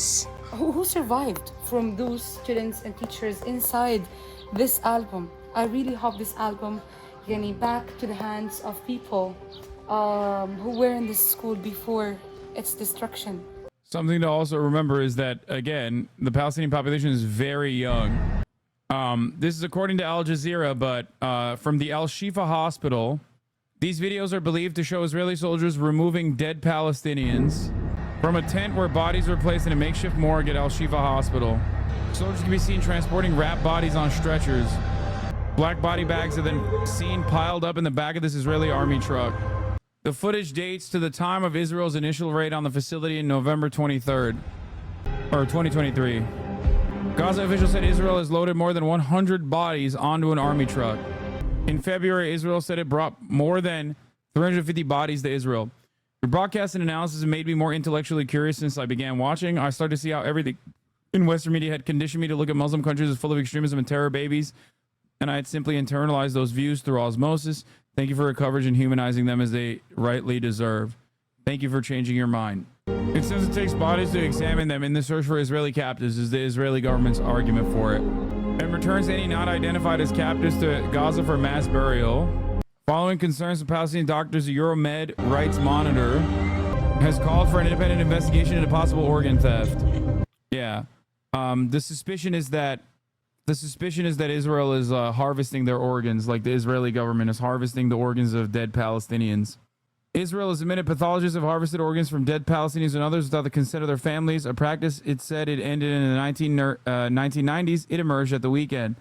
The admission by the former head of the country's forensic institute followed a furious row prompted by a Swedish newspaper reporting that Israel was killing Palestinians in order to use their organs, a charge that Israel denied and claimed anti-Semitic. The revelation, and this is from 2009, by the way, chat. The revelation in a television documentary is likely to generate anger in the Arab and Muslim world and reinforce sinister stereotypes of Israel and its attitude to Palestinians. Iran's state-run Press TV tonight reported the story, illustrated with photographs of dead or badly injured Palestinians. The story emerged in an interview with Dr. Yehuda Hiss, the former head of the Abu Kabir Forensic Institute near Tel Aviv. The interview was conducted in 2000 by an American academic who released it because of the row between Israel and Sweden over a report in the Stockholm newspaper Aftonbladet. The thing is, it is fucking anti-Semitic. Like, this is literally borderline blood libel, right? The problem is, blood libel is not real. This actually is real. That's the fucking problem. Record high number of organ transplants in Israel in 2022. I mean, this is, that's not proof. But now, I don't know if that's why they fucking took the bodies and brought them into Israel by the hundreds. I don't. I remember hiding in the basement during the bombing of Belgrade because of what our leaders were doing in Kosovo. But when I see things like this and other war crimes of my short 29-year life, I can't not hate the West. I understand what death to America means. That being said, it has nothing to do with the Americans and everything to do with their government. Yeah. Aftonbladet is owned by a Zionist. Weird fact. Shit. Yeah. I don't think you can harvest organs unless they are immediately after death. I know. As it stands, you can get the corneas. Yeah, I mean, I don't know what they can use from the body long after they die, but I'm pretty sure decomposing fucking bodies do not have valid organs for transplant. As long as you cut it off right after you get bit, you can use it. Good one. Read the next paragraph of the article. Channel 2 reported that in the 1990s, specialists at Abu Kabir harvested skin, corneas, and heart valves and bones from the bodies of Israeli soldiers, Israeli citizens, Palestinians, and foreign workers, often without permission from relatives. The Israeli military confirmed to the program that the practice took place, but added, this activity ended a decade ago and does not happen any longer. Hiss said, we started to harvest corneas. Whatever was done was highly informal. No permission was asked from the family. However, there was no evidence that Israel had killed Palestinians to take their organs, as the Swedish paper reported. Aftonbladet quoted Palestinians as saying, young men from the West Bank and Gaza Strip have been seized by the Israeli force and their bodies returned to the families with missing organs. The interview with Hiss was released by Nancy Sheffer Hughes, professor of anthropology at the University of California, Berkeley, who had conducted a study of Abu Kabir. She was quoted by the Associated Press as saying that while Palestinians were by a long shot not the only ones affected, she felt the interview must be made public because of the symbolism, of taking the skin of the population considered to be the enemy is something just in terms of its symbolic weight that has to be reconsidered. Ultimately, the reason why I don't talk about the organ theft that much specifically is because while it is a practice that has happened, in the past, I don't know personally. I don't think we have enough evidence. That's why Euromed Monitor is calling for an independent examination. Anyway, Hiss was removed from his Fuck. Where's the admission? Yeah. On the 23rd of December 2009. Fuck, I'm getting hiccups. Zin hiccups. Ahmed Tibi, an Arab citizen of Israel and a member of the Knesset, testified that he had evidence indicating that organ theft continued, citing the case of Fadl Ordal Shaheen, a Palestinian from Gaza who died of diabetes in 2009. Tibi related that after Shaheen's body was returned to his family with bleeding from the eyes and a deep cut through the body, the family said that both corneas and kidneys were taken from his corpse. Tibi asked for the complaint to be investigated and also for a government probe on whether the organs were being harvested from Palestinian prisoners in Israel. Yaakov Litzman, the deputy health minister, responded that he would investigate the case with all seriousness. That was after the 2009 admission saying that the practice had stopped after the 90s. By the way, this is for those of you who are shocked by this is also super old school colonial operations, and not even old school colonial operations, but like the bodies of the Africa family that died in the 1985 move bombing that occurred in Pennsylvania and Philadelphia, in a Philadelphia neighborhood. Their bones were literally kept at a university until recently. So it's not just old school colonial bullshit, like taking the bones of people that you have destroyed and killed and using them for furniture or whatever the fuck you hear about back in the day. It's still something that America has done, even to this day. Anyway, so yeah, I don't know the full extent of the potential for organ harvesting. Former president is under fire for... But we are moving on from that to America, the land of the free, the home of the brave, and our favorite character, Donald Trump, who posted something on his social media, and there was a little secret in there in his latest video. Let's watch the video first. It's 30 seconds. What happens after Donald Trump wins? What's for America? The economy booms.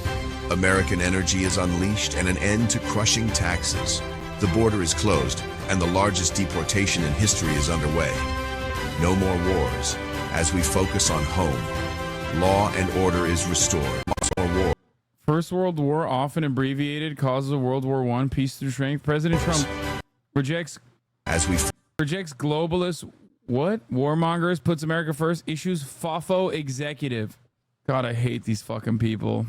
Focus on home. Law and order is restored. The American dream is back, and the best is yet to come. Make America great again. So he posted this. A video he posted on social media that used language from Nazi Germany. The latest in a series of anti-Semitic and authoritarian statements from Trump and his campaign. Rachel Scott has the story. Good morning, Rachel. It's so funny because, oh my God, Israelis love Trump. The most popular politician in Israel still is very much Trump. Rachel. George, good morning. Of course, it is normal for presidential candidates to share videos with their vision for the country. It is not normal for those videos to include references to Adolf Hitler and Nazi Germany. The Trump campaign tells us this morning that this was a video that was shared by a staffer while the former president was in court, and that staffer missed the reference, but it was still left up for several hours. Former President Donald Trump sparking backlash this morning after a video posted to his social media account seemingly suggests there will be a unified Reich if he wins the 2024 election. Donald Trump wins. What's next for America? Those words are largely associated with Nazi Germany and Adolf Hitler's Third Reich, another name for his Nazi regime. I don't believe that it is stock, Adobe Editor stock. You want to know why? Because they also have a fucking subtitle later in the goddamn video where it says he's going to execute a FOFO executive order. No, I think they just like put it in there for funsies. But also, once again, I don't care. This is literally like looking at the rune symbolism at CPAC and being like, oh my God, are they secretly trying to be Nazis? While like on top of that supposedly rune-like symbol, they're literally saying Nazi shit. Like, it's not a secret, man. It's not. He just straight up is like, there's another fucking... Dude. We're talking about, like, the unification of the Reich or whatever in one of the headlines, while one of the other headlines is 15 million illegals deported. The 30-second video features hypothetical newspaper articles of Trump celebrating a victory in November. That phrase appearing 3 times, including under the headline, "What's Next for America?" It includes references to World War I, citing German industrial strength and peace through strength. Another headline suggesting Trump would reject globalists, a phrase often used by the far right as an anti-Semitic slur. In a statement, Trump campaign's... It's so funny. How do these guys parse through that where they're like, I hate globalists. And by that, I mean Jews. And also, I love Israel. Like, Donald Trump loves Israel, bro. What are we doing here? How does that work? It's so funny, dude. They're like, yeah, that's right. We hate the Jews controlling the media. We love Israel, though. we love when Israel's blowing up Palestinians. It's my favorite thing. Press secretary says this was not a campaign video. It was created by a random account online and reposted by a staffer who clearly did not see the word while the president was in court. The American dream is back. The Trump campaign deleted the video after several hours, but it's not the first time Trump has used language similar to what Adolf Hitler once wrote. Just months ago, he declared immigrants are poisoning the blood of America. They're poisoning the blood of our country. Yeah, that was really fucked up. Good thing Biden is like also directly in agreement with Donald Trump. Maybe not on the aesthetics, but on policy, they are completely aligned, which only gives more credence to Trump to further push an even more right-wing ideology on immigration. Country, that's what they've done. This morning, the Biden campaign issuing a statement saying Donald Trump is not playing games. He's telling America exactly what he intends to do if he regains power, rule as a dictator over a unified Reich. The Biden campaign calling this a pattern, noting that the former president had dinner with a white supremacist 2 years ago and also once said that there were very fine people on both sides after the Charlottesville white supremacist rally. We asked the Trump campaign why this video was left up for several hours, and they did not respond. It was a very unusual day in the courtroom yesterday. Some are describing it the most incredible scene in the court so far in a trial that's been full of firsts. In Donald Trump, where he's on trial, accused of illegally hiding hush money payments. At one point, the judge stopped a defense witness in mid-testimony.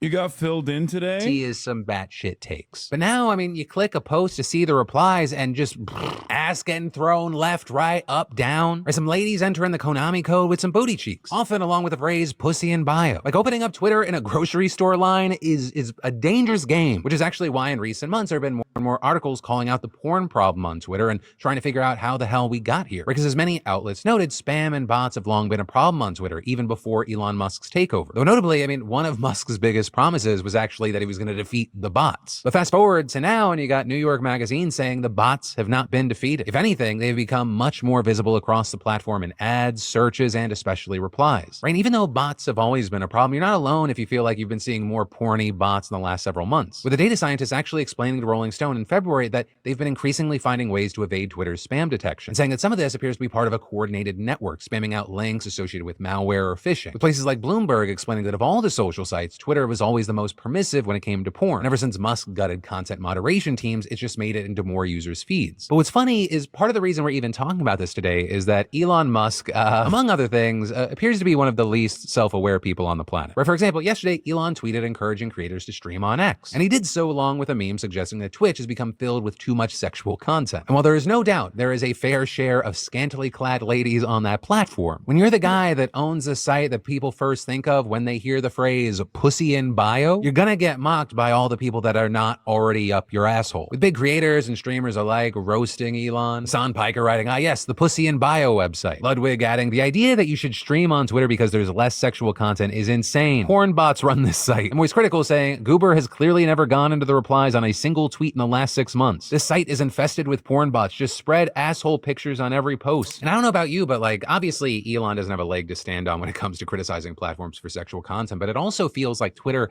is just less usable. Like if a situation blows up enough, it's like, okay, it feels current, it feels like something's happening, but the amount of old content being repurposed and just shit that I'm not interested in being recommended to me is at an all-time high. And I hate that.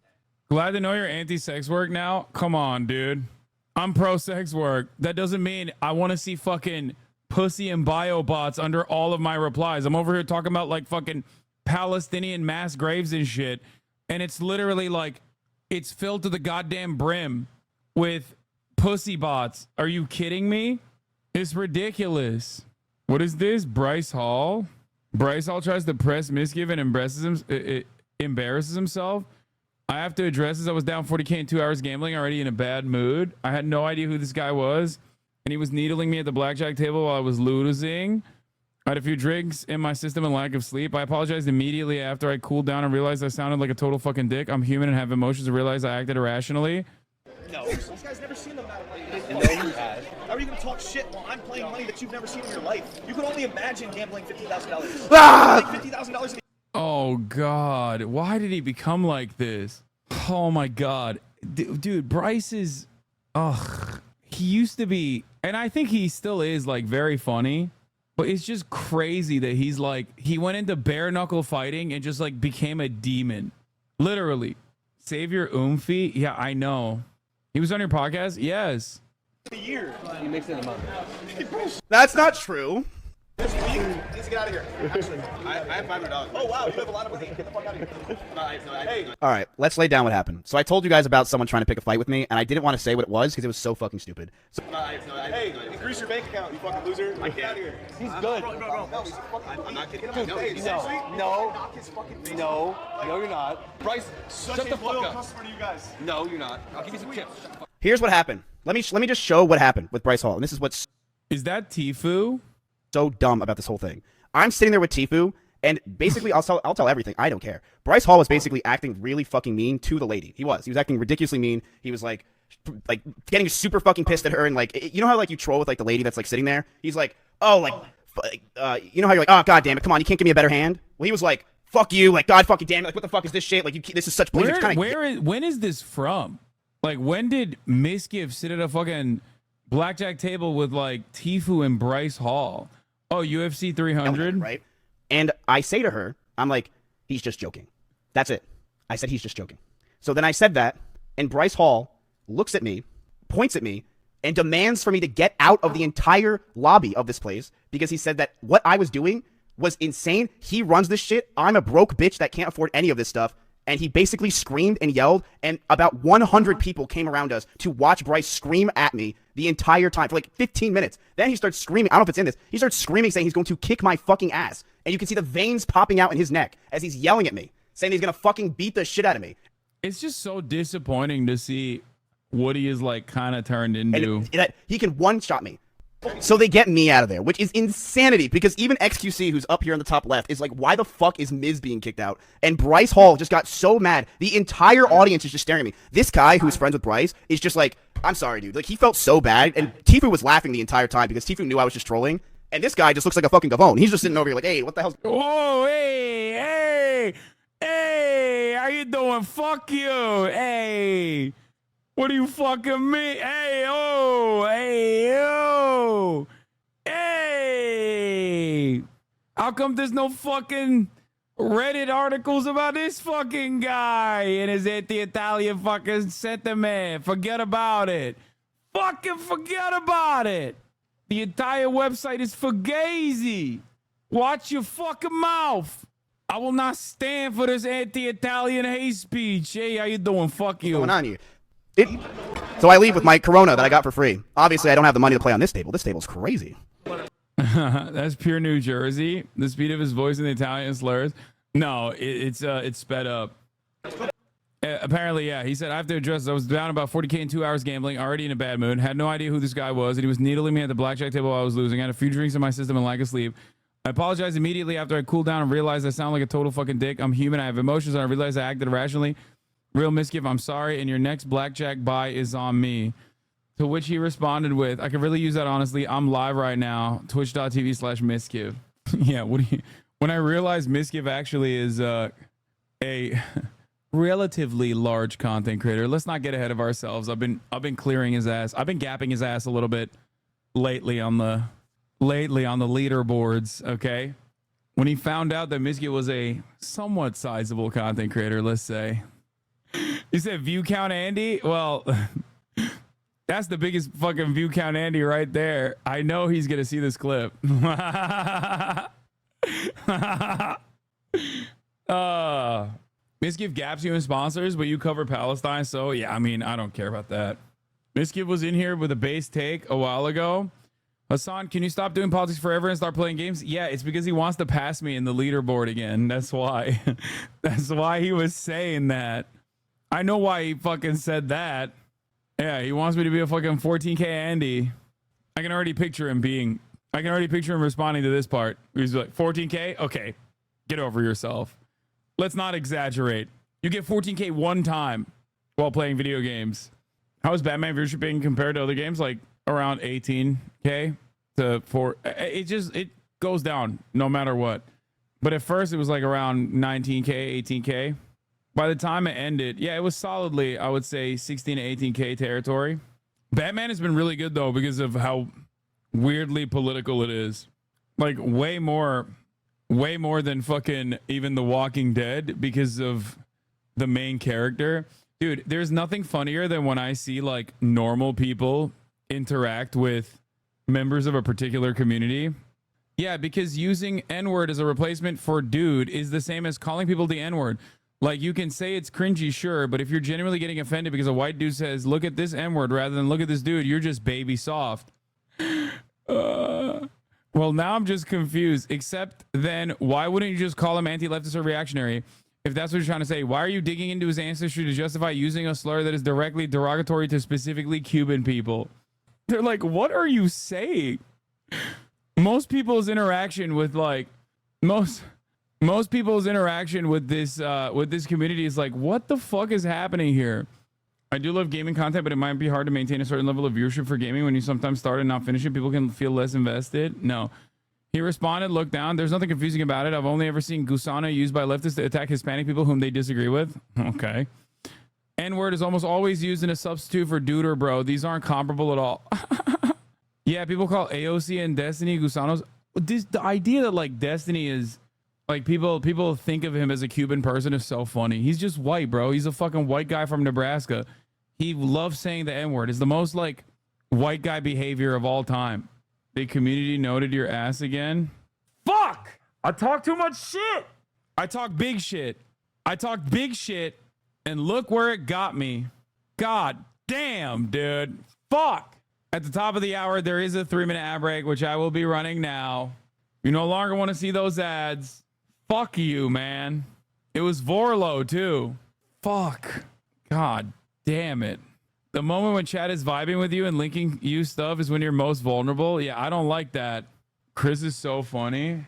Anyway, I'm running the 3-minute ad break now. God damn it. Fuck. I got absolutely eviscerated. Here's the 3-minute ad break now. Fuck you guys.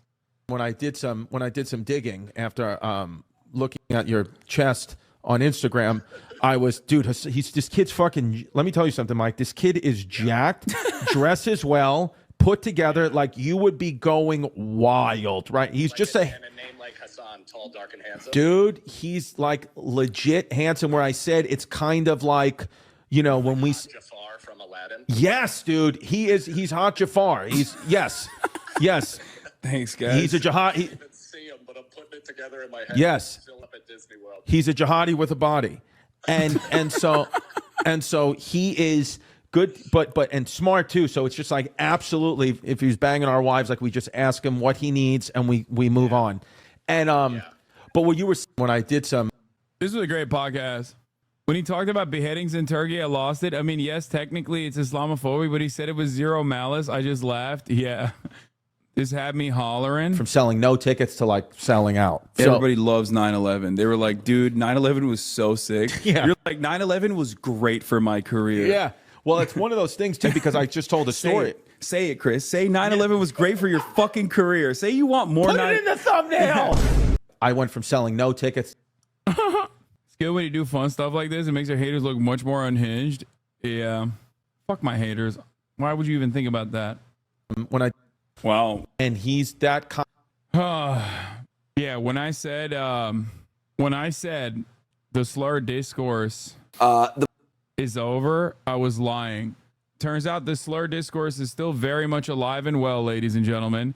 Aiden Ross had a fucking homophobic rant, and apparently XUC defended it. Rex, you're a fucking pussy. I'll beat the ever living shit out of you, crack. Shut the fuck up about dumbass platform. I get in here. You're gonna server mute him, and then Okay, then justified it. Okay. You know what? You know my take. You want my take? You want me to defend it? I'll defend it. I actually will. Oh, you know what? Then justify it. Yep, I said it. If you threaten somebody's life, I don't give a fuck. You can tell them whatever you want. Everything's on the table. If you go and you threaten somebody's life, I don't give a fuck. You can tell them anything the fuck you want. Everything is on the table. You barber dial, son. Okay. When you harm somebody, there's nothing you can do. They're physically harmed, and there's no going back. When you say some words, there's only so much it can achieve. If you threaten somebody's life, I don't give a fuck. If you watch the whole video, the guy was shitting on Train for promoting gambling and saying he's an anti-gambler. If you stop engaging with these drama perverts, they go away, though. You keep engaging with them like the slur discourse.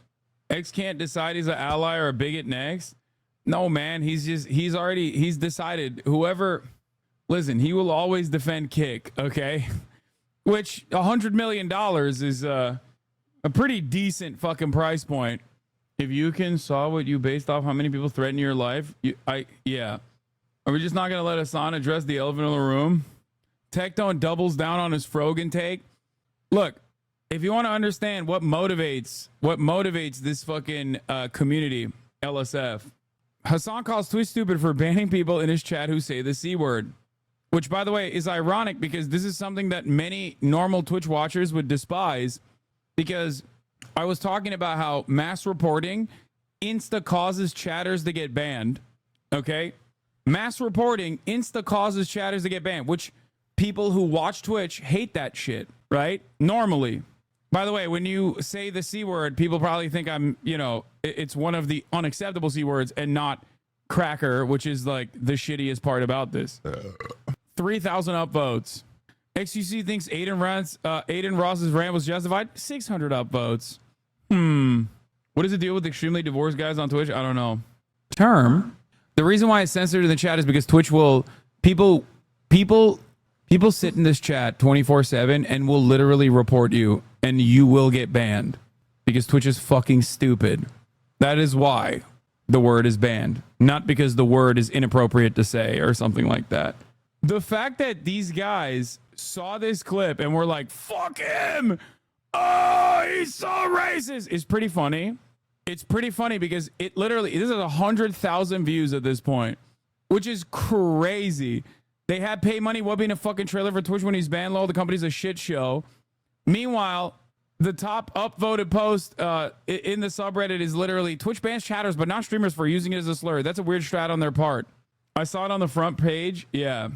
Literally doing the same thing as tagging at Twitch on Twitter to tattle on you. Yeah, it's so fucking stupid.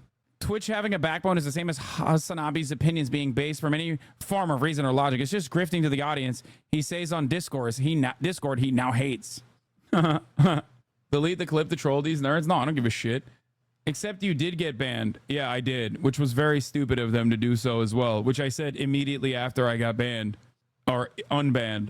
But yeah, that one really, really motivated Reddit. The reason why I'm showing you this, by the way, is because Reddit is not fucking real life. Okay? It is less real life than even Twitter is. Why is it not real life? Because people get really motivated on one particular subreddit, and it can command you. It can lead you into believing that like a lot of people genuinely think that this is like truly unimaginable cruelty. Saying the word cracker. Okay? Everywhere in the real world, you'd be like, this is the most ridiculous thing you've ever brought up. Yeah, it misleads consensus, which is why I always urge you to not go to like r/world news. I get so sad thinking about Tectone. I genuinely think he's a good guy, but he went down a right-wing spiral. He watched Matt Walsh on stream once. Ew, what? I have not watched the new Elden Ring DLC trailer yet. It's definitely an alt account posting those clips from a certain community. It doesn't matter. It is pretty funny. It will always be funny that these guys have to like resort to crying about the term cracker because they're too embarrassed to openly admit their real worldview. Many of these Redditors have to resort to a permanent victimhood narrative rather than say what they actually want to say. Luckily for them, Divorcelli is openly advocating to be able to say it. But yeah, has gotten literally straight up like a 2-week long conquest of people calling her the worst shit possible. Like what? Fat? Including but not limited to Tectone. Deserved.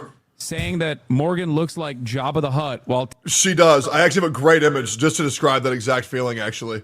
Wait, did he not show the part where I said, Tectone, look at what you look like. Have you seen a mirror? She does. Oh, no, he cut it out. He cut that part out. Come on, please show it. I hope okay, here we go. Okay, ready for this? I found the image right here. Yep. It's great. It's really fucking great, isn't it? Yeah. And it's just... I just don't get it. He heard it and he disagrees with you. Deserved. And you want me to tell you why it's deserved? Somebody can change the fact that they're fucking fat. Someone can't change their race. And that's why if you have a problem... Tectone is right. He's right. White people are under attack. He's right about that. By other white people.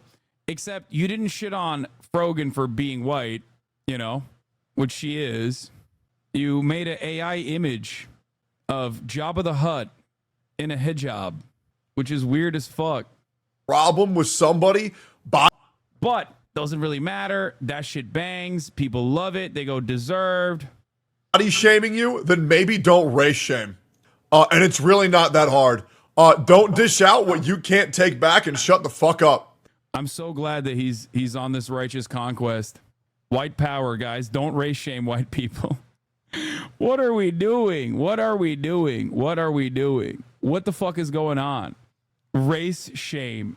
It's super cool how 7 massive content creators could bully one single small streamer and it's just a normal fucking day on LSF. I know. It's like, it is pretty fucking wild. He's short of memory. Has he forgotten he was also fat? Yeah. No, I think that's what he's saying. He was like, I was fat and I'm no longer fat. It's additionally ironic because like Ludwig himself doesn't give a shit about this as much as Tectone does, apparently. But thank God for Tectone for defending the white race. Yeah, I said you cannot body shame people when you look like that. That's crazy. That clip, I'm sure he will. I don't really care. You're being racist, dude. These are 2 different white people, I think. Stop being racist to white people, guys. What has become of this community? Oh my God. What? Okay, stop. Yeah, the hate fat people get is really the same as being Muslim in America. Yeah. All right, let's get back to white people and their many crimes. And that's right, I'm talking about fucking Bill Maher. The book is really good. You've described it as being like the Bible. You can pick it up. Actually, I mean, I guess I could also reference Anderson Cooper as well as white crimes in general. Just read it. I'm not sure. A lot of people will agree, but I get what you mean because you can. I'm just saying you should put it by your bed, you know, on the nightstand and read a few passages each night because. But it's basically your commentaries from the last 20 years, re-edited and kind of reimagined. Divorce Funny Keg W, Billboard. Okay, listen. One of my favorite people in this space is also a divorced dad. His name is Sam Cedar. Okay? It is not about the divorce. It's what the divorce turns you into. It's the dynamic between manlets and short kings. Everyone has the capacity to be a short king, and many are. And yet there are still manlets out there. One can be a divorced dad without even being divorced or a dad. It's about the energy you put out there. I'm actually going to skip Bill Maher. I don't want to fucking get mad. What is this? This is a degree of hating. I agree with every syllable written, to be honest. There ain't no fucking way I'm... What? There's no way I'm reading that. There's also this this video that someone sent me about whether the Ottomans were a Roman dynasty. And I kind of want to watch it. But I'll do it after the Elden Ring trailer. Mikula the Kind spoke of the beginning, the seduction, and the betrayal, an affair from which gold arose, and so too was Shadow born. Oh my God. What followed was a war unseen, one that could never be put to song, a purge without grace or honor. The tyranny of Mesmer's flame. Can't wait for you to start the game and quit it after 2 days. How ironic, Israel. Brother, if there's one fucking game I play to finish, it's From Software games. You must be new here for saying that. Unless you meant it'll only take me 2 days to fucking clear it. No, Armored Core doesn't count. It was too complicated, and I'm not like a big fan of mecha stuff. Wrong, you abandoned Armored Core 6. Yeah, it's just I'm not a fucking mecha fan. These are politic viewers masquerading as gamers because you didn't play their precious leftist epic in full. Yeah, I apologize to the politics frogs, but like literally we lost the gaming enjoyers and half of the fucking politics fans when playing Disco Elysium. So, you know, that's ridiculous. If you don't show up, hold on, I'm going to keep watching. Hold on 1 second. If you don't show up for gaming, don't complain when the game gets quit. I literally played Disco Elysium by myself, and I love it. And so kindly Mikula would abandon everything. His golden flesh, his blinding strength, even his fate. But we are not deterred. We choose to follow. You walk with us. Shit, man. I don't have a lot of time. I have an exactly 1 month to get back into Elden Ring and beef up a character all the way to the point of the expansion. Care to explain? Lamau, I definitely died infinitely less than Kai. What the fuck? To be fair, I mimic cheese. I did die way less than Kai when I played it. I think this time I'm going to do a no mimic run. Hop on the Elden Ring randomizer run king. No, I don't want to do a fucking... Well, I can't use your old character. I could. I have my old character. If you start now, you'll have time for Elden Ring. What? No, I'm gonna fucking play Batman in a second. Actually, not even in a second. I'm gonna play Batman now. Let's do it. It's The Bat. Episode 2 of Batman starts now. Lock the fuck in, baby. Everybody needs to shut the fuck up about Disco Elysium permanently and forever. I apologize to all of the people that feel bad that I didn't play it. But once again, I will reiterate that streaming is my job. Okay? It is my job. Disco Elysium is a phenomenal work of art, and I greatly appreciated and enjoyed it when I played it, when I got banned for saying the C word. Cracker. Having said that, however, it is not a very good stream game. It's not. It's literally a novel, bro. It is a virtual novel. And it doesn't keep people occupied in the same way that like Batman is jam-packed with action and has a lot of like fun opportunities to make fun of billionaires and shit like that. How do you do cross crowd play? Sign up for a Telltale account and invite friends to crowd play your story. Should I do it? No, I'm not gonna do it. Batman episode 2 begins. Oh my god, look at this. Episode 2 literally still has me featured as a fucking orphan getting watching my father get shot. Jesus Christ, Batman, build a bridge and get the fuck over it. You are literally 45 years old. A revolution. Hold on, let me spam it one more time. Hey guys, I don't know if you know this, but I'm Batman and I was orphaned as a child. He's knocking on Gotham's door. When this whole thing starts, make sure you're on the right side. Mr. Wayne, thank you for opening your house to us. Together, we will change Gotham. Harvey Dent, Gotham's next mayor, and eager to know you. Vicky Vale, not interested, and reporter for the Gotham Gazette. Carmine Falcone? Is the Dent campaign soliciting votes from Gotham's biggest crime family? Your father knew which hands to shake. The biggest crime family is the Clintons. Okay, get it right, Don't lady. you know not to corner a wild animal? It's dangerous. God damn, dude. I can't wait to have sex with Catwoman. Yeah. And Vicky, too. This is Selina. How many? The pieces. Double sexo rum, baby. Falcone's calling card. The chemicals. Where are they? We're all being played here, including you. Christ almighty! This was insane.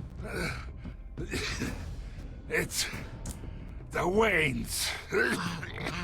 Well, the Waynes are the biggest gangsters in Gotham. That was the nice option, chat. Apparently the brutalized option has you impale his leg. I suspected as such. Did you adopt a chatter and raise him as your Robin? No. You don't have to do this. You now, Master Bruce. Yeah, it turns out his parents were fucking dumb because they were criminals, dude. Which in Batman's world is just, I might right? find you here. The news was upsetting for both of us. but you should see this. I know you come here for solitude, Bruce. More allegations about his ties to the underworld. This isn't going away. It's all so public and messy. Tell me, all of this is a lie. I wish I could. There are no angels in Gotham, Bruce.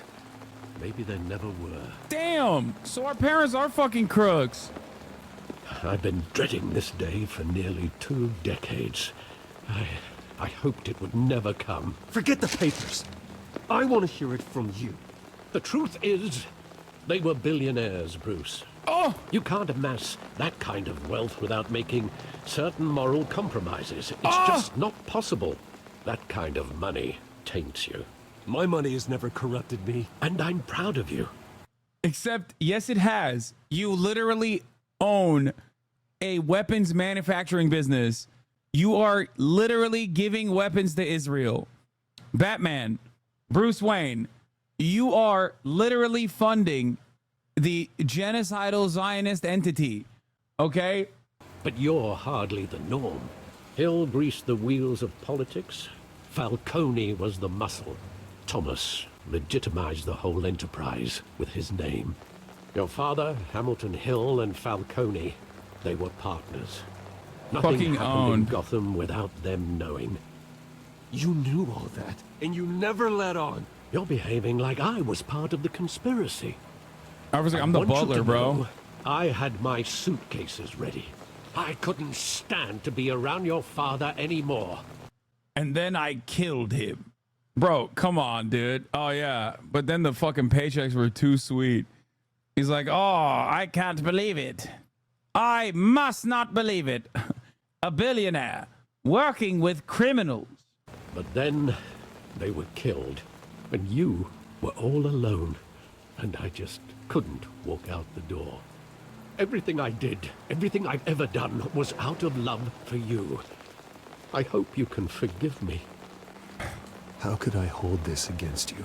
Yeah, of course he all I've forgives got, you. Alfred. Thank you. Ultimately, his daddy is the one that's the criminal, okay? Alfred is fine. Alfred at best is an enabler. You know what I'm saying? I won't let you down again. This is the first time I've been back here since that night. When the police called me to collect you, I thought they'd finally arrested your father. I couldn't believe a low-life thug like Joe Chill would have the audacity to rob and kill Thomas Wayne. Joe Chill? He was simply too well known. That's the name of the fucking guy who killed... That's the name of the guy who killed my dad? What a fucking L, dude.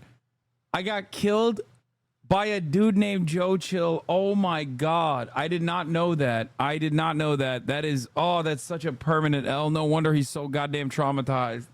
Hey, what's up? I'm Joe Chill. I'm chilling. Oh, hey, please kindly give me your wallet over here. Just kidding. I'm here to kill you. Too big. Yet, there it was. If my father was that deep in crime, he would have had enemies. Well, it's a fair assumption. You don't think. World's worst detective of all time, by the way. You didn't even detect that your dad was a part of a criminal enterprise and suspected that he might have been killed for that reason? God damn. You always said it was a simple mugging. In 20 years, you've never wavered from that story. I can recall every moment of that night in vivid detail. Oh, here we go. Wrong. Sometimes we block out things we don't want to face. Maybe there was some detail I overlooked. Oh my God, we're detecting our father's murder. Oh, hell yeah. Classic. Hey, I'm Joe Chill. I want him Look at me, I got a turtleneck blazer combo. Now. And what would the Batman do with his own parents' killer? The possibilities are frightening. I'd only want to ask him one question. Why? My parents could have given him anything. Why would he just shoot them? He was stabbed to death in prison. No one mourns for Joe Chill, Bruce. Wait, what? They stabbed his ass in prison? That's an assassination, bro. They fucking burned him. That's crazy. Why would they? Yeah, no loose ends, dude. Why would they fucking kill a guy who like shot and killed a billionaire? Ain't nobody gives a fuck about that. It's not like he's a chomo or some shit. He just wanted to protect us. He thought he was invincible. Sadly, he was mistaken. I always wanted to be brave, just like him. And you are. He would be so proud to see that you took a different path. Would he though? He'd probably be like, dude, don't fucking shit on Falcone. That's my homie. I'm sure there's a way that they'll justify his like criminal behavior. Like, oh, Falcone duped him into thinking that he was, you know, that he was doing honest business or whatever. I love that movie. Saw it countless times at that theater. How long did it play there? Only when you wanted to see it, Bruce.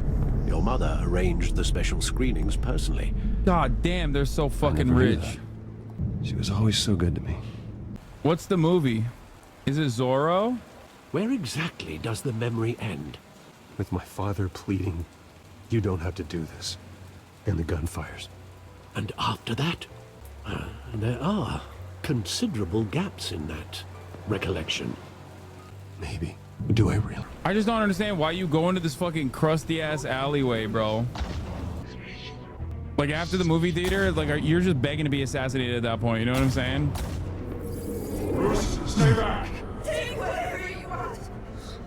Nothing personal, just business. He told me you had it coming. You don't have to do this. Wait, he said he basically spelled out that he was doing an assassination, and for 20 years, the esteemed detective Batman still thought it was a simple mugging? That's so stupid, bro. You are the worst detective of all time. I am the worst detective of all time. I'm Batman. Nothing personal. I'm doing this as an assassination over here. That's right. I'm assassinating yous because you made a lot of enemies in the crime world. I'm Joe Chill. People be like, is trauma he was a child? Bro, okay. But he became Batman and he became an adult and he never thought to revisit this traumatic moment and just ran along with the narrative that he was his father was like a super nice guy and was simply killed with a mugging where there was nothing stolen. That makes no damn sense. I'm sorry. Oh my God. Oh my God. His dad literally said, tell Falcone. Oh my God.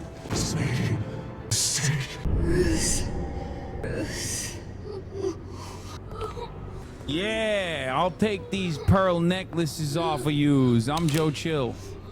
Bruce, are you all right? It wasn't a mugging. They were assassinated. And Carmine Falcone knows why.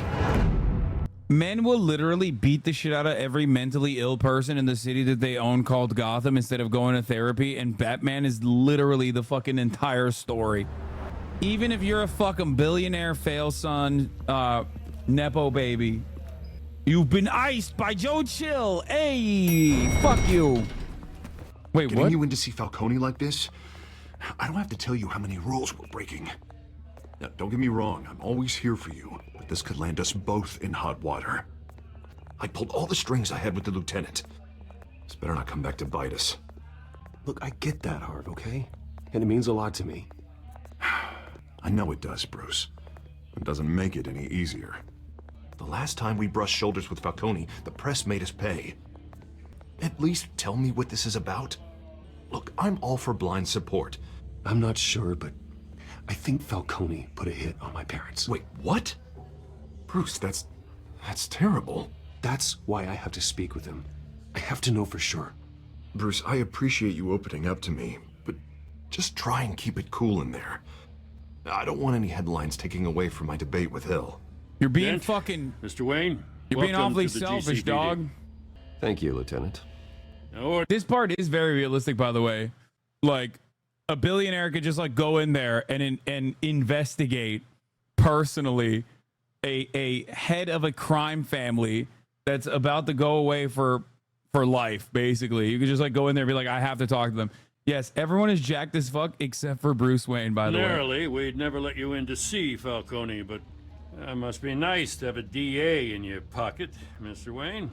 Bend the rules whenever you need it. Harvey's not in my pocket, Lieutenant.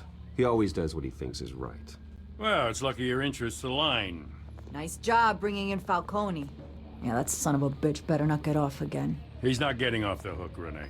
Not this time. Mr. Wayne, Sergeant Renee Montoya. I just wanted to say, you know, some of us police support you, despite what the media is saying. Classic. Thanks, Sergeant. Classic cuck. Classic fucking cuck. By the way, the idea that police don't support vigilantes because she's the one who is always fucking trying to cap Batman is bullshit. Every single one of these dipshits, every single one of these dipshits is a Punisher decal, okay? And the Punisher is literally Batman in Marvel in many ways. Also deeply fucking disturbed, deeply fucked in the brain, and is also enacting vigilante justice. So the idea that these guys would fucking hate Batman is ridiculous.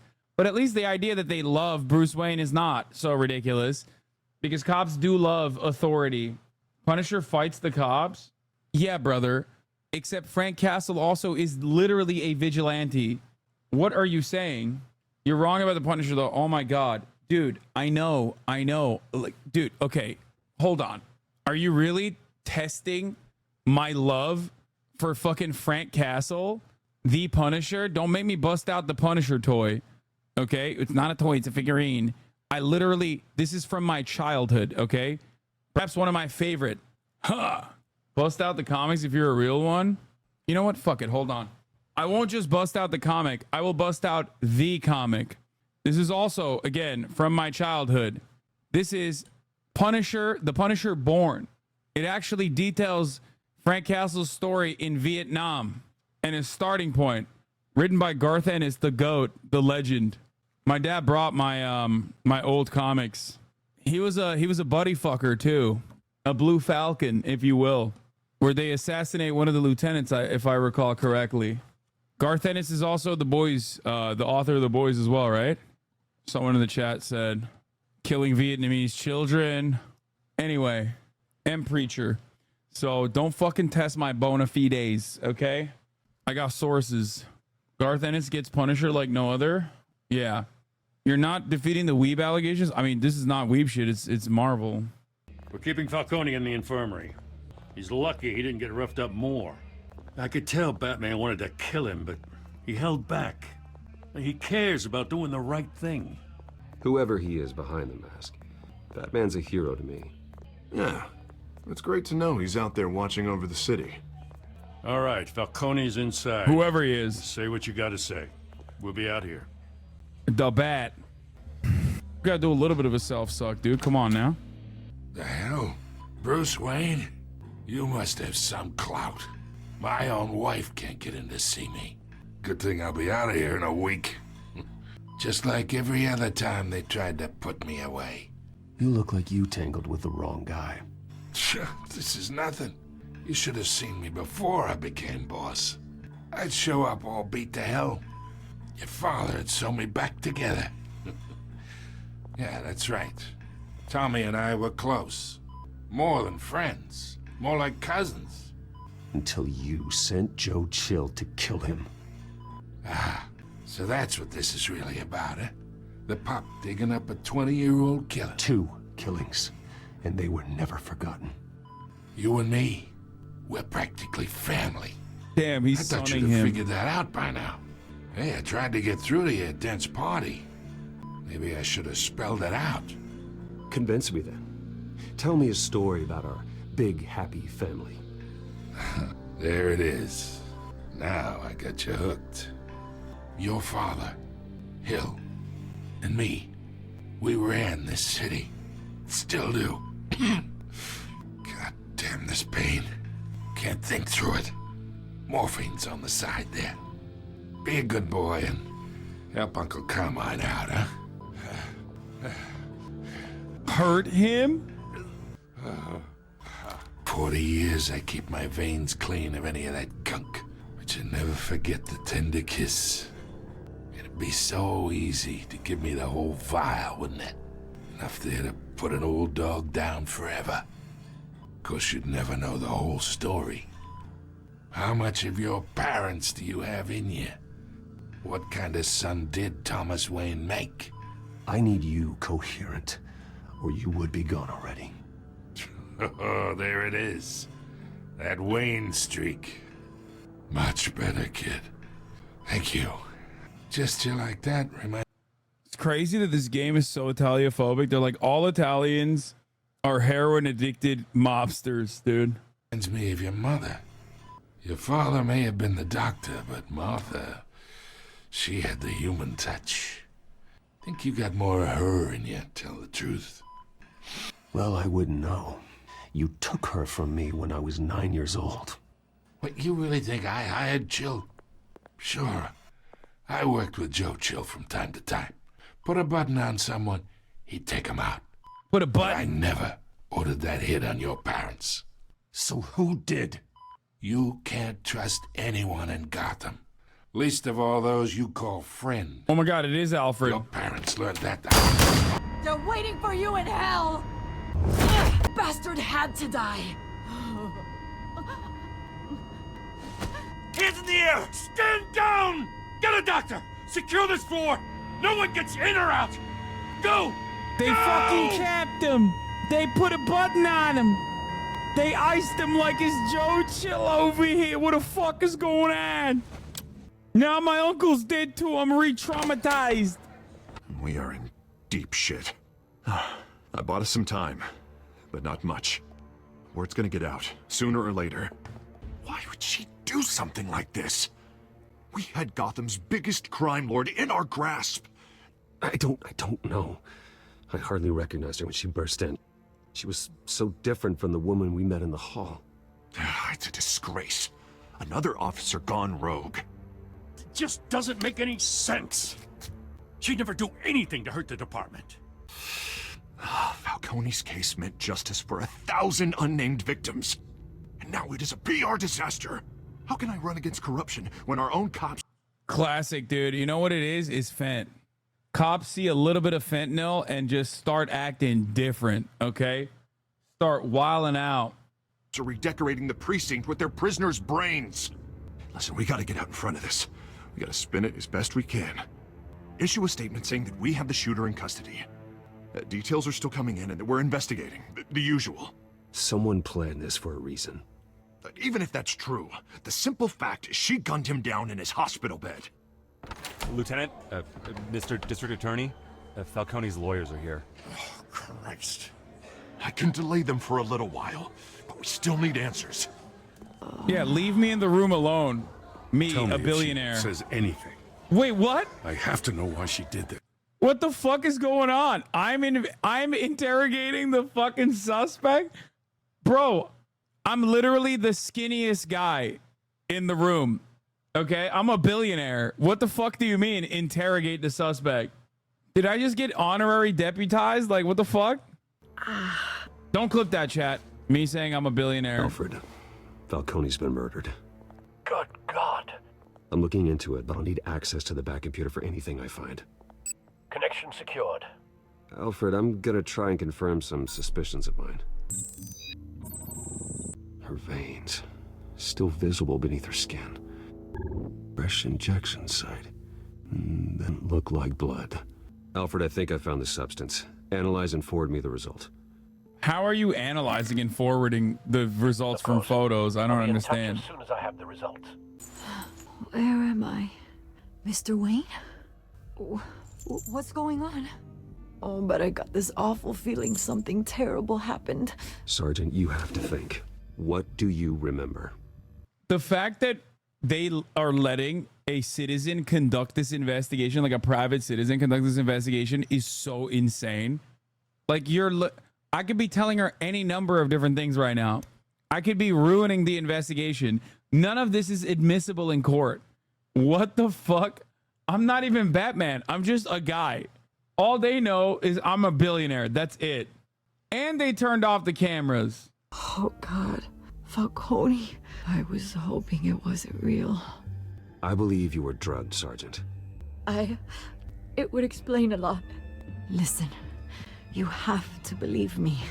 I talked big about hurting thugs like Falcone, but I would never betray the lieutenant. Everything is so foggy. I remember a sharp pain. There's an injection site on your neck. Then I just felt light, like I could do whatever I wanted. No guilt, no consequence.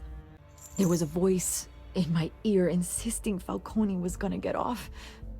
And all I knew was that I had to stop that. I had to. No matter what. The reasons why I should've. You did. They were a million miles away. Did you see a face? Could you ID a suspect? You stopped it all right. I don't think so.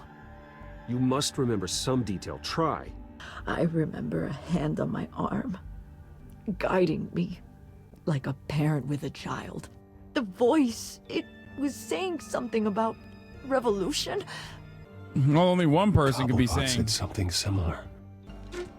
I'm so sorry, Lieutenant. I've let you down. We stalled Falcone's lawyers for now, but they'll be back. So how is she? Did she tell you anything? Yeah, don't worry about that now. I found evidence that she was drugged. A fresh injection site on her neck. I was out of my mind, Lieutenant. Please believe me. Hey, I do. Of course I do. Hey, get forensics in here. Now!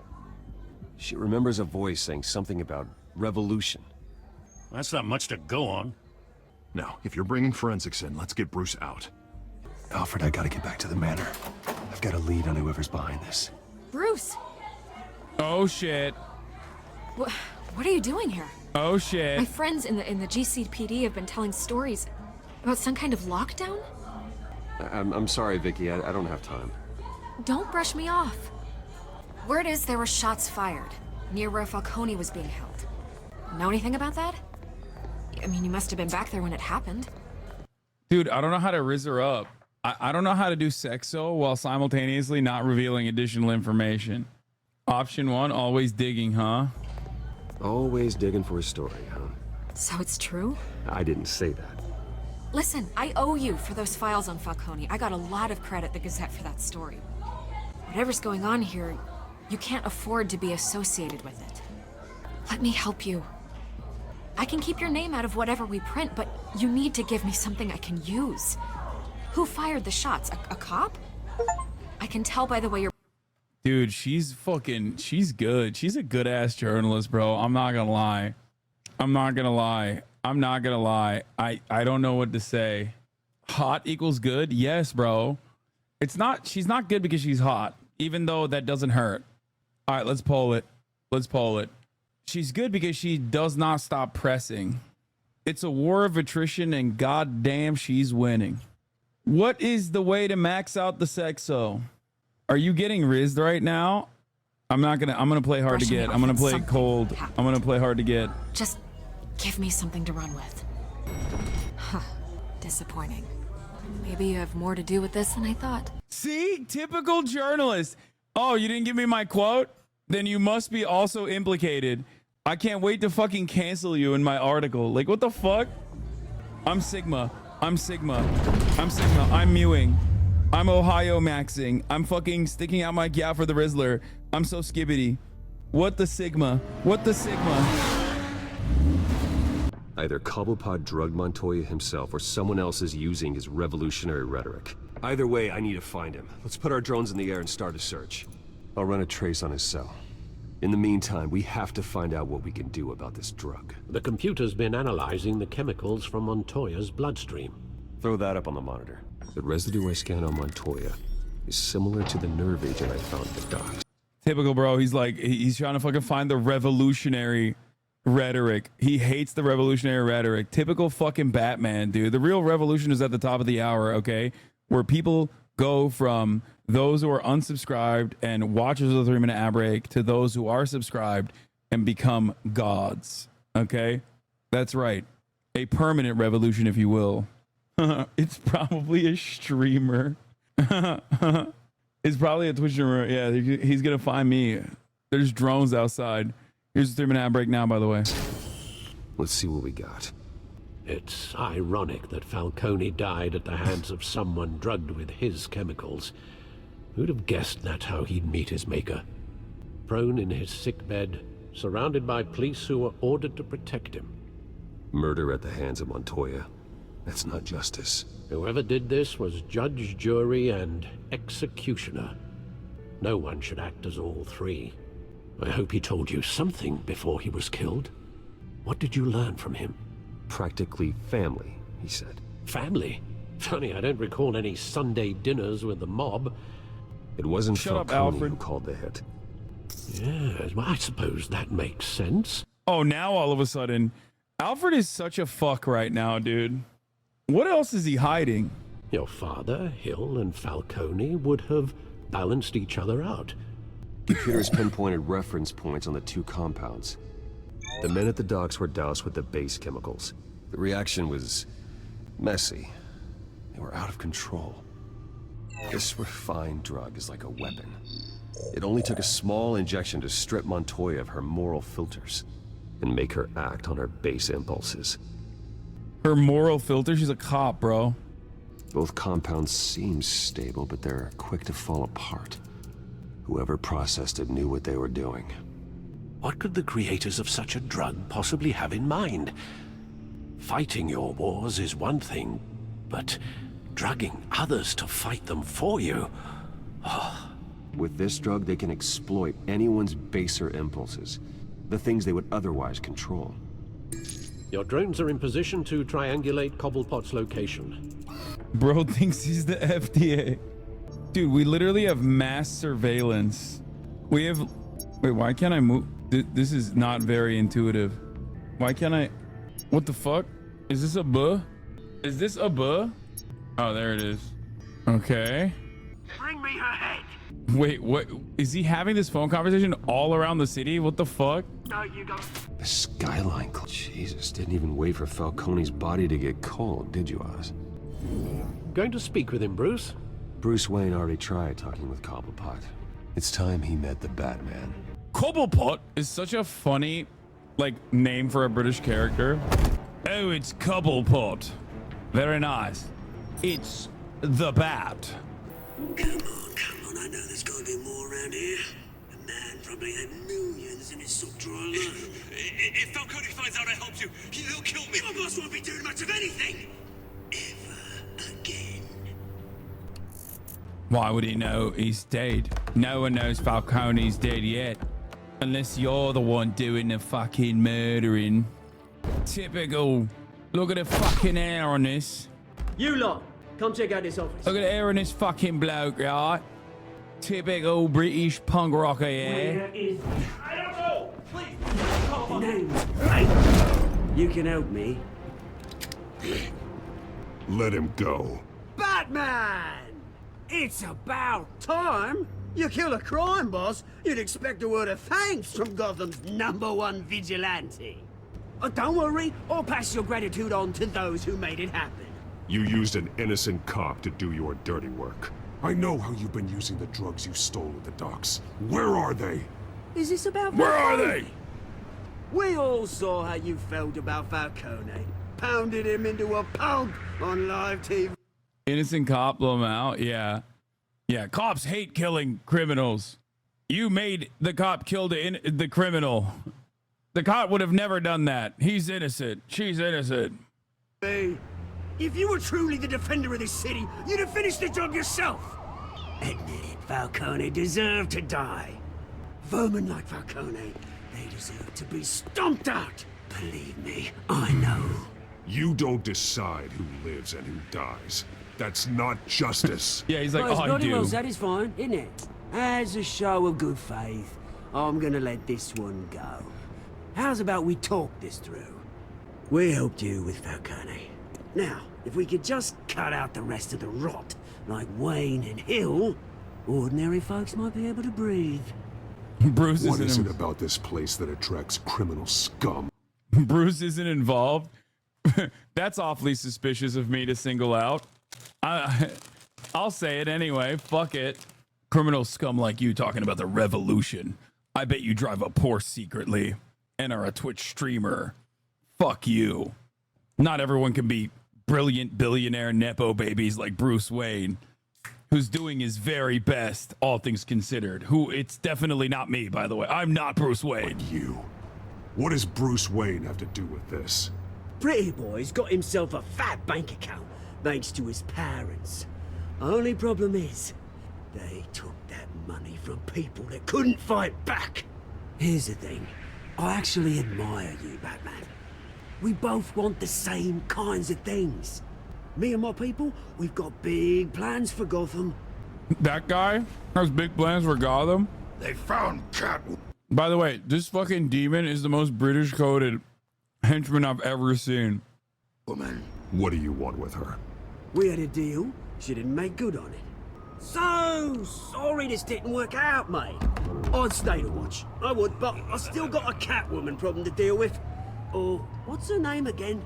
Selina. Yes! Oh, beautiful name.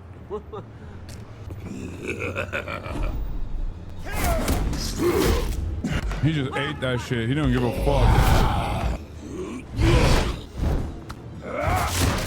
Gonna have to try harder than this.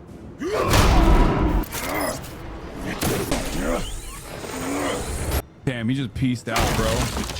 Track down Selina Kyle. I'll find her right away. Typical incel. Stalking women.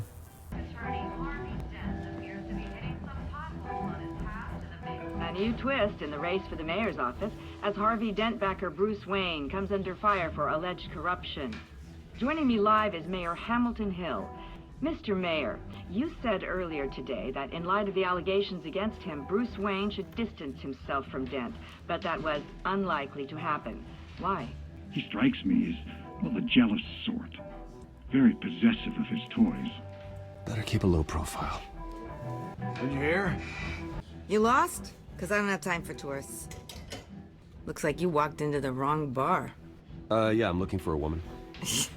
You wouldn't be the first. Selina Kyle, I'm told she practically lives here. Selina, huh? You don't strike me as her type. You'd be surprised. Hey. Damn! Don't I know you? It is you. Knew it. The cops take all your fancy clothes? Are you trying to lay low? Nice to meet you. Frank. Yeah. Funny seeing you here. So much in the papers. Whole other thing, meeting the man in real life. You're shorter than I thought you would be. Leave him alone, Frank. Man's just trying to have a quiet drink. He didn't seem to mind the company. But whatever. Damn, bro. Bruce Wayne's a manlet. Selina, I need to tell you something important. Better be an apology. You were supposed to take care of our mutual problem. Instead, you just pissed him off. Well, I've met a couple of his goons myself.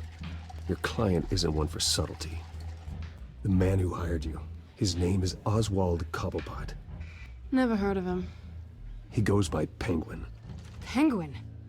Wait, that's Penguin? Wait, why did they make him sexy? Like, I mean, not really, but still. How does he, like, get shorter and grow his nose and stuff? What the fuck? Wait, Penguin throughout the years? Yeah, guys, that's the Penguin I know. Not like a twink, you know what I mean? What the fuck is this shit? Normally it's fucking... They CW'd my boy, my Penguin. I gotta pee. OV-ho. Let me hear you say OV-ho. Scatter. You've got to be kidding me. You should have just killed me on that rooftop. I'm dead anyway. When you screw someone over, you really screw them, Penguin. I'm going to deal with it, but I need you to tell me everything you know about him. I only know him by reputation. I'm surprised you never heard of him. He's a big deal across the pond. He's more dangerous than you think. I grew up with Oz. He's the first real friend I ever had. I'm not surprised. Questionable morals and a penchant for theatrics. You two have a lot in common. Owned. The question is, why Gotham? Why now? It's not like he's hurting for crime syndicates abroad. Why leave that? He thinks he's changing the world for the better, no matter the cost. Well, he's no Joan of Arc, that's for sure. Well, I'm not sticking around here to find out. Oswald, Penguin is about to unleash God knows what on the city. You can't just leave. A good reason not to be here when he does. You want to stay? That's your choice. I need you, Selina. That right? If Penguin is as deadly as you say, I need all the help I can get. Bruce, sweetie, the gallant knight thing, it really is adorable. But what would Harvey think? The two of us, working together? After all, I'm not really an all work and no play kind of girl. Harvey knows that. Keep Harvey out of this. The less he knows, the safer he'll be. I'm sure his safety is your paramount concern. Oh! You and I... Please, don't wreck my bar. Well, Bruce, you were right. Selina Kyle, Penguin says hello. Hello. Beat it. We're here for her. If you care about your own skin, you'll get the hell out.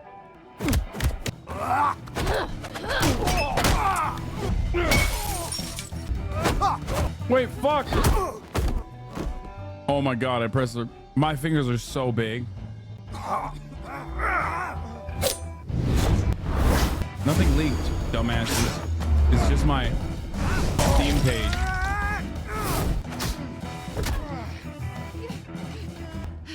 Nice of you to fucking play. Nice of you to play a tune. As I give you a proper skull bashing, yeah? I'll glass yous. I'll fucking glass yous like I'll give you the Glasgow smile, yeah? Fucking hell. We are definitely doing sexo after this. Nothing like a good fight to get you in the sexo mood. Not done yet.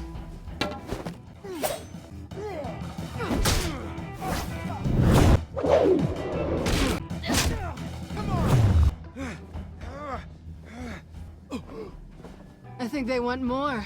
Then let's give it to him. We work well together. Now I got 2 weapons. You fight pretty good. For such a pretty boy. Honestly, the real crime is how ugly these fucking dudes are. Come on, this way.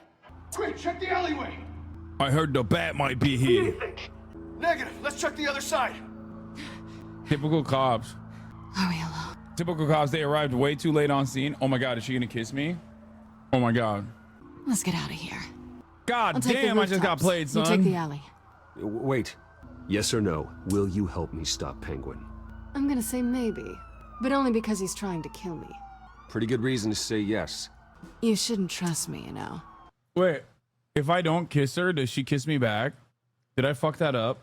Alfred, I'm uploading the contents of a smartphone to the back computer. Check to see if there's anything on the phone we can use. I was not being Sigma there. I'll be honest. I'll admit.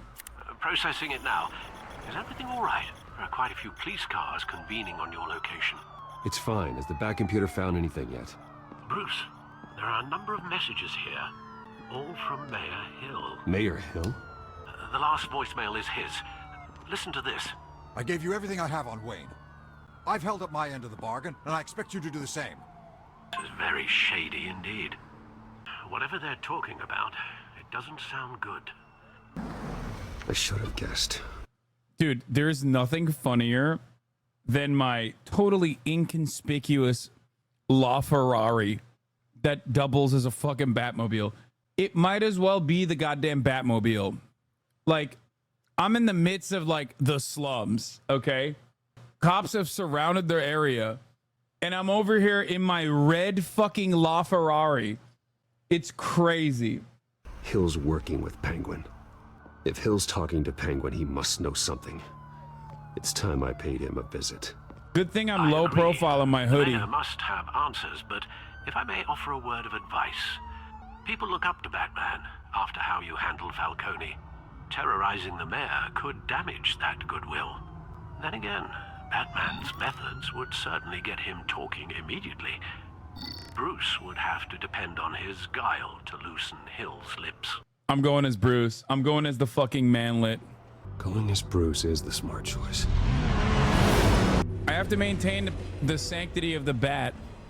It's a Batman game and he goes Bruce. I don't know if you realize, but this is a Telltale game, which is precisely the reason why, like, there is an unimaginable amount of Bruce Wayne moments in the game. The whole point is, it's not Batman, it's Bruce, man. Also, what is out of place about a fucking billionaire meeting a mayor? I own the city. He works for me. If I want to go there and talk to him about how my parents were killed and how I was orphaned for 8 hours, he'll shut the fuck up and listen. Sorry, the mayor's busy. Do you have an appointment? The mayor's I'm gonna say I'm Bruce Wayne. He really can't be disturbed right now. No, so you better tell him I'm coming. Sir? Bruce Wayne? To see you? He'll be right out. I'm not waiting. Bruce Wayne? Finally, you've come to see me. Of course, only after your name's been dragged through the mud. Don't get me wrong. I'm glad to see you. We can be friends, Hill. I'd like us to put aside our differences. It's easy to ask for peace when you've already lost the war. But I won't be the one to deny a fresh start. Damn. Your father... Bro, you look nothing like your campaign ads, man. Holy shit. Bro, you look nothing like your campaign ads. That's crazy. As I said, bro's catfishing the city. Oh my God. That honestly is a crime. That's electioneering. Father and I, we took this city and made it ours. Falcone too, rest his soul. We built everything we have. You were born with it. A soft boy like you wouldn't understand what it takes to rise to the top. Oh, I understand. Very well. I gave you everything I have on Wayne, held up my end of the bargain, and I expect you to do the same. Sounds like me. It is you. AI. So, what's your point? I take it you have one. Or are you just fond of my dulcet tones? Why attack me? Because of Dent and the campaign? Please, I have no animosity towards you. I'm in Cobblepot's crosshairs, same as you. But you fed them dirt on me. Only the files I seized from Wayne Manor. Your father, Falcone, and I, we had ways of getting anything we wanted. Damn, bro, my dad sucked. My daddy was doing all the worst shit.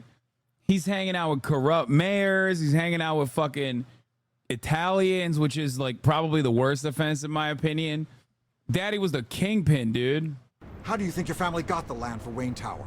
Cobblepot wants retribution because we took his family's land. Oswald's family signed it over to us. If that's true, then Oswald has a right to be angry. Is there any proof? Your father and I hid our tracks quite well. There's so much more I could share, if only we were friends. I could help you deal with Penguin, let you in on some family history. But I'm caught in a dogfight for my political career, and my rival has bottomless pockets. Now, if that rival were to say, drop out, or his advertising spend were to dry up. Oh my God. I might have a lot.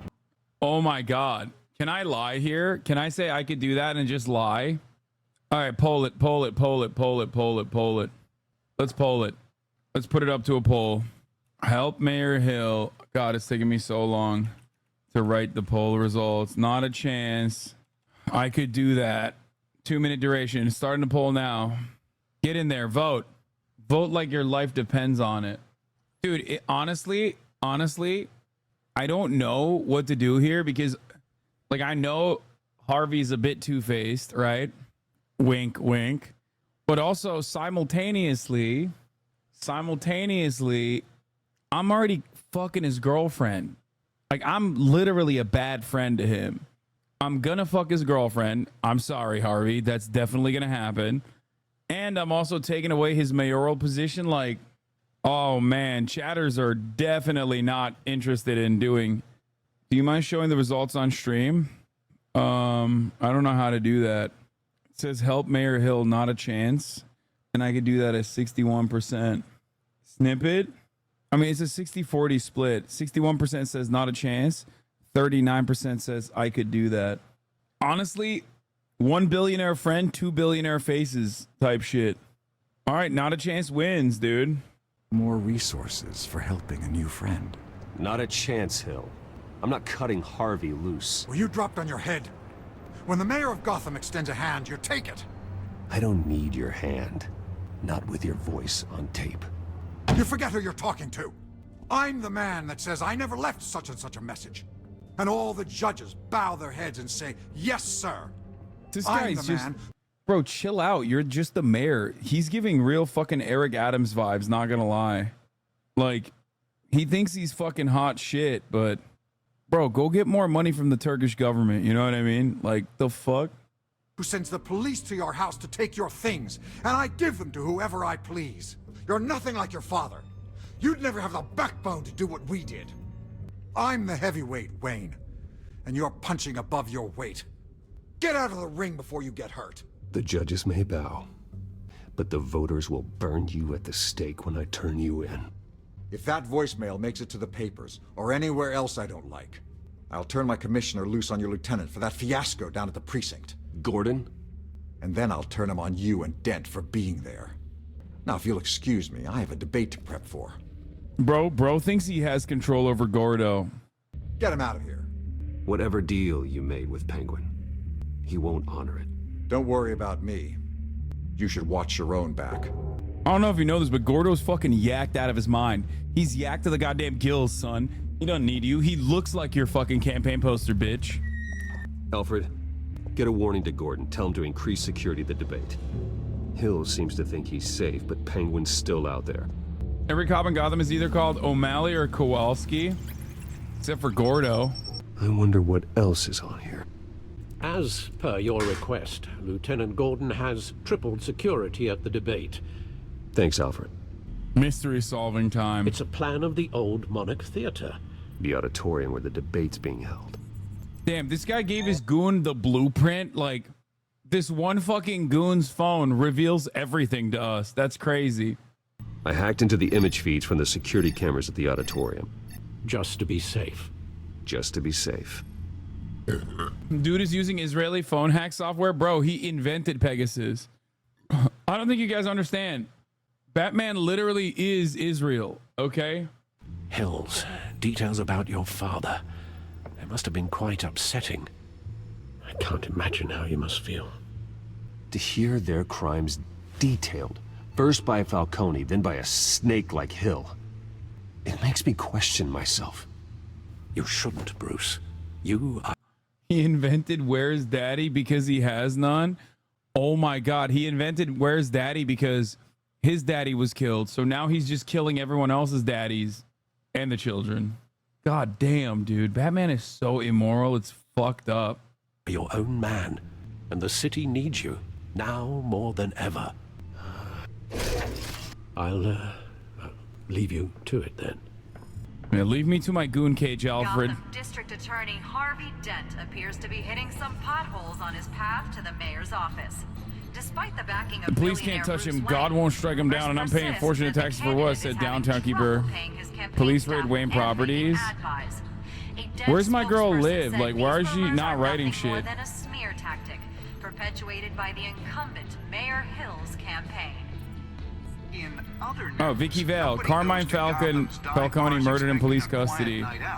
But police say wait, did she mention me? Anthony Gaddy, Falcone's attorney, told the Gazette there's a conspiracy of silence. We're going to sue everyone until someone starts talking. He was apprehended by the mass vigilante Batman. Bro, what are we doing over here? We're like reading in a fucking video game. What the fuck? Appears to be hitting some potholes on his path to the mayor's office. Wait a minute. The images on these cameras haven't changed. Something's wrong. Penguin's men may have commandeered the cameras on their end. We could just be looking at what they want us to see. Warn Gordon that he may have visitors. I have to get down I'm literally there. scrolling Now. Twitter in a fucking video game. What the fuck's wrong with me? Harvey needs to get out of there. Leaked his phone number. Hey, Bruce. Man, I'm glad you called. I needed to talk to you, actually. Something's come up. Something that's, well, it's not exactly pleasant. Why? What happened? Are you all right? Me? Oh, yeah, I'm fine. Oh, you mean because of this Penguin threat? They have me in some back room until the debate begins. For my own protection, they said. A little bit of overkill, if you ask me. Look, Bruce, I didn't want to do this over the phone, but my advisors are telling me that I need to distance myself from you. What the fuck? I could have just said that to the mayor. Chat fucked me, dude. Chat literally fucked me. He was the fake friend all along. Chat, why did you... 60% of you motherfuckers are like, don't be a fake friend to Harvey, man. Guess what, dude? Harvey was the fake friend all along. Hey, yo, dude. One friend, two faces, bro. That's messed up. Until all this mess with your family blows over. There. I get it. It's the smart move, but let's talk about that later. I'm glad you see it that way. What with the allegations in the press, and now this mess with Falcone, you're a liability. But here's the thing, Bruce.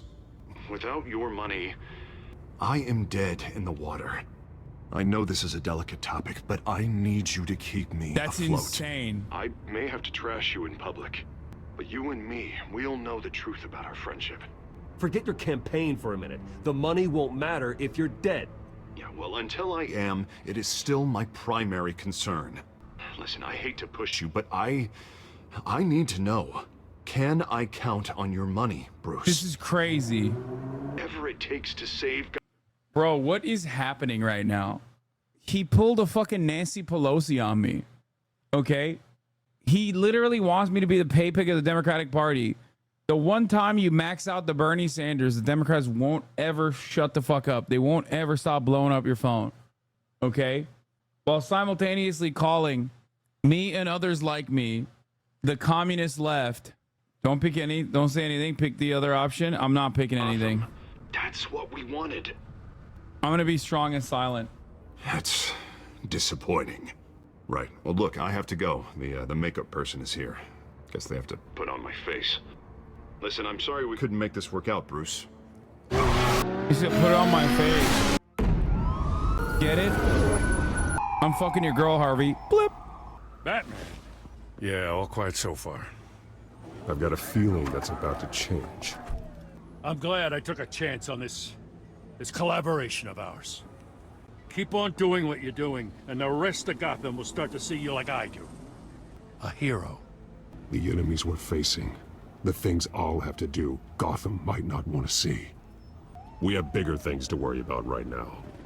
Your security has been compromised. I've got patrols on every door. You better check on them. I'd keep that holstered if I were you. What's she doing here?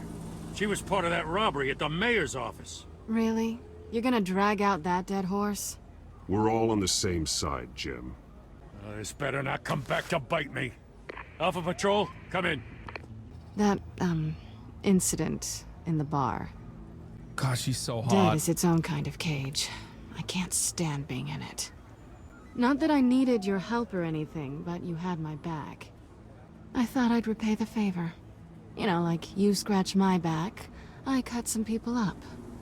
Doing the right thing. Maybe there's hope for you yet. Don't read too much into it. I'm just allergic to owing you anything. None of my men on the ground are responding. Enough waiting. We're going in. You dude, the least competent. Dude, he is so incompetent. The bat. My men are not responding.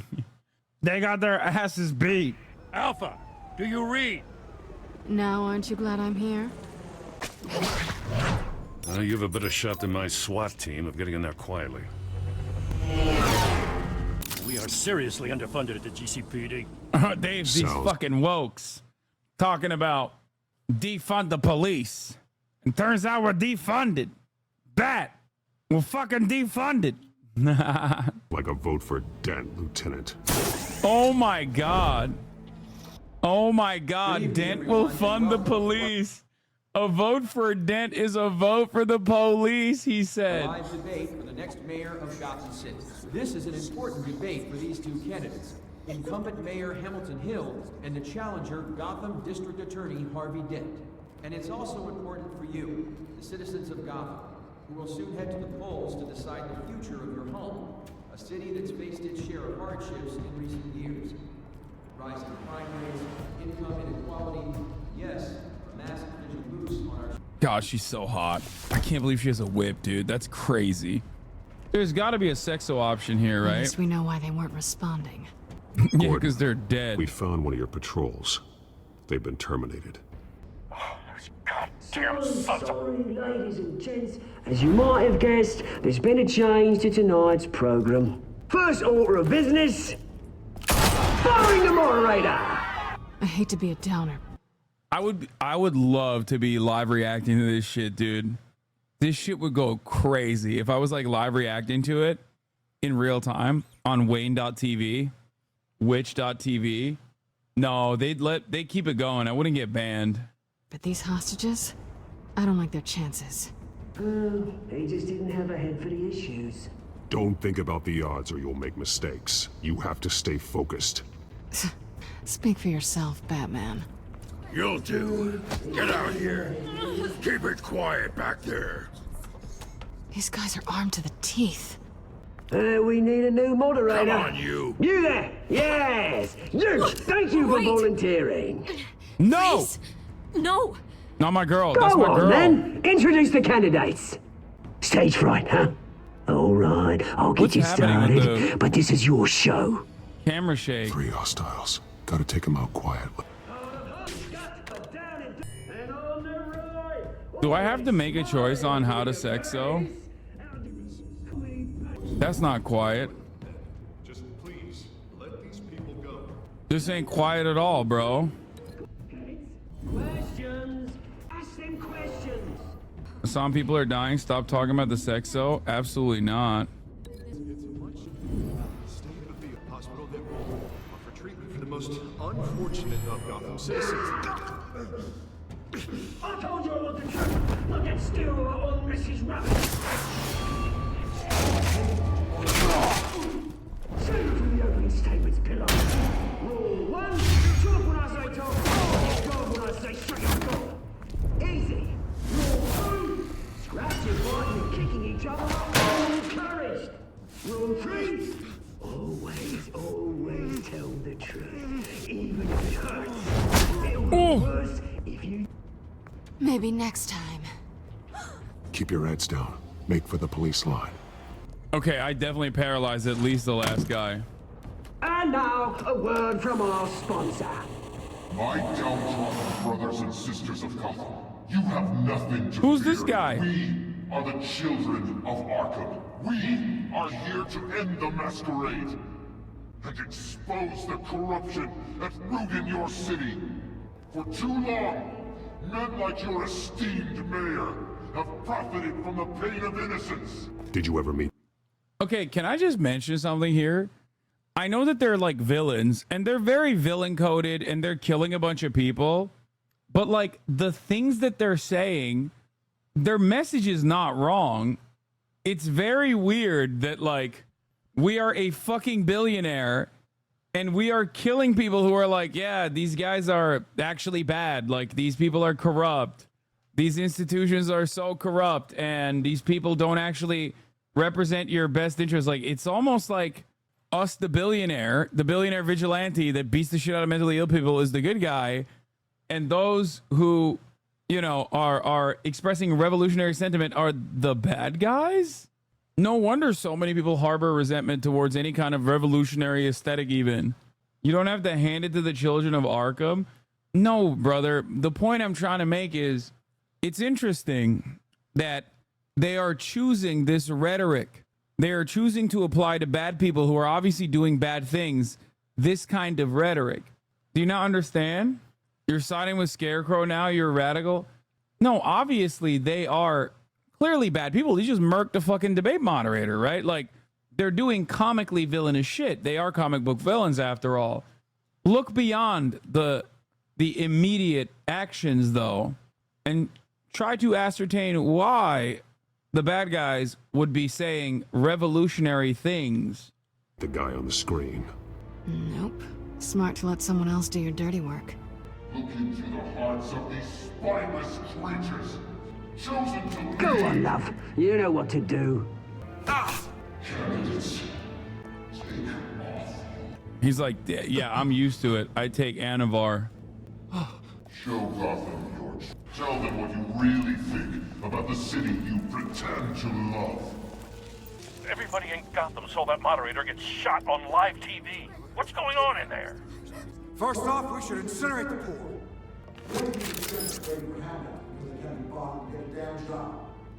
That's fucking awesome. Bro, he literally said we need to melt the poor. Okay, these guys are awesome. We shouldn't be beating their asses. We should be beating the asses of the fucking mayor.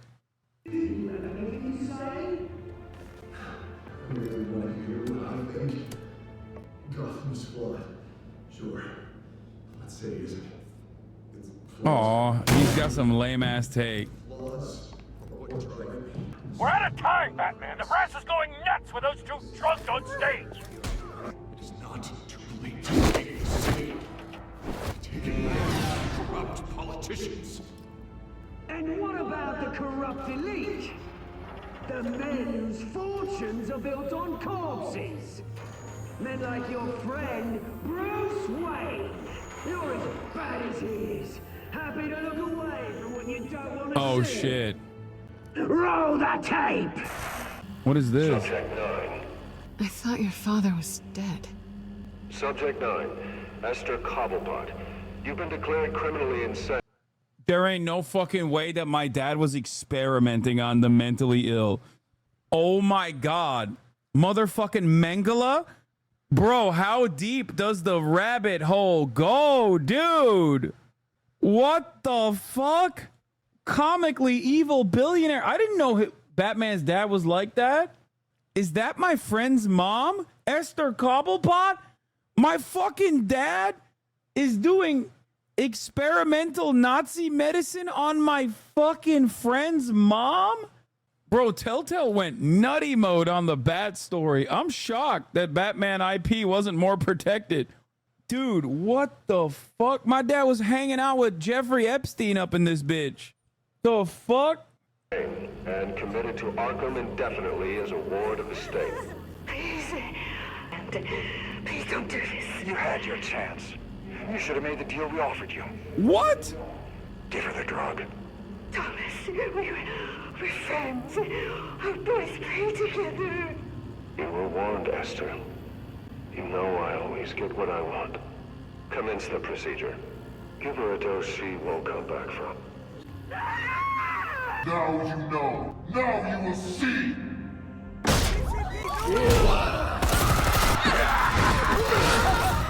Low-key, they only kill cops too. Like, what the fuck? Batman! He's certainly not. Brother, Batman is significantly more evil than fucking Penguin so far. I mean, they did kill the moderator, which was fucked up. Know how to make an entrance. What are you? What's that drone gonna do,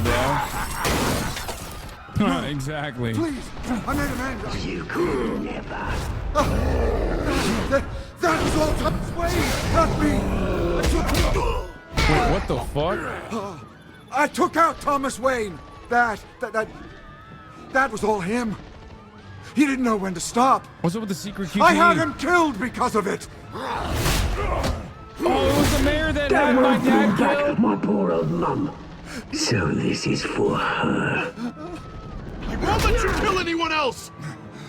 Right, your turn, Dent. Oh, shit.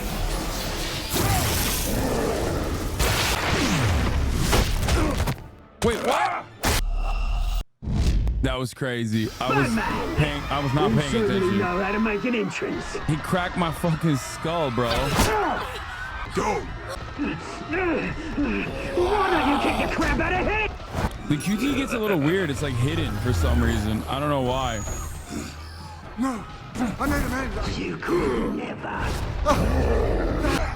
I took out Thomas Wayne. That was all him.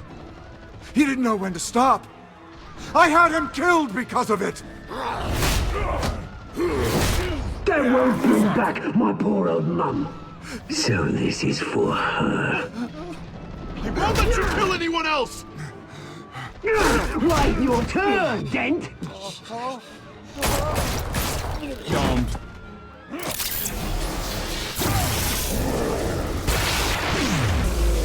Oh my god. He definitely dies, right? There's no way.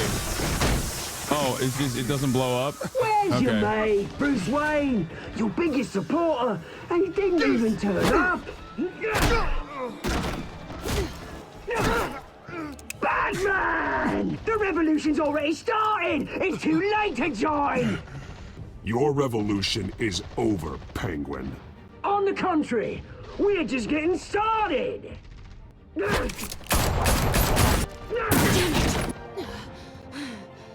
Damn. She got domed. Ain't no way I'm saving fucking Harvey, dude. Wait, I just fucking killed 3 people.